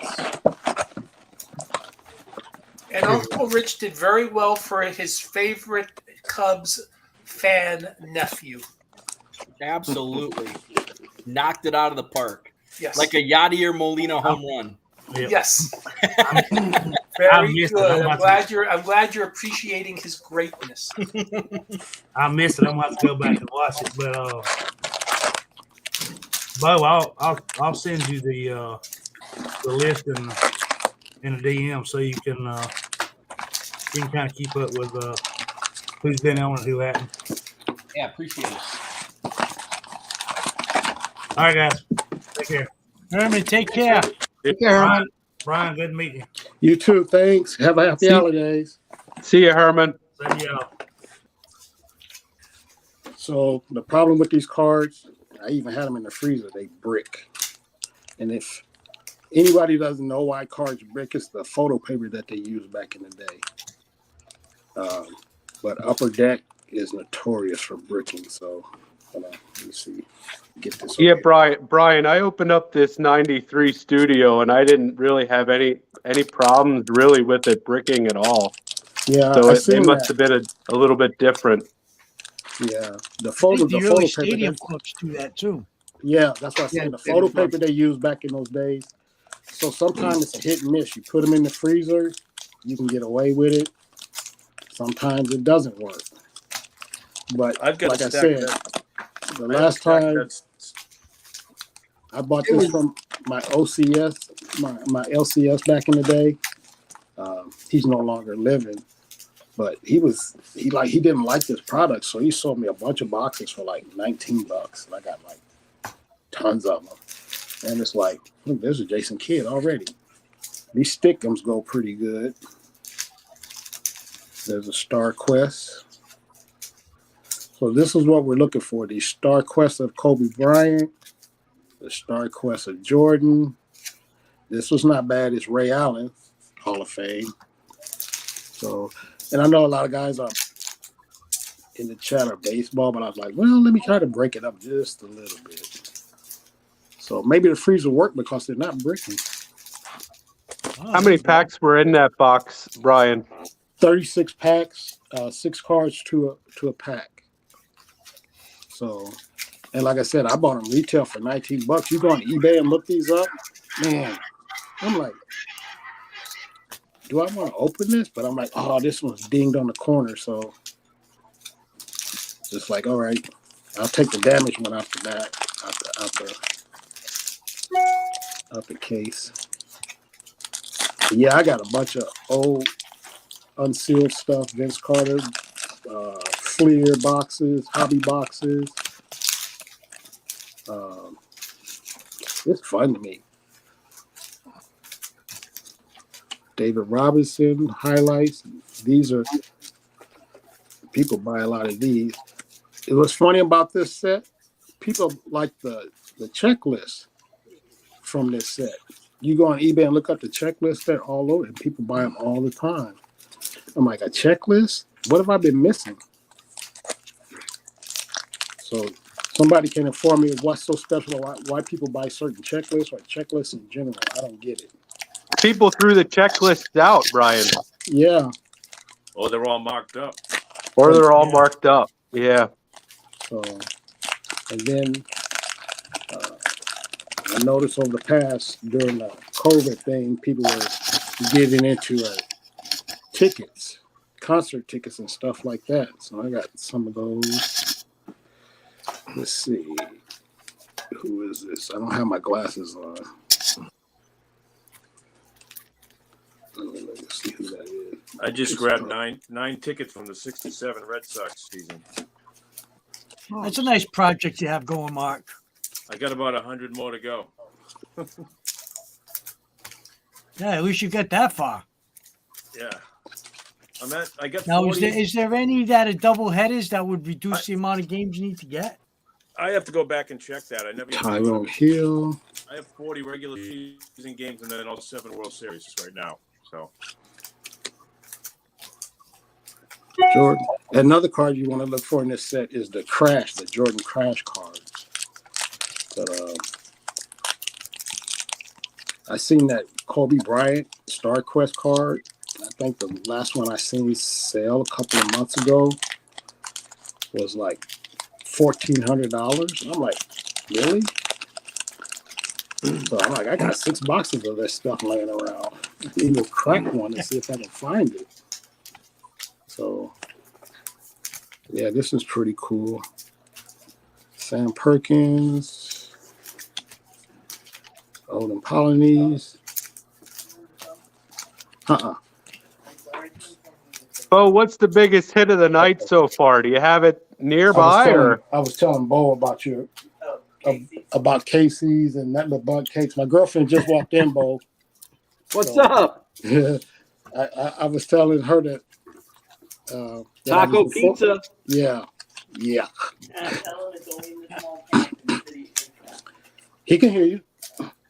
Yeah, she's talking about small towns and all of that stuff. I'm like, yeah. Every time Bo talks, it's like he's describing Omaha.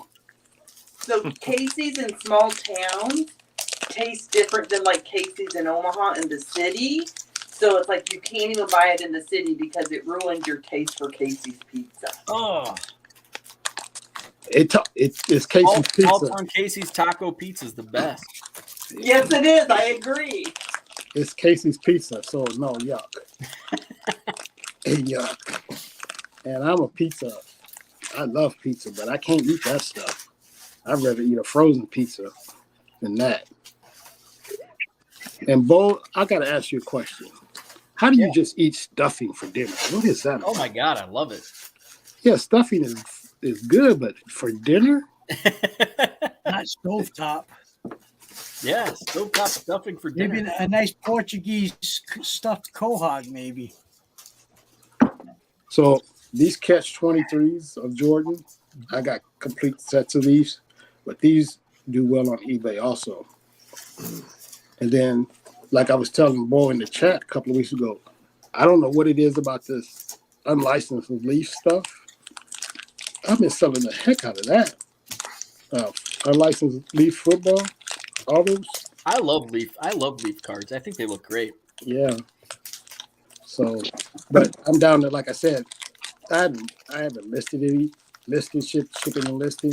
I haven't listed nothing lately because I'm remodeling my store and all bunch of stuff. So I know it's bad on the algorithm, but what's up there, I'm just going to let it try to sell out and then start all over again. I don't know. Try to keep up with both. I don't have a Fujitsu scanner, but I have Fuji camera equipment. So there you go. Yeah, their stuff is the best as far as photography and camera equipment and stuff like that. But I think I forget who I was talking to last week in the chat. We were talking about that's what's right. going. George is a big photographer. Yeah, what's going on in the hobby? I'm like, man, y'all need to be in freaking photo camera groups. Y'all think it's cutthroat in hobby in the hobby chat. Man, those camera groups are just terrible. Canon against Fuji, Nikon against Canon and Fuji, and it's just like, man, it's a camera. Calm down. Take the, it is literally like if a Fuji person says something about a Canon, man, nuclear bombs are dropped. And I'm like, this is crazy to me. I'm too old for this. Oh, here's a sticker. Mitch Richmond, he's in the Hall of Fame. Oh, is that a? No, I thought that was a Kobe crash, but it's not. Nick Van Exel. Nick Van Exel. It's still good though. But and all the cards, I have a few cards that I graded now. Has anybody been following that Ty episode he's got going on with PSA? Yeah, I have been. That's really crappy. That is crazy to me. Is that's still going on? That hasn't been resolved yet? It hasn't been resolved yet. No, that's really crappy on PSA. Damn. So I never liked the red around the PSA flip. So I always I graded with Beckett because I read Beckett magazines. But then I sent them and I got it. I sent them a Peyton Manning rookie pack pull, just like I'm doing these now. And this is before we knew about wiping off cards and all of that. And it came back a 7. I'm like, how is this a 7? And I'm looking at it, they say it was a 7 because of the surface. I'm like, there's nothing on the surface. So I'm like, and this was when it was $8 to grade. I'm like, well, I'm not doing that no more. That's a waste of $8. So, but I'm looking at some of the stuff that I have,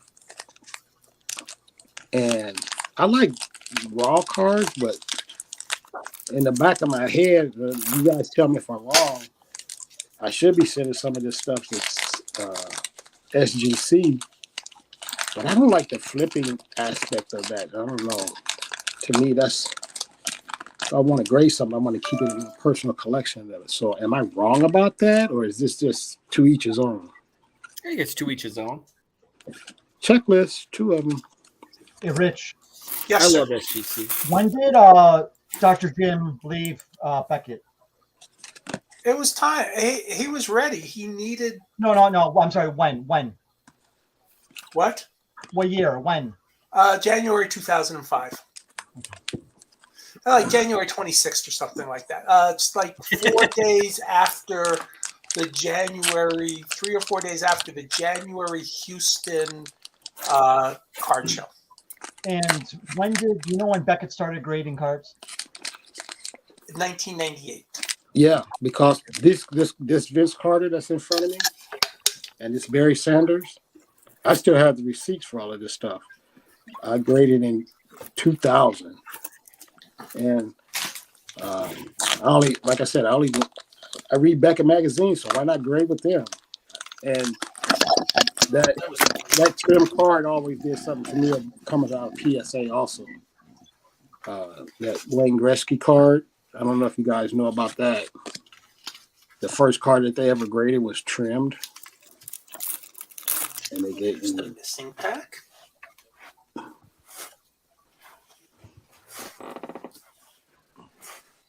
Oh, Barry Davis. He's my guy. My favorite guy. And then Bo, I'm mad at you. Oh, what'd I do? You got me onto this freaking Bowman U stuff. Oh, I love it. Now I got it everywhere. I got it everywhere. Like, listen to Bo. He got me into this Bowman U stuff, and I got that stuff everywhere. And I'm like, why did I listen to that guy? But He's a pumper for Bowman U. I guess.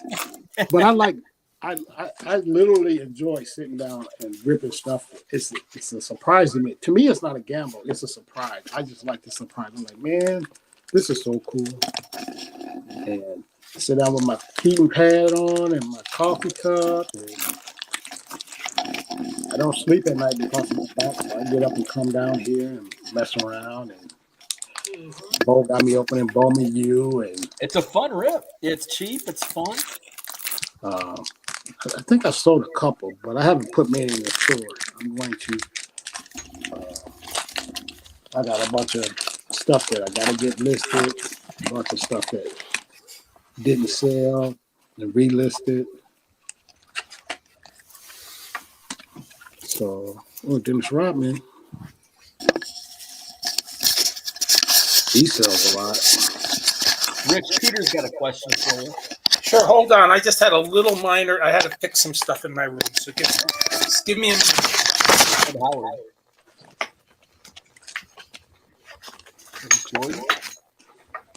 So, Bo, I've been meaning to ask you, what camera did you take that photograph with? Just a regular iPhone. That's an iPhone picture? Yeah. And that's pretty good job for an iPhone and Walgreens combination. That's crazy. Yeah. Yeah, it turned out nice. I liked it. Okay, sorry about that.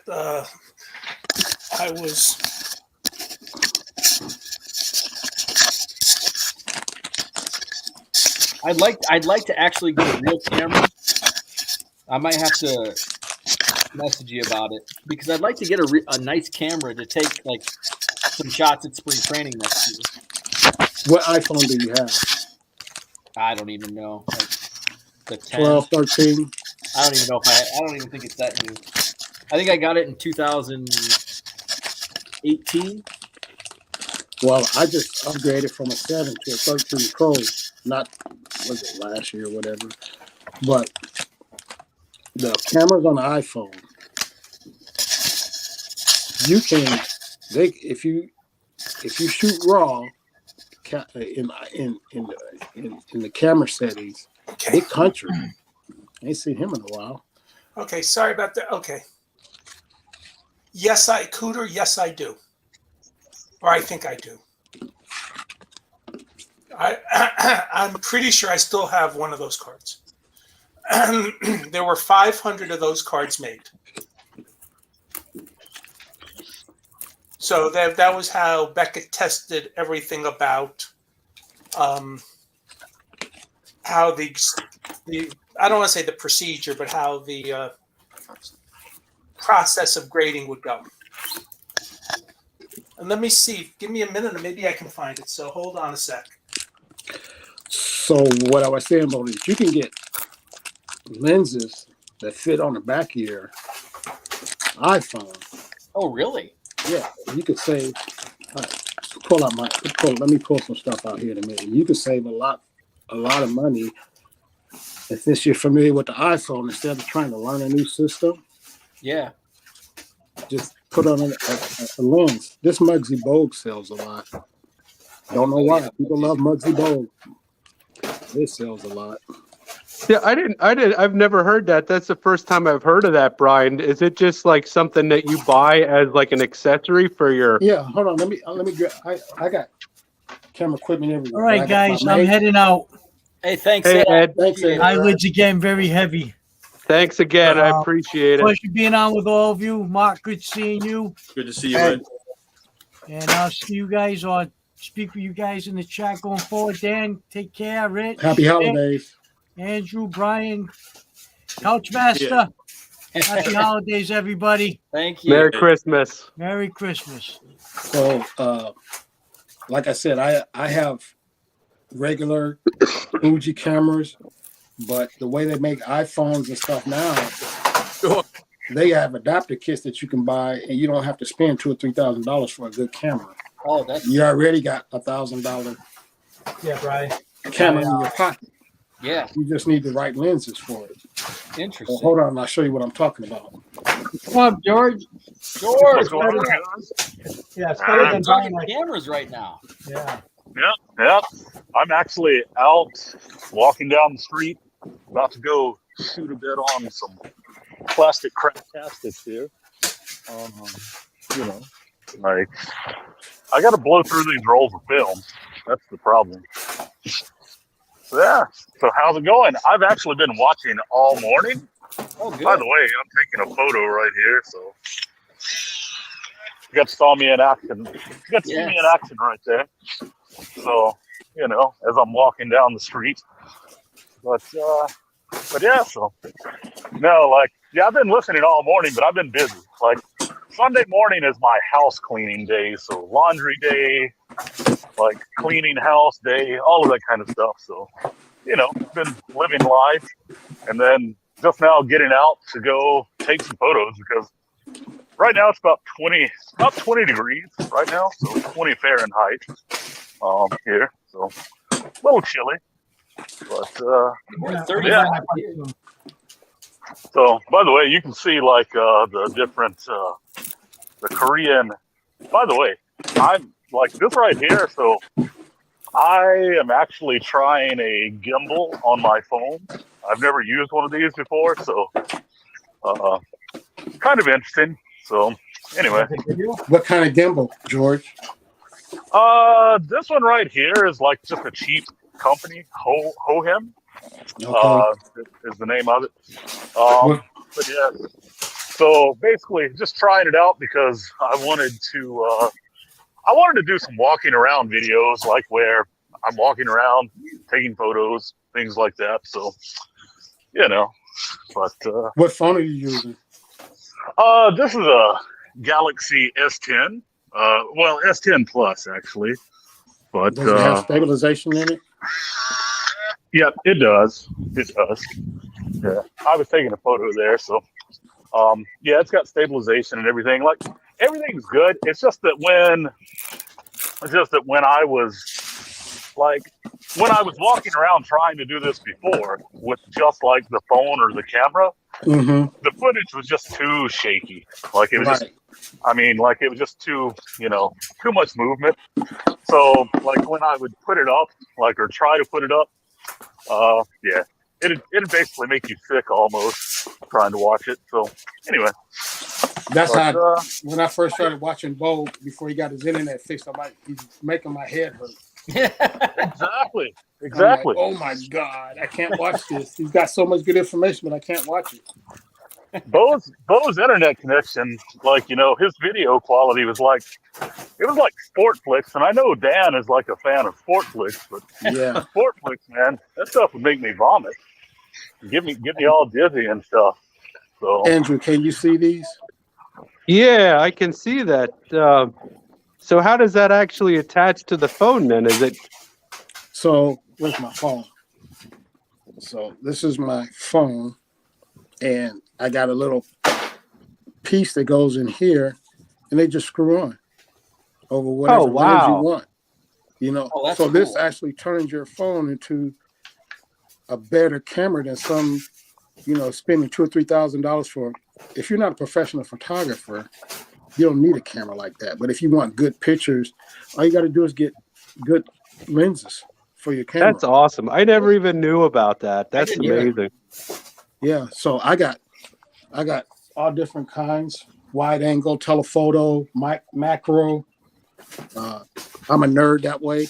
So will that work for like Zoom? Like, can I zoom in and like if I'm behind a fence and I want to take an outfield shot? Yeah, it'll actually increase your zoom. So it's the world we live in today is crazy. Where would I order something like that? The stuff that you can do is just unreal. You could probably pick those up, Bo, over at like Target, I bet. Not these ones. Oh, not these ones. Cooter, you still with us? This whole kit is. I got it. Hold on, let me show you. Cooter, you asked. So this whole kit's got different kind of lenses, macro lenses, miniature tripods, filters, all kinds of stuff. Cruder, do you see that? So, and this is the shift cam system, and it's got a unit that you can also attach to your phone that you don't have to use the phone button. If you look up shift cam, you'll see what I'm talking about. And you attach it to your phone, and it turns your phone into a regular camera. Nice. So So yeah. what website, Brian? Their website, but just Google shift cam. Okay. They actually have a newer version of this that's not as expensive as this. So they actually have a newer version of this system, which is crazy. But I like this one. So, and it's cool, you know. You just put this stuff in, like, I got like take a couple of lenses, and if you're out on the walk like George is taking pictures, put it in a freaking small little crossbody bag, and you already got your phone in your pocket. So if you need an extra zoom, take that out, screw it on there, you're good to go. I love how Brian, he's got all this new technology going. I'm sitting here shooting like a $3 camera that is basically nothing more than a plastic toy. So you know. But George, here's the thing, George. It's like, buy the camera, not the manufacturer. Like, buy the card, not the grade. So if you know how to work, a $3 as a photographer, you know how to work a $3 camera. People won't know the difference. Exactly. Hey, I'm all about it. You know, the only time you need to do something on this extreme that I have is like if you're gonna print the picture. Right. That's the only time you need something like this. If you're gonna make a larger print, a print to sale or something like that, you want as many pixels and stuff as you can get based on the size of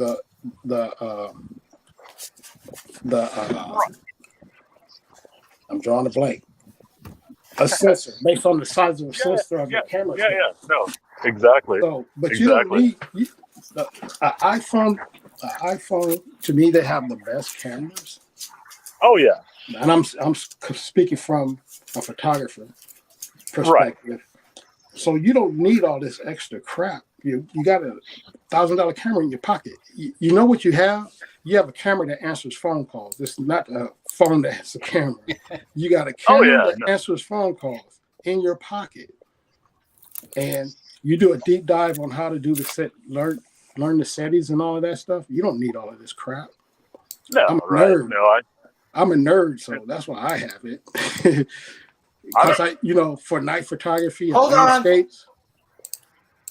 Guys, I'll be back. Okay. Yeah, for night photography and landscapes, you need that little extra reach. Right. Because the sensor on the iPhone is not big enough at night. Now they're getting better. They're getting better, but you don't need all of this. Just all you got to do is wipe your lens off, make sure there's no fingerprint on the back or no lens sticking to it, and you're good to go. Right. You're good to go. Exactly. This stuff that I got is overkill, but I don't have no kids. So it is what it is. Actually, I have a lot of modern stuff as well. I was into digital, and then I went back to analog, just because, it's just sort of, I don't know. There's something about me being involved in every part of the process because I actually take the film, I develop the film myself, I scan it myself, do everything. So, I touch every part of it, But I enjoy it. When I came back home from the military, because that's where I really, really, really got into cameras. I grew up with them. But I was taking pictures for Stars and Stripes as a side gig. Right. And digital. When I got back home in '83, digital was just coming out, and I was so adamant against it. I'm a film person. It took me a long time to move over to digital because it's, as you know, developing the film, watching it. Oh yeah. come out of the tray. It's just something about that. The smell of the Yep. freaking chemicals is just something about that. So Right. it took me a long time to switch over to digital. And I'm like, man, I don't need a dark room or nothing anymore. So it took me a Right. minute. It took me a minute. But like Yeah, I said, my exactly. first camera that I learned on was a Minolta. Right. So I loved it. I loved And it. when you grade a card, you can't smell the card anymore. Yeah, exactly. I Exactly. figured I would go back to the Stone Ages, you know, to that time where the ladies are like, you know, hit me up in the DMs, you know, send nudes, and I'm like, okay, what's your address? Need your PO box, you know. Send them a shot, you know, like that. So, but no, like, yeah, I'm actually out right now. Basically, I made a mistake, and I have a photo lab that develops some of my stuff when I get lazy. Mm-hmm. And the thing is, like, they do a great job. It's just when I'm lazy and don't feel like doing it myself, I send it to them. They run these specials, and like they're half off specials. And I bought the special this month. Didn't read the fine print that I have to send all of the film in this month, and I had none shot. So I'm out having to just like blow through rolls of film to like have stuff to send to them. Otherwise, I just wasted the money. So, wow. you know. Yeah. But it's all good. So. And where are you located at? In South Korea, in Hongshan is the name of the place, the town. So. How'd you end up in Korea? Military? No, actually, sorry, you were getting a good, nice shot of that building behind me, while I was taking a photo across the road. But no, I just ended up over here, like, teaching. So yeah, but like, been here 14 years. Yeah, so, well, 14 years in February, actually. How long it'll be. So I enjoy it. Like, who knows if how much longer I'll do it, but I enjoy it right now anyway. So definitely, I'm just trying to cross the street and not get run over here. You missed the part I was showing Spider-Man comic books, and that's how I got into photography, because I was a fan of Peter Parker growing up. Oh, that's funny because actually, you know, of course, the new Spider-Man, like, you know, he was shooting a Yashica Electro, the silver and black Electro 35, and I have one. And it's so funny how they're so expensive, and it's all because they call them the Spider-Man camera. Right. And that's why. I have one. Actually, I don't have it right now. My friend has it at his coffee shop, because I'm trying to get more people into film over here.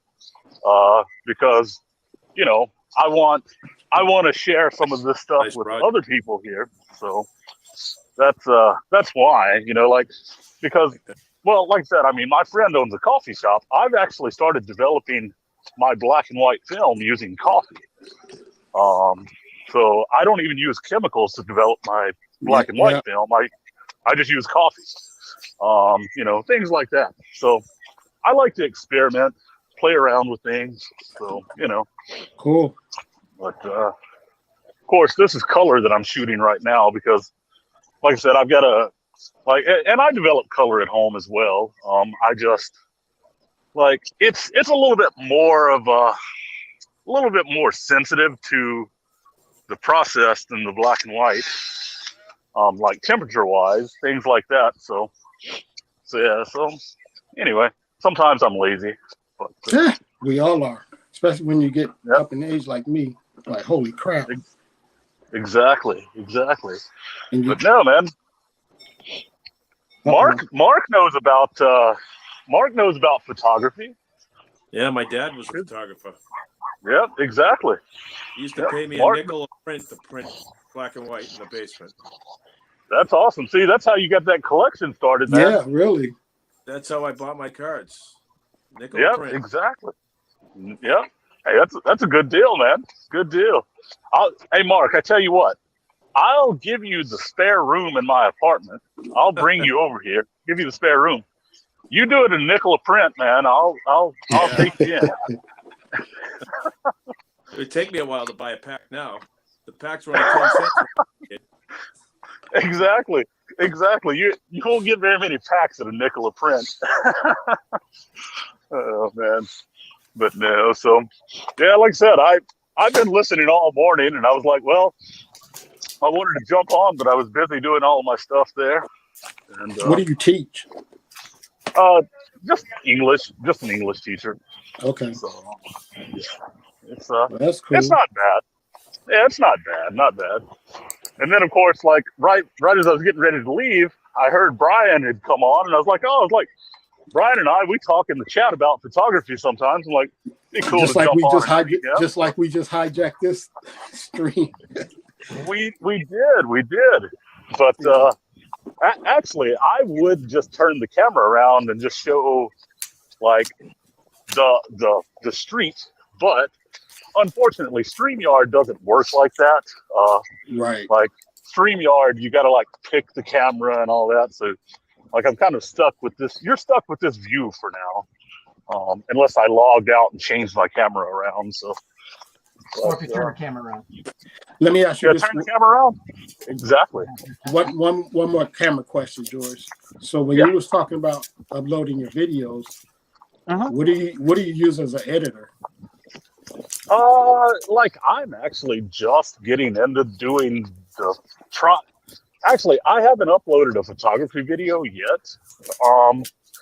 But what I'm going to do is I'm just going to be using the basic computer software, like from Windows or whatever. I can't even remember what the name of it is, but it's not Movie Maker. It's some new thing now. But anyway, that's yeah. Do you have an iPad or anything? No, like I actually don't own anything Apple. Everything I own is Windows and Android, actually.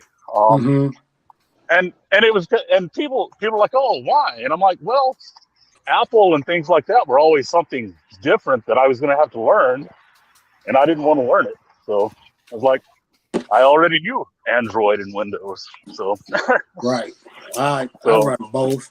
But I was going to say, if you had an iPad, you can just use the stock iMovie to edit. Yeah, that comes with that system until you learn. And if you use Lightroom or anything like that, you can use that. Right. You can actually put Lightroom on your phone. Right. Yeah. I have it on my phone. Yeah. Do you take photos with it? Yeah. So what I do, like I said, because I primarily work with analog. So what I do is I take my photos and develop them. Then I have my digital setup with my macro lens and stuff, and I actually scan the photos using my digital equipment. Right. I put it into Lightroom and then convert the negatives into positives in Lightroom. So, yeah, so I work in Lightroom a lot, actually. So here's a step saver. So that Lightroom mobile, you can take pictures with Lightroom mobile. Raw. Yep. So and then so that's a good thing. That's another good thing about being mobile with a phone. If you take use the raw settings instead of JPEGs, you retain all your details. So that's where the extra attachments of the lenses come into play. You get so much more detail that way. Right. No, exactly. So yeah, that's what I do. By the way, Bo's, he's still ripping over there. Yeah, I seen he turned off his mic. Still ripping. I hear Biscuit. Biscuit is she refused to eat dinner tonight. Oh, you didn't you didn't give her the good stuff, huh? I did. I put beef jerky in there, and she. Oh, look at this! We've got a first Bowman. I think this is orange. Bo, you know why she refused to eat this dinner? What's that? You know why she refused to eat dinner? No, because I'm down here ignoring her. You got all those cards on the floor. You said she's scared of the cards. Yeah, she is. Yeah. So you're freaking her out. Yeah. Right. Be careful. Well, anyway, guys, it was good talking. Like I said, I just wanted to jump on for a minute while I'm out rolling. I'm going to get off and shoot these last few rolls of film. You got to sit down Indians. Yeah, and do that. So. All right, George. Later, George. Appreciate the conversation as always. Yep. All right. Like I said, I'll see. I see all of you in the chat, like when I'm still awake, which is only like 50% of the time. So, dude, have back surgery. You'll be awake all the time. I don't ever sleep anymore. It's right, crazy. right. It's Well, crazy. that's what I'm trying not to have back They're surgery. trying to fit into a little. Yeah, they want to do a wall there. second one. I'm like, I can't do it. I can't do Stay it. warm, George. I like living in my couch, on my couch, and in my pajamas. That's it. Hey, we're couch people. Yeah. Exactly. All right, everybody, take it easy. See you later on. Yeah. All right. Yep. I got a question for you guys. For any of you guys that have displays, why do you pick the cards that you have displayed? Oh, that's a good question. See, this one I have this one displayed because it's very. So I'm rare. gonna show you because I'm next to one of my shelves. So let's see. Behind the Coors Light is this is a pair of game used cleats from Hank Sauer, who was the 1952 National League MVP for the Cubs. There's his Red Heart card. So I've got that in like a shadow box, and then I've got Pete Vanaken was a Peoria Chiefs. He was the owner of the Peoria Chiefs. He was really good friends with Harry Carey. And I worked for the Peoria Chiefs in 2012. Really, really good guy. Really nice guy. So he signed a ball. This is actually a first pitch I threw out, which hit the dirt. It was a bouncer. Yep. I embarrassed myself in front of a couple thousand fans. And Pete signed that ball for me. And then we've got Chris Bryant. And he signed that ball for me. Oh, nice! Right? I love custom there with you in there. Nice. Yeah, right after he signed it for me, and then that ring actually is an actual championship ring for the Cubs, Daytona Cubs. My friend Scott, who was an executive, worked in the front office for the Cubs for like 30 years. Worked, he was like, I think at that time he was director of baseball operation. I wanted to say this is the other. He gave that to me. So, and then this is a backstage pass to WrestleMania that my friend John Keating sent to me. And it's actually it gets front billing in front of the Ben Zobrist autographed World Series baseball. Which WrestleMania was that, Bo? I think that was 1991. All right. I believe that was WrestleMania 7. And then Rhino ball is next to it. Yeah, I think WrestleMania started in '85, so that would make it 7. Yeah. I wanted to have a Paige from the other part of Paige and Deanie Bean. Oh yes. She stopped down and she just wanted to say hello because she made her way out of the room that she resides in for a majority of the day.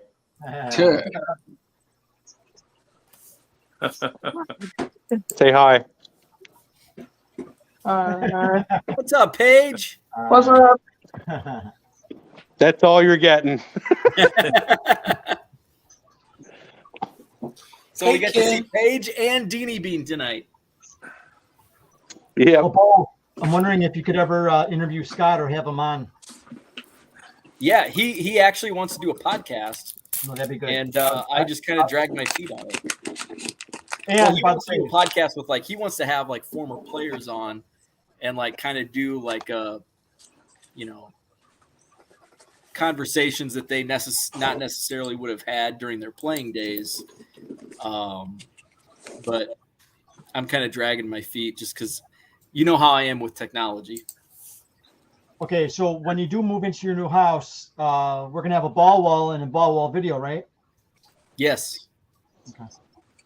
Absolutely. I'm gonna hold you accountable to that. Okay.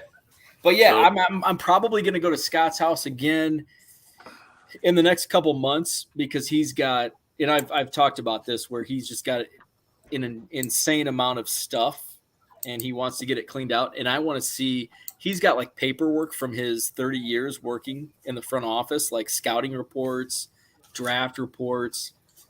He's got an awesome collection of cards, and I don't even care about the cards. I just like that neat stuff from like the actual like inner workings of a front office, Cubs front office. So Do you think they probably have the Topps contracts and stuff like that in there, or is that not probably?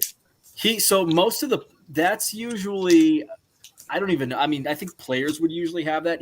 I don't think he has any of that stuff, but he did, and he has shared this that Cy Berger would take him out to dinner at spring training because Cy Berger was always out at spring training just to take photos and do contracts for Topps, and then he would wine and dine the executives, and so Cy Berger would actually send him up until Cy retired or whatever, would send him factory sets, Topps factory sets. So he's like, this is my factory set from 2002 that Cy sent me.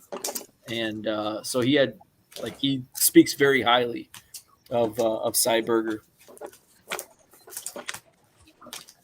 So Dan, to answer your question, I put my favorite cards, some of my best, Fox, Grove, Speaker, that kind of stuff. And then a lot of my shelves are filled up with stuff that's not cards, just small pieces of memorabilia, cups, cans, pins, you name it. It's here. Just get a variety up there. Yeah, it's everything. I don't know Yeah, if you I can't see believe it, this. but- Look at this. Wow. Oh, that's crazy. What's the car? The car is Chrysler sponsored 67 World Series, and they handed those out to scouts in front office, and each dealership in each city got one. Oh, that's amazing. So I got one now. It has a little World Series decal on the. Was that gifted to you or did you buy it? I bought it, but I bought it from I think a scout sold it to a friend of mine, and the friend of mine was a dealer, and he didn't put it out. He just called me up, and I bought it off him. Oh wow. Okay. Yeah, get a lot of different things like that. Well, if I knew that when I interviewed you, I would have asked you what are some of your favorite items up there. You have so much up there, though. I'd have to pull them out. You'd have to give me a heads up on certain things. 'Cause Yeah, it's buried. that'll be part 2. Yeah. Certain things are buried. I can't get them out. But I did some rearranging last week. I added a few things, so I kind of swap it around. There's a lot of cards. I have a whole shelf. I rings the whole room up in the top. I did. So my answer to that question is these 3 cards that you've seen earlier on my desk is it, because there's too much other stuff. It's too much to dust. So no. There's too much. You guys have these, and I love looking at everyone's card room, but I'm like, man, and living here where I live in the Midwest, people know, man, you got spiders and dust mites everywhere. And I'm just like, and no, I had it all out once upon a time before I got out of the hobby. And then once I packed it all up, I'm like, I got these 3 cards. I can pick them up and dust them with a microfiber cloth and my desk, and I'm good to go. If I rearrange a shelf, I'll take the whole thing off. I'll do one at a time. Clean it. Yeah. Gives me a chance to reshuffle stuff. So that's my story on that. I don't know how, and I can't wait to see what Bo's going to do. Oh my God, this dude here. Hey, me neither. My girlfriend looked at it like, where's he at? I'm like, he's in the basement. You know, I'm like, you thought I had a lot of stuff. Look at his, and that's not even half of it. She's like, oh my God. And I'm like, yeah. And he's getting ready to move too. Yeah. Yeah. So I bought a lot of these trays. I keep my pins in them. Bo, I would suggest though. I know you don't want to do it. What's I that? would get a freaking small storage unit. Yeah, that probably would be a good. My wife would really appreciate that. Well, just you don't have to get a big one. Just those shells that you just bought. Yeah. Set them up in the storage unit. Put those cards in there, because you're not going to get to all of that stuff as soon as you think you're going to get to it. Yeah, I know. Yeah. And just keep them off the floor in the storage unit. I learned my lesson on that. I knew I should have put them on pallets or a rack system. But me personally, with the stuff that you have, I would put it in the storage unit, a small one. Yeah, I've got stuff that you junk. know you're not going to get to anytime soon. I mean, and as much as you go out to Target and Walmart, you can just drive by the storage unit, go shopping there. Like, I don't need to spend no more money. I can go shopping at my own personal store. Yeah, right. So yeah, that's just me from the outside looking in. Based on what you have and what you say you have in the closet, what I can see, yeah, man. Billy Hatcher. Andrew, did you just buy these packs or did you have them? I had bought this from my local card shop. I paid the whole whopping $10 for this box about 2 months ago. I had some of those in the basement. They all stuck together. Yeah, these are surprisingly not sticking together fresh out of the pack. Well, like I said, I took this box out the freezer. What I've learned, if it's sealed and you put it in the freezer, you have a better chance. If it's not sealed, they'll still stay bricked. So I would wrap it in cellophane. I don't know what it is. Maybe because no air got to it or something like that, because it was sealed. But it's the photo paper that they used back in the day. That's what causes the bricking. Yeah, I bought a box of 91 Stadium Club, and I tried the freezer method on like 3 packs just to see what's going on with them. Mm-hmm. They weren't sealed back in the 91 boxes. They didn't have a seal on them. And some of the cards definitely have paper loss when you go through them. Yeah. Interesting. Yeah, it was quite a shock in 91, down here in Texas. Remember how hot the product was. So people would buy boxes and leave them in their car for a few hours. And then all of a sudden they discover, oops. Yeah, especially in Texas. Yeah. Yeah. It became a thing. I mean, that's where we first learned of the real dangers of UV and heat. Yeah.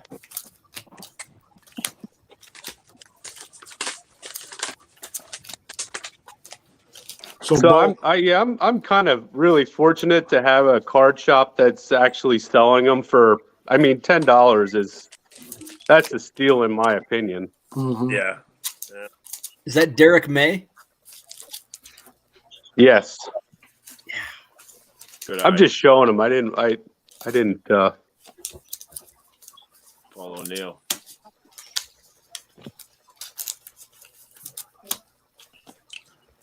So Drew, your son, I heard he say him and Dean were talking about this is what happens when you get old. You have a brain cramp. Mike Trout, is that his favorite player? It's definitely his favorite player. He also likes Bryce Harper ever since Bryce came over to the Phillies, but he's always been a Mike Trout fan. Why?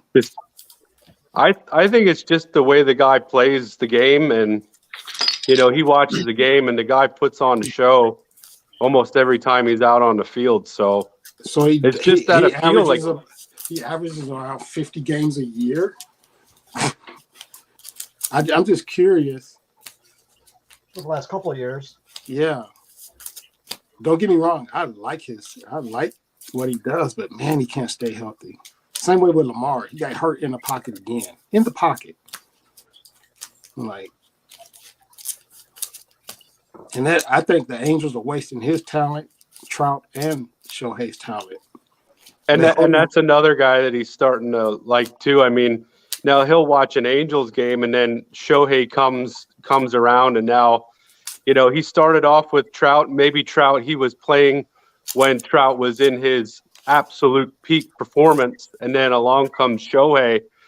So we're East Coast. We're East Coast, and that's why when he knows the Angels are on, he's like, Dad, I got to throw the Angels game on, and he just watches them play because that's his first love of a star player. Yeah, that's cool. And which doesn't make a whole lot of sense considering we can go right down to the ballpark and watch the Phillies play, and we have a lot of minor league clubs that are 20 minutes away that are associated with the Phillies, but he just likes the Angels. Well, and that's why I was asking that question, because East Coast fans are East Coast fans and they're loyal to their squad. And I heard him say a couple of times, him and the other young man, Porter, yeah, about the Trump cards, and I'm like, well, aren't they on the East Coast? I mean, if you actually I coached my little league team this year with my son being on the team I coached this year, and I asked those kids that how many guys raise your hand, how many guys watch baseball on TV? You can learn a lot from watching the game. And I said, who's your favorite player? And I'm telling you, I don't know if it's just the way the guy plays, but I'd say out of the 11 kids that I had, 6 out of the 11 said Mike Trout. And if they didn't say Mike Trout, they were saying Shohei Ohtani. Hi there. So yeah, it's weird that they pick up on certain players that they're absolutely fond of. We're having a couch people Christmas party. Hi, Mrs. Klein. Because everybody else says Mike Trout. Hi, the missus is here for anybody who wants to say hi to her. I mean, if he's the darling of the media, I mean, it's possible that they're pushing Mike Trout to be the most amazing player. Now, I'll agree that the last couple years he hasn't been on par for his MVP, but I mean, he started off slow last year and he hit 30 home runs in 2022. And that's with injuries and all kinds of back issues this year. He still managed to pull off a 30 home run year. Yeah. I figured you'd want them to see your whole face. No, they can Andrew, are you guys Flyers fans too? Hi. He's been getting a little bit into hockey. Like he'll watch a little bit of hockey on TV, but that's fine. As far as like a team that he really likes, this is what I've been doing since I came watches and really likes appreciates to watch. I don't really know if there's a particular NHL team that he likes. Yeah. Does he like football? For some reason he started only watching football like last year, and now all of a sudden he's a big Los Angeles Rams fan because of the Super Bowl. And he's all over the place. Yeah, he is. That's what kids do. Yeah. Yeah, he's all over the place. It's not when I was a kid because of Joe Montana in the Super Bowl. Well, being from Omaha, I'm a Gale Sayers guy. And then I actually met OJ when I was a kid. So I was a fan of his for a while. Till 94? No, until he started running through those airports like a clown. Oh, yeah, Hurts. Yeah. No. And wearing dingo boots. No. But Gale Sayers being from Omaha. Oh, man. Gale and Sayers. I played running back, so Billy Sims was my guy. That's why I'm alive. Oh, yeah. Have you? I assume you've met Billy Sims or Gale Sayers. Not Billy Sims, but Gale Sayers. One of the first adult books my mother ever bought me was I Am Third. That's the book that he wrote when I was a kid. I think I was in the 5th grade. So was I. What a great story! That's how we all found originally about Brian Piccolo. Yeah. Oh, yeah. That's why that's the original movie is one of my favorites. But she bought me that book because I was such a Gale Sayers fan. I remember the old magnetic football game with the players you turn on and they rattle. Yeah. So I had the Saints and the Bears and Gil Sayers and Archie Manning. That's who I had on those squads. But then when I started playing football and being from, again, I'm from Omaha, Nebraska, so this is sacrilegious to say this. I was a Billy Sims fan. I was a Billy Sims fan from Oklahoma. That dude, him and that whole backfield was just awesome to me to watch, and it drove my stepdad crazy because everybody up here is Husky. They bleed Husky. Yeah, it's no Mike Rozier. There's Billy a has long done some story behind. signings. Billy has done some signings in the DFW area, and he's just a really nice guy. He's a nice guy. I actually, in my photography, one of my early photography businesses, I used to make those footballs that you see on TV after they win the Super Bowls and all those. Yes. So I used to take those pictures. So I had contract with a company. So I got Johnny Rogers, he's from Omaha. I did Mike Rozier when he would come up. But the story between me and Mike Rozier, which is funny, because at the time I only weighed like 126 pounds. This is before I went to the military. Well, Nebraska's running back coach came up to recruit running backs. He recruited me down to Nebraska. But if anybody knows anything about Nebraska back in those days, Osborne didn't play freshman. He wouldn't even let me suit. Now, in hindsight, you got Mike Rozier, Irving Fryer, and these dudes.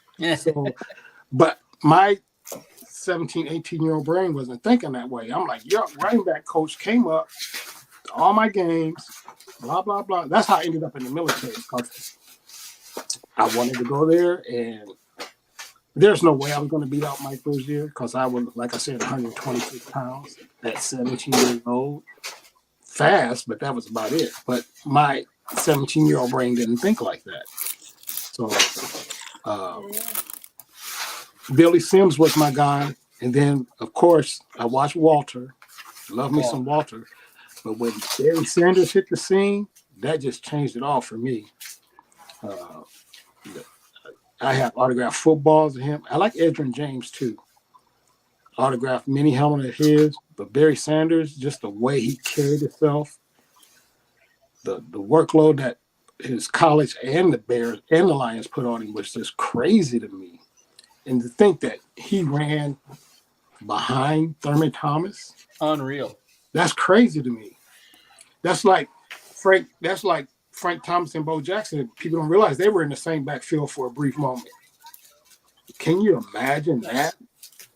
And then the young man from Georgia, he was talking about your guys were talking about Herschel. So my first duty station was down in Hinesville, Georgia. It's about 40 miles from Savannah. And this was 1980. And me and my girlfriend just had this conversation about him not getting elected and stuff. She's like, why do so many people vote for him? I'm like, Herschel Walker is a god down there. You got to realize that's Georgia. It's Herschel Walker. That dude can't do no wrong down there. She didn't understand that concept. But I seen that dude play in person, and I watched him run track. And I watched him in a 220 race, and it was like watching a refrigerator on skates around in the corner. It was so big, so massive, and moved so fast. I had never seen nothing like that in person before. And I'm like, wow, this dude here. And that's when Turner Broadcasting and stuff was all getting ready to jump off. But I seen that dude play in person. It was mesmerizing.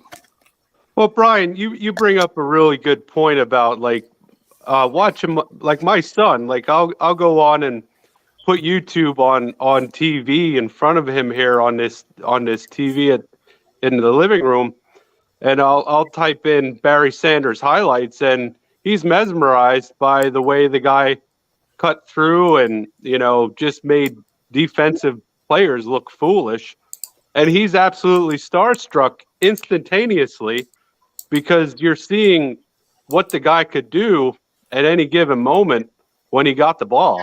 Exactly.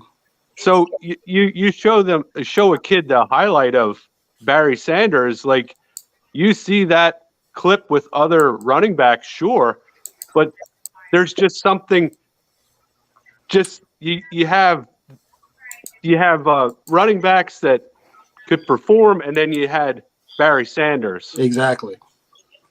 So you can see a huge difference even as a 7-year-old watching it for the first time.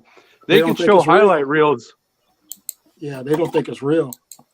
If you watch some of It those looks like a mixtapes- video game. If you watch some of those mixtapes of his on YouTube, it's crazy. Now, another person I got a feeling like that about, and because, again, I used to be a fan of OJ, but was Eric Dickerson and Marcus Allen.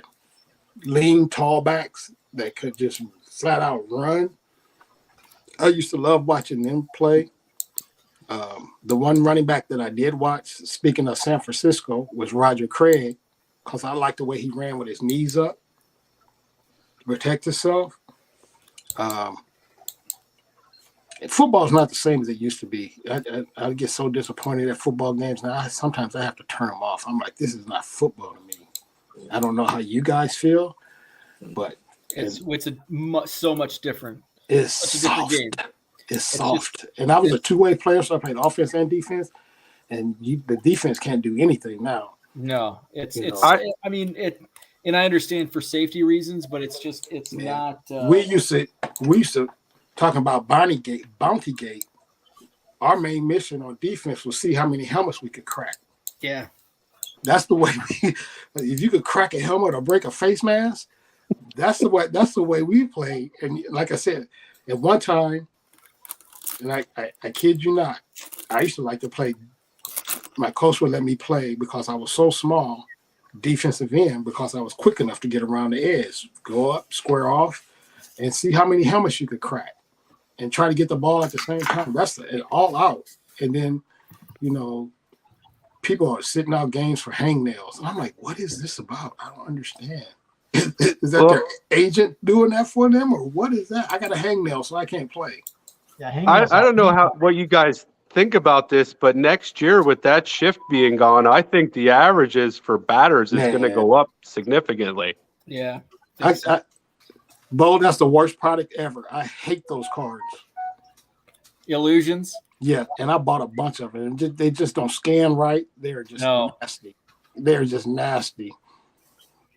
But I bought those because of you. I'm like, I hate Bo.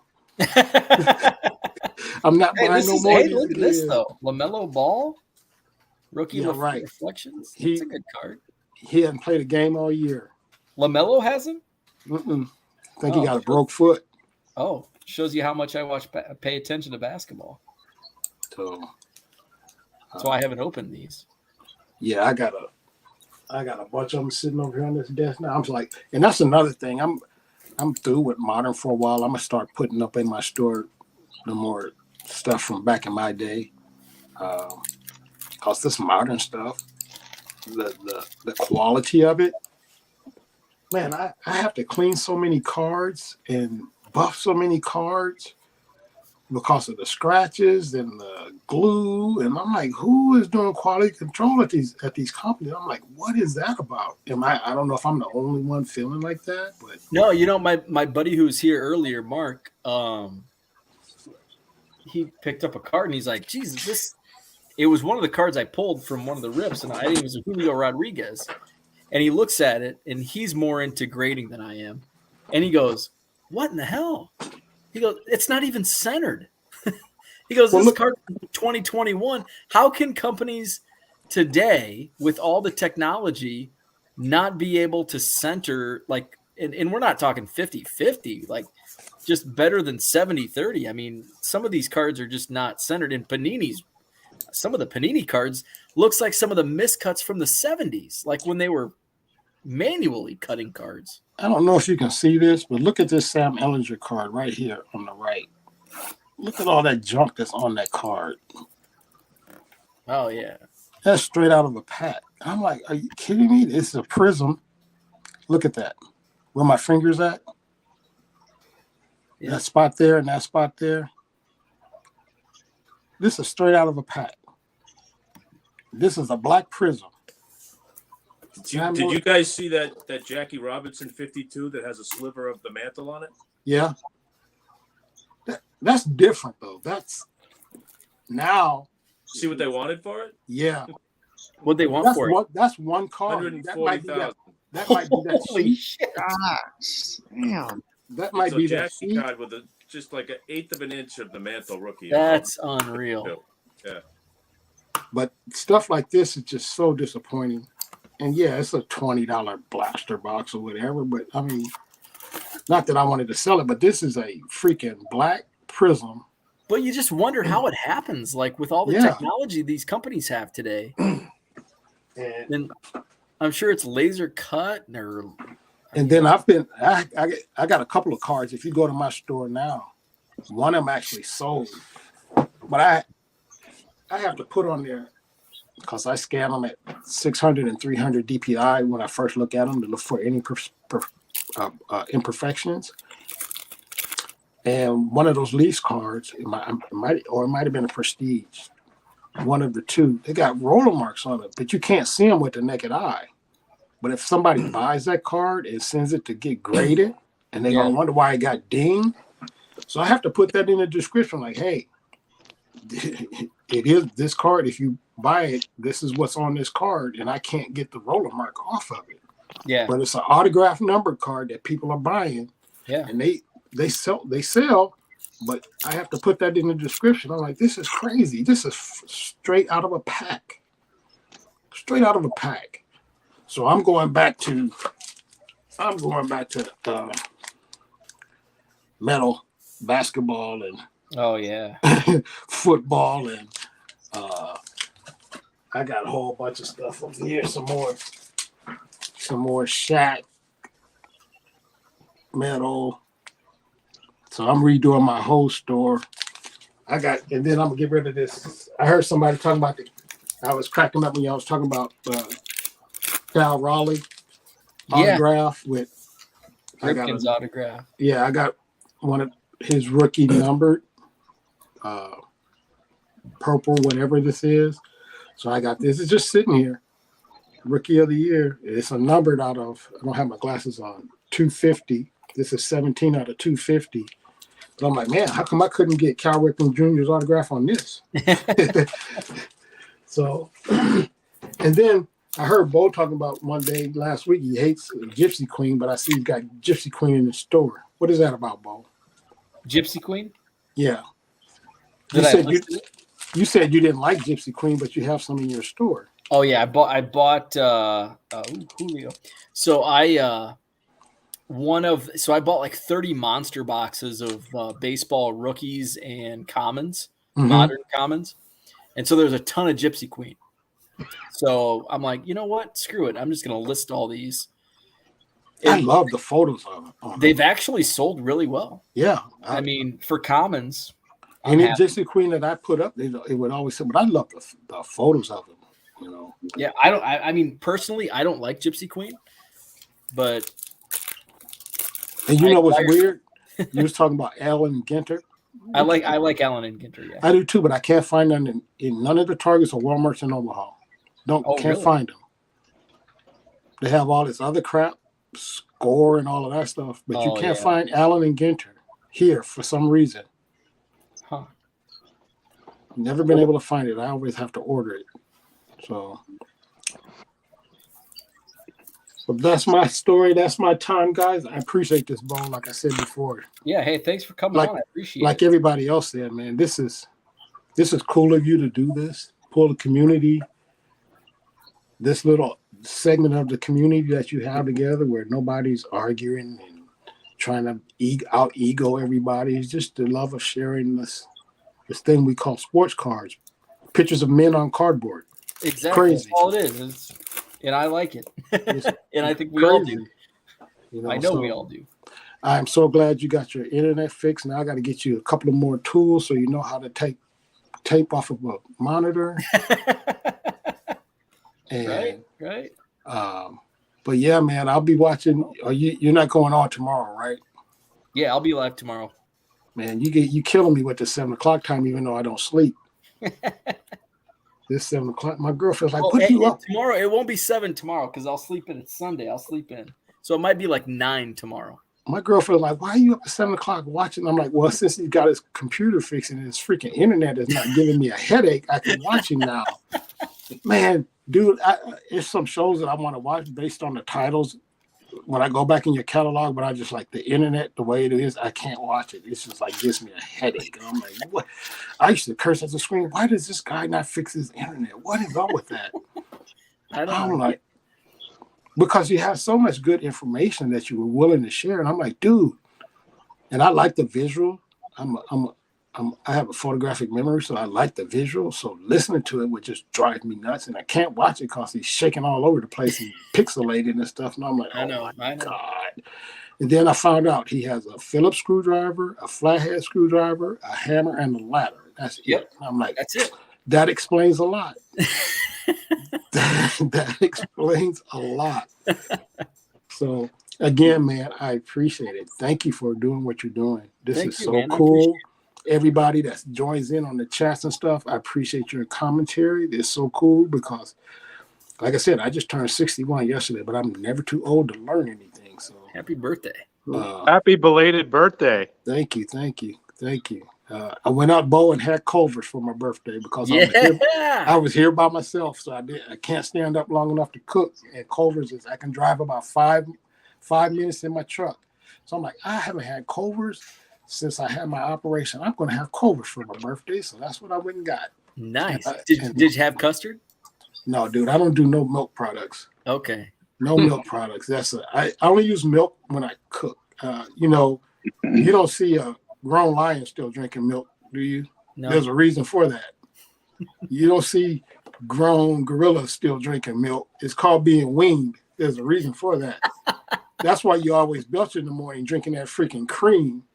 And coffee. There you go. That's why. Because you're drinking so gassy in the morning. Yeah, there's a thing called being weaned. You're not supposed to be drinking that stuff. It's like, the USA pushed that milk does a body good to help those farmers out there had that, surplus of milk. Yeah, that's not milk's not good for you. I picked up some coffee creamer today. I went to Target. I was looking for Heritage High number, and they didn't have any. No, man, coffee Target was insane today. It's like, I should have just waited the weekend to go to Walmart. It's the weekend, nothing on TV except it's Army the Navy weekend, game. 2 weeks before Christmas. Yeah. Oh.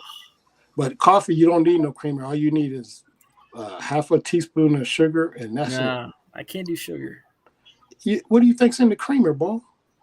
Probably some sugar, but exactly a whole lot. Tastes better. A whole lot. All right, my man. I appreciate it. You Thanks, guys Brian. have a great rest of your evening. Nice to meet and talk with everybody. Yeah, you too. Bo, do this again. This is pretty cool. Yeah, this was fun. I liked it. I have more wax to rip, so we might have to do this again just to get me through some more wax. Don't rip no more wax until you move, dude. You got enough open product. That's true. That's a good point. It's easier to move sealed wax. Exactly. Than unsealed wax. You're gonna be when you move in May? Probably May or June, yeah. Yeah. You don't need to open up no more product. You got enough unopened product with pallets and everything else. I know. But I know you're stubborn too. So in the thrill of opening product is cool. Everybody gets it, but you got to move all that stuff, man. And you don't want. You said you don't want to pay nobody to move it. I know. So you got to move all that stuff. And you just said the other day, you and your wife weren't strong people trying to lift flower pots. Oh, no. I remember everything. So yeah, stop opening up wax. You don't need to open up no more. The dude, and I don't know if I shared this, but so we had movers move the second half of the stuff that we went to pick up Sunday.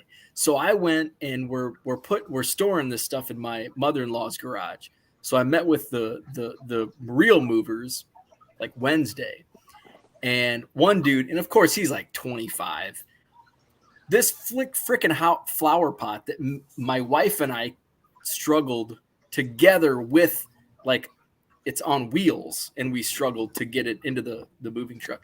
This 125-year-old dude picks it up, walks in. I know he was struggling a little bit, but he made it look freaking easy, and I'm like, you son of a bitch.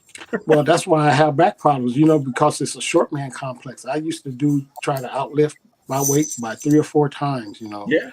And I'm like, and my grandfather used to tell me, all that ripping and running you doing, martial arts and jumping off of buildings, all that, it's going to catch up with you. You don't listen to that when you're young because it's competition. Yep. But man, I wish I would have listened to some of that stuff because they're talking about pulling out disc and fusing your spine. And I'm like, no, I'm not gonna let you mess around with my spine too many more times. You've done it. You've been in there once. That's enough, you know. So I'm relegated to the couch, a heating pad, coffee, and cards. That's what I do, and watch Bo when he's not pixelating. Which ain't too often. You guys have a good one. Take Thanks, these, Brian. Brian.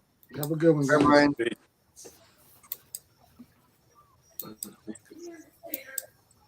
Mark, you awake? I'm here. Okay. I'm watching the Celtics Let's in the go. background. Yeah, I think Oh, the the game dude is that on? the dude that was carrying the flower pot was kind of like what you were your lumberjack days. Oh, Like you were back- probably yeah. carrying. I mean, you probably could have carried 2 of those things. Popeye. Yeah. I was only 25 then, so a little different. Yeah, it's a little different when you're 25.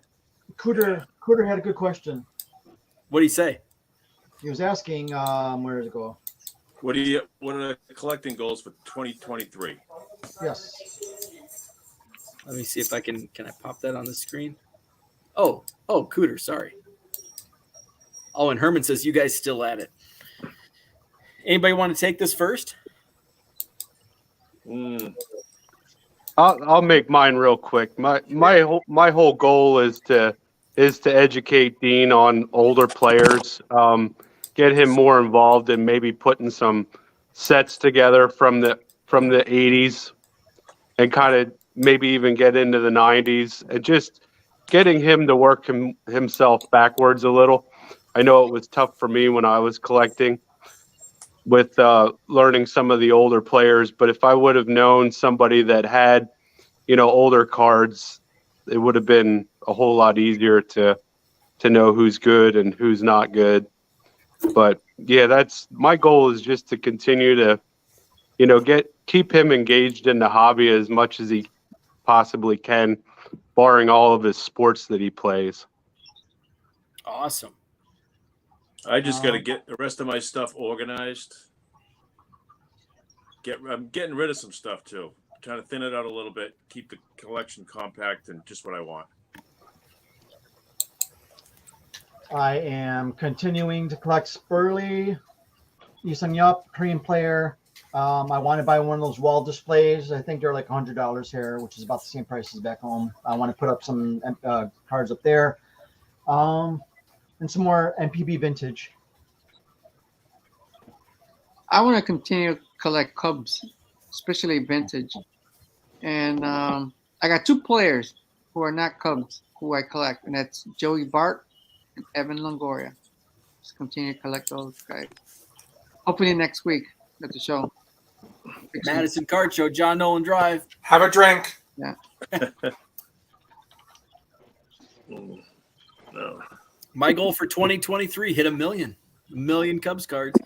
I think How I'm far? at What was the count when you did it at Club 400?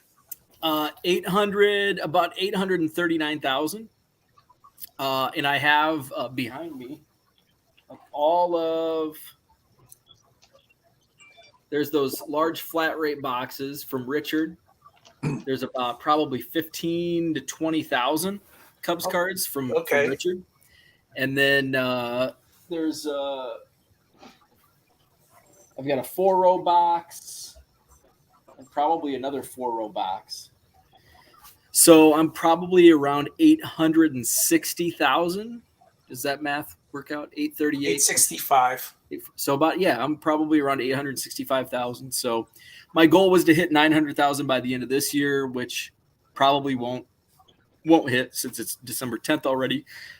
But I do have I have a guy who like sells me Cubs cards for like a penny a piece.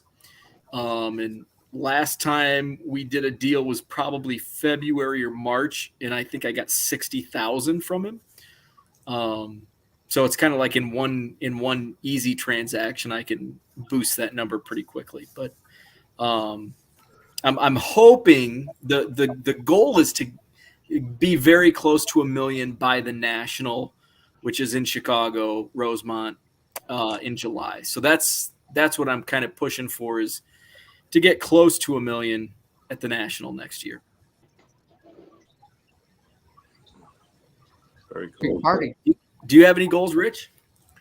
Well, I'm actually executing my goals, so to speak. Remember, I sold my inventory in January.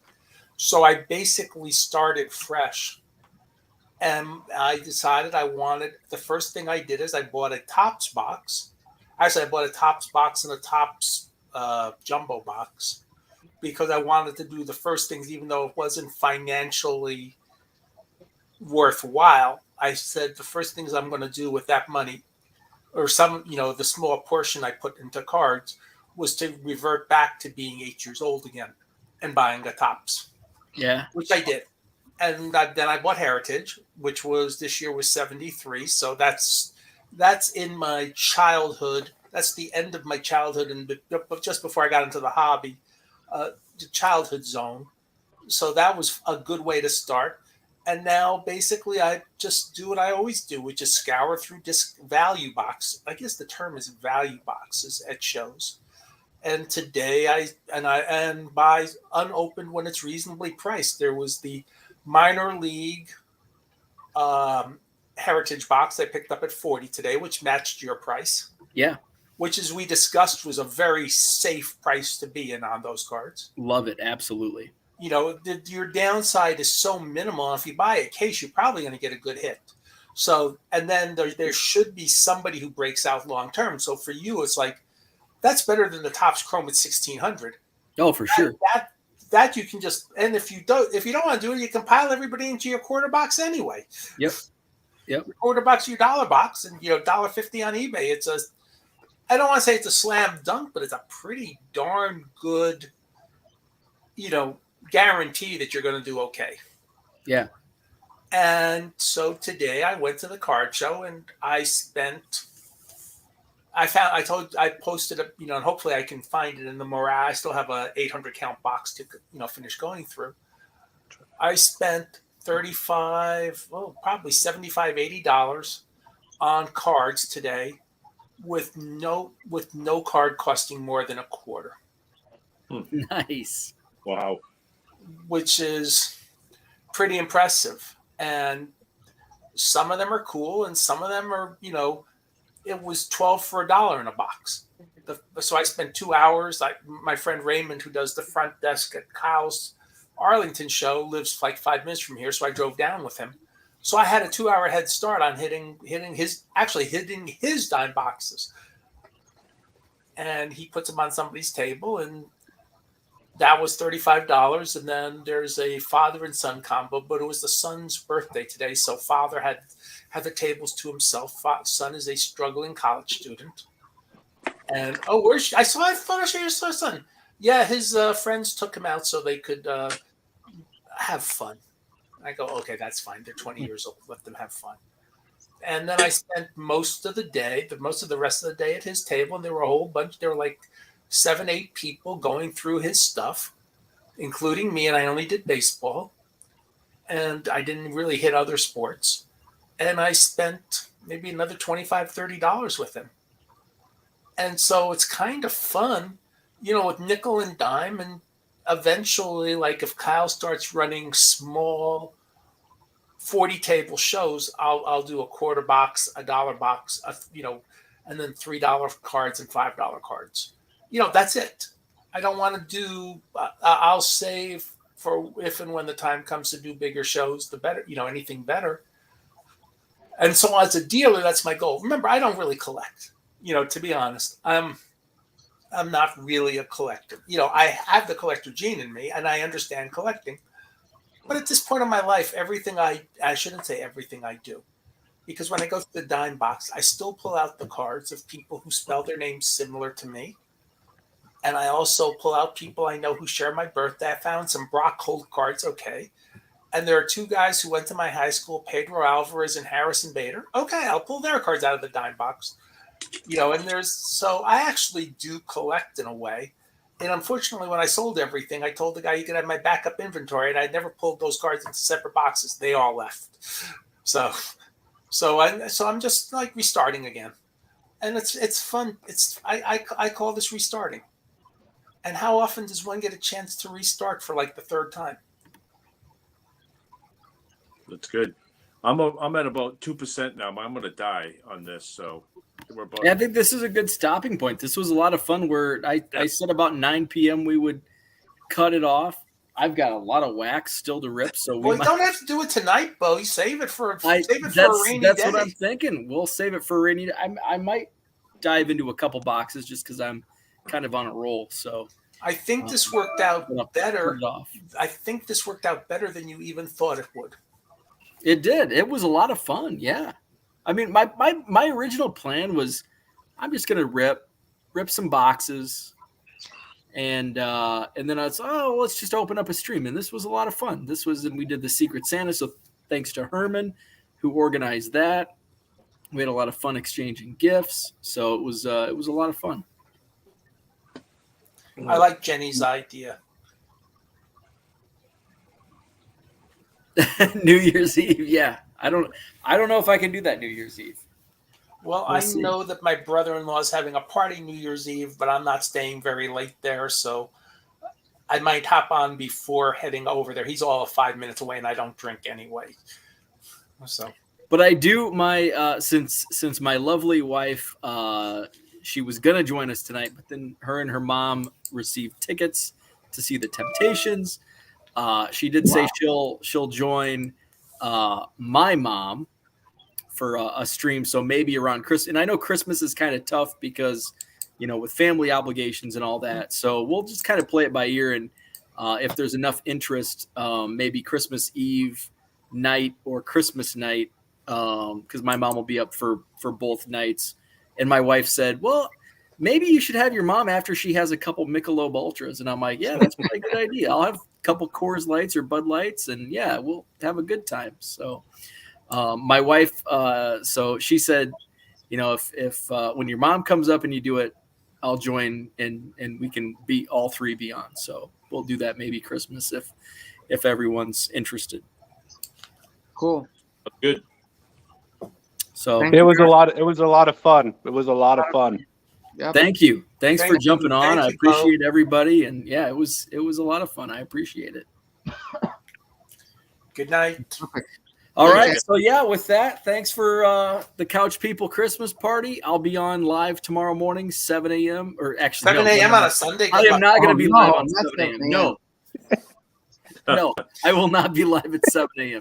I'll be live tomorrow morning at some point. 9 a.m. 9 a.m. tomorrow morning. It's Sunday. So, all right, guys. Thanks so much. Thanks for watching. Thanks for everything. We appreciate it. Rich, good night.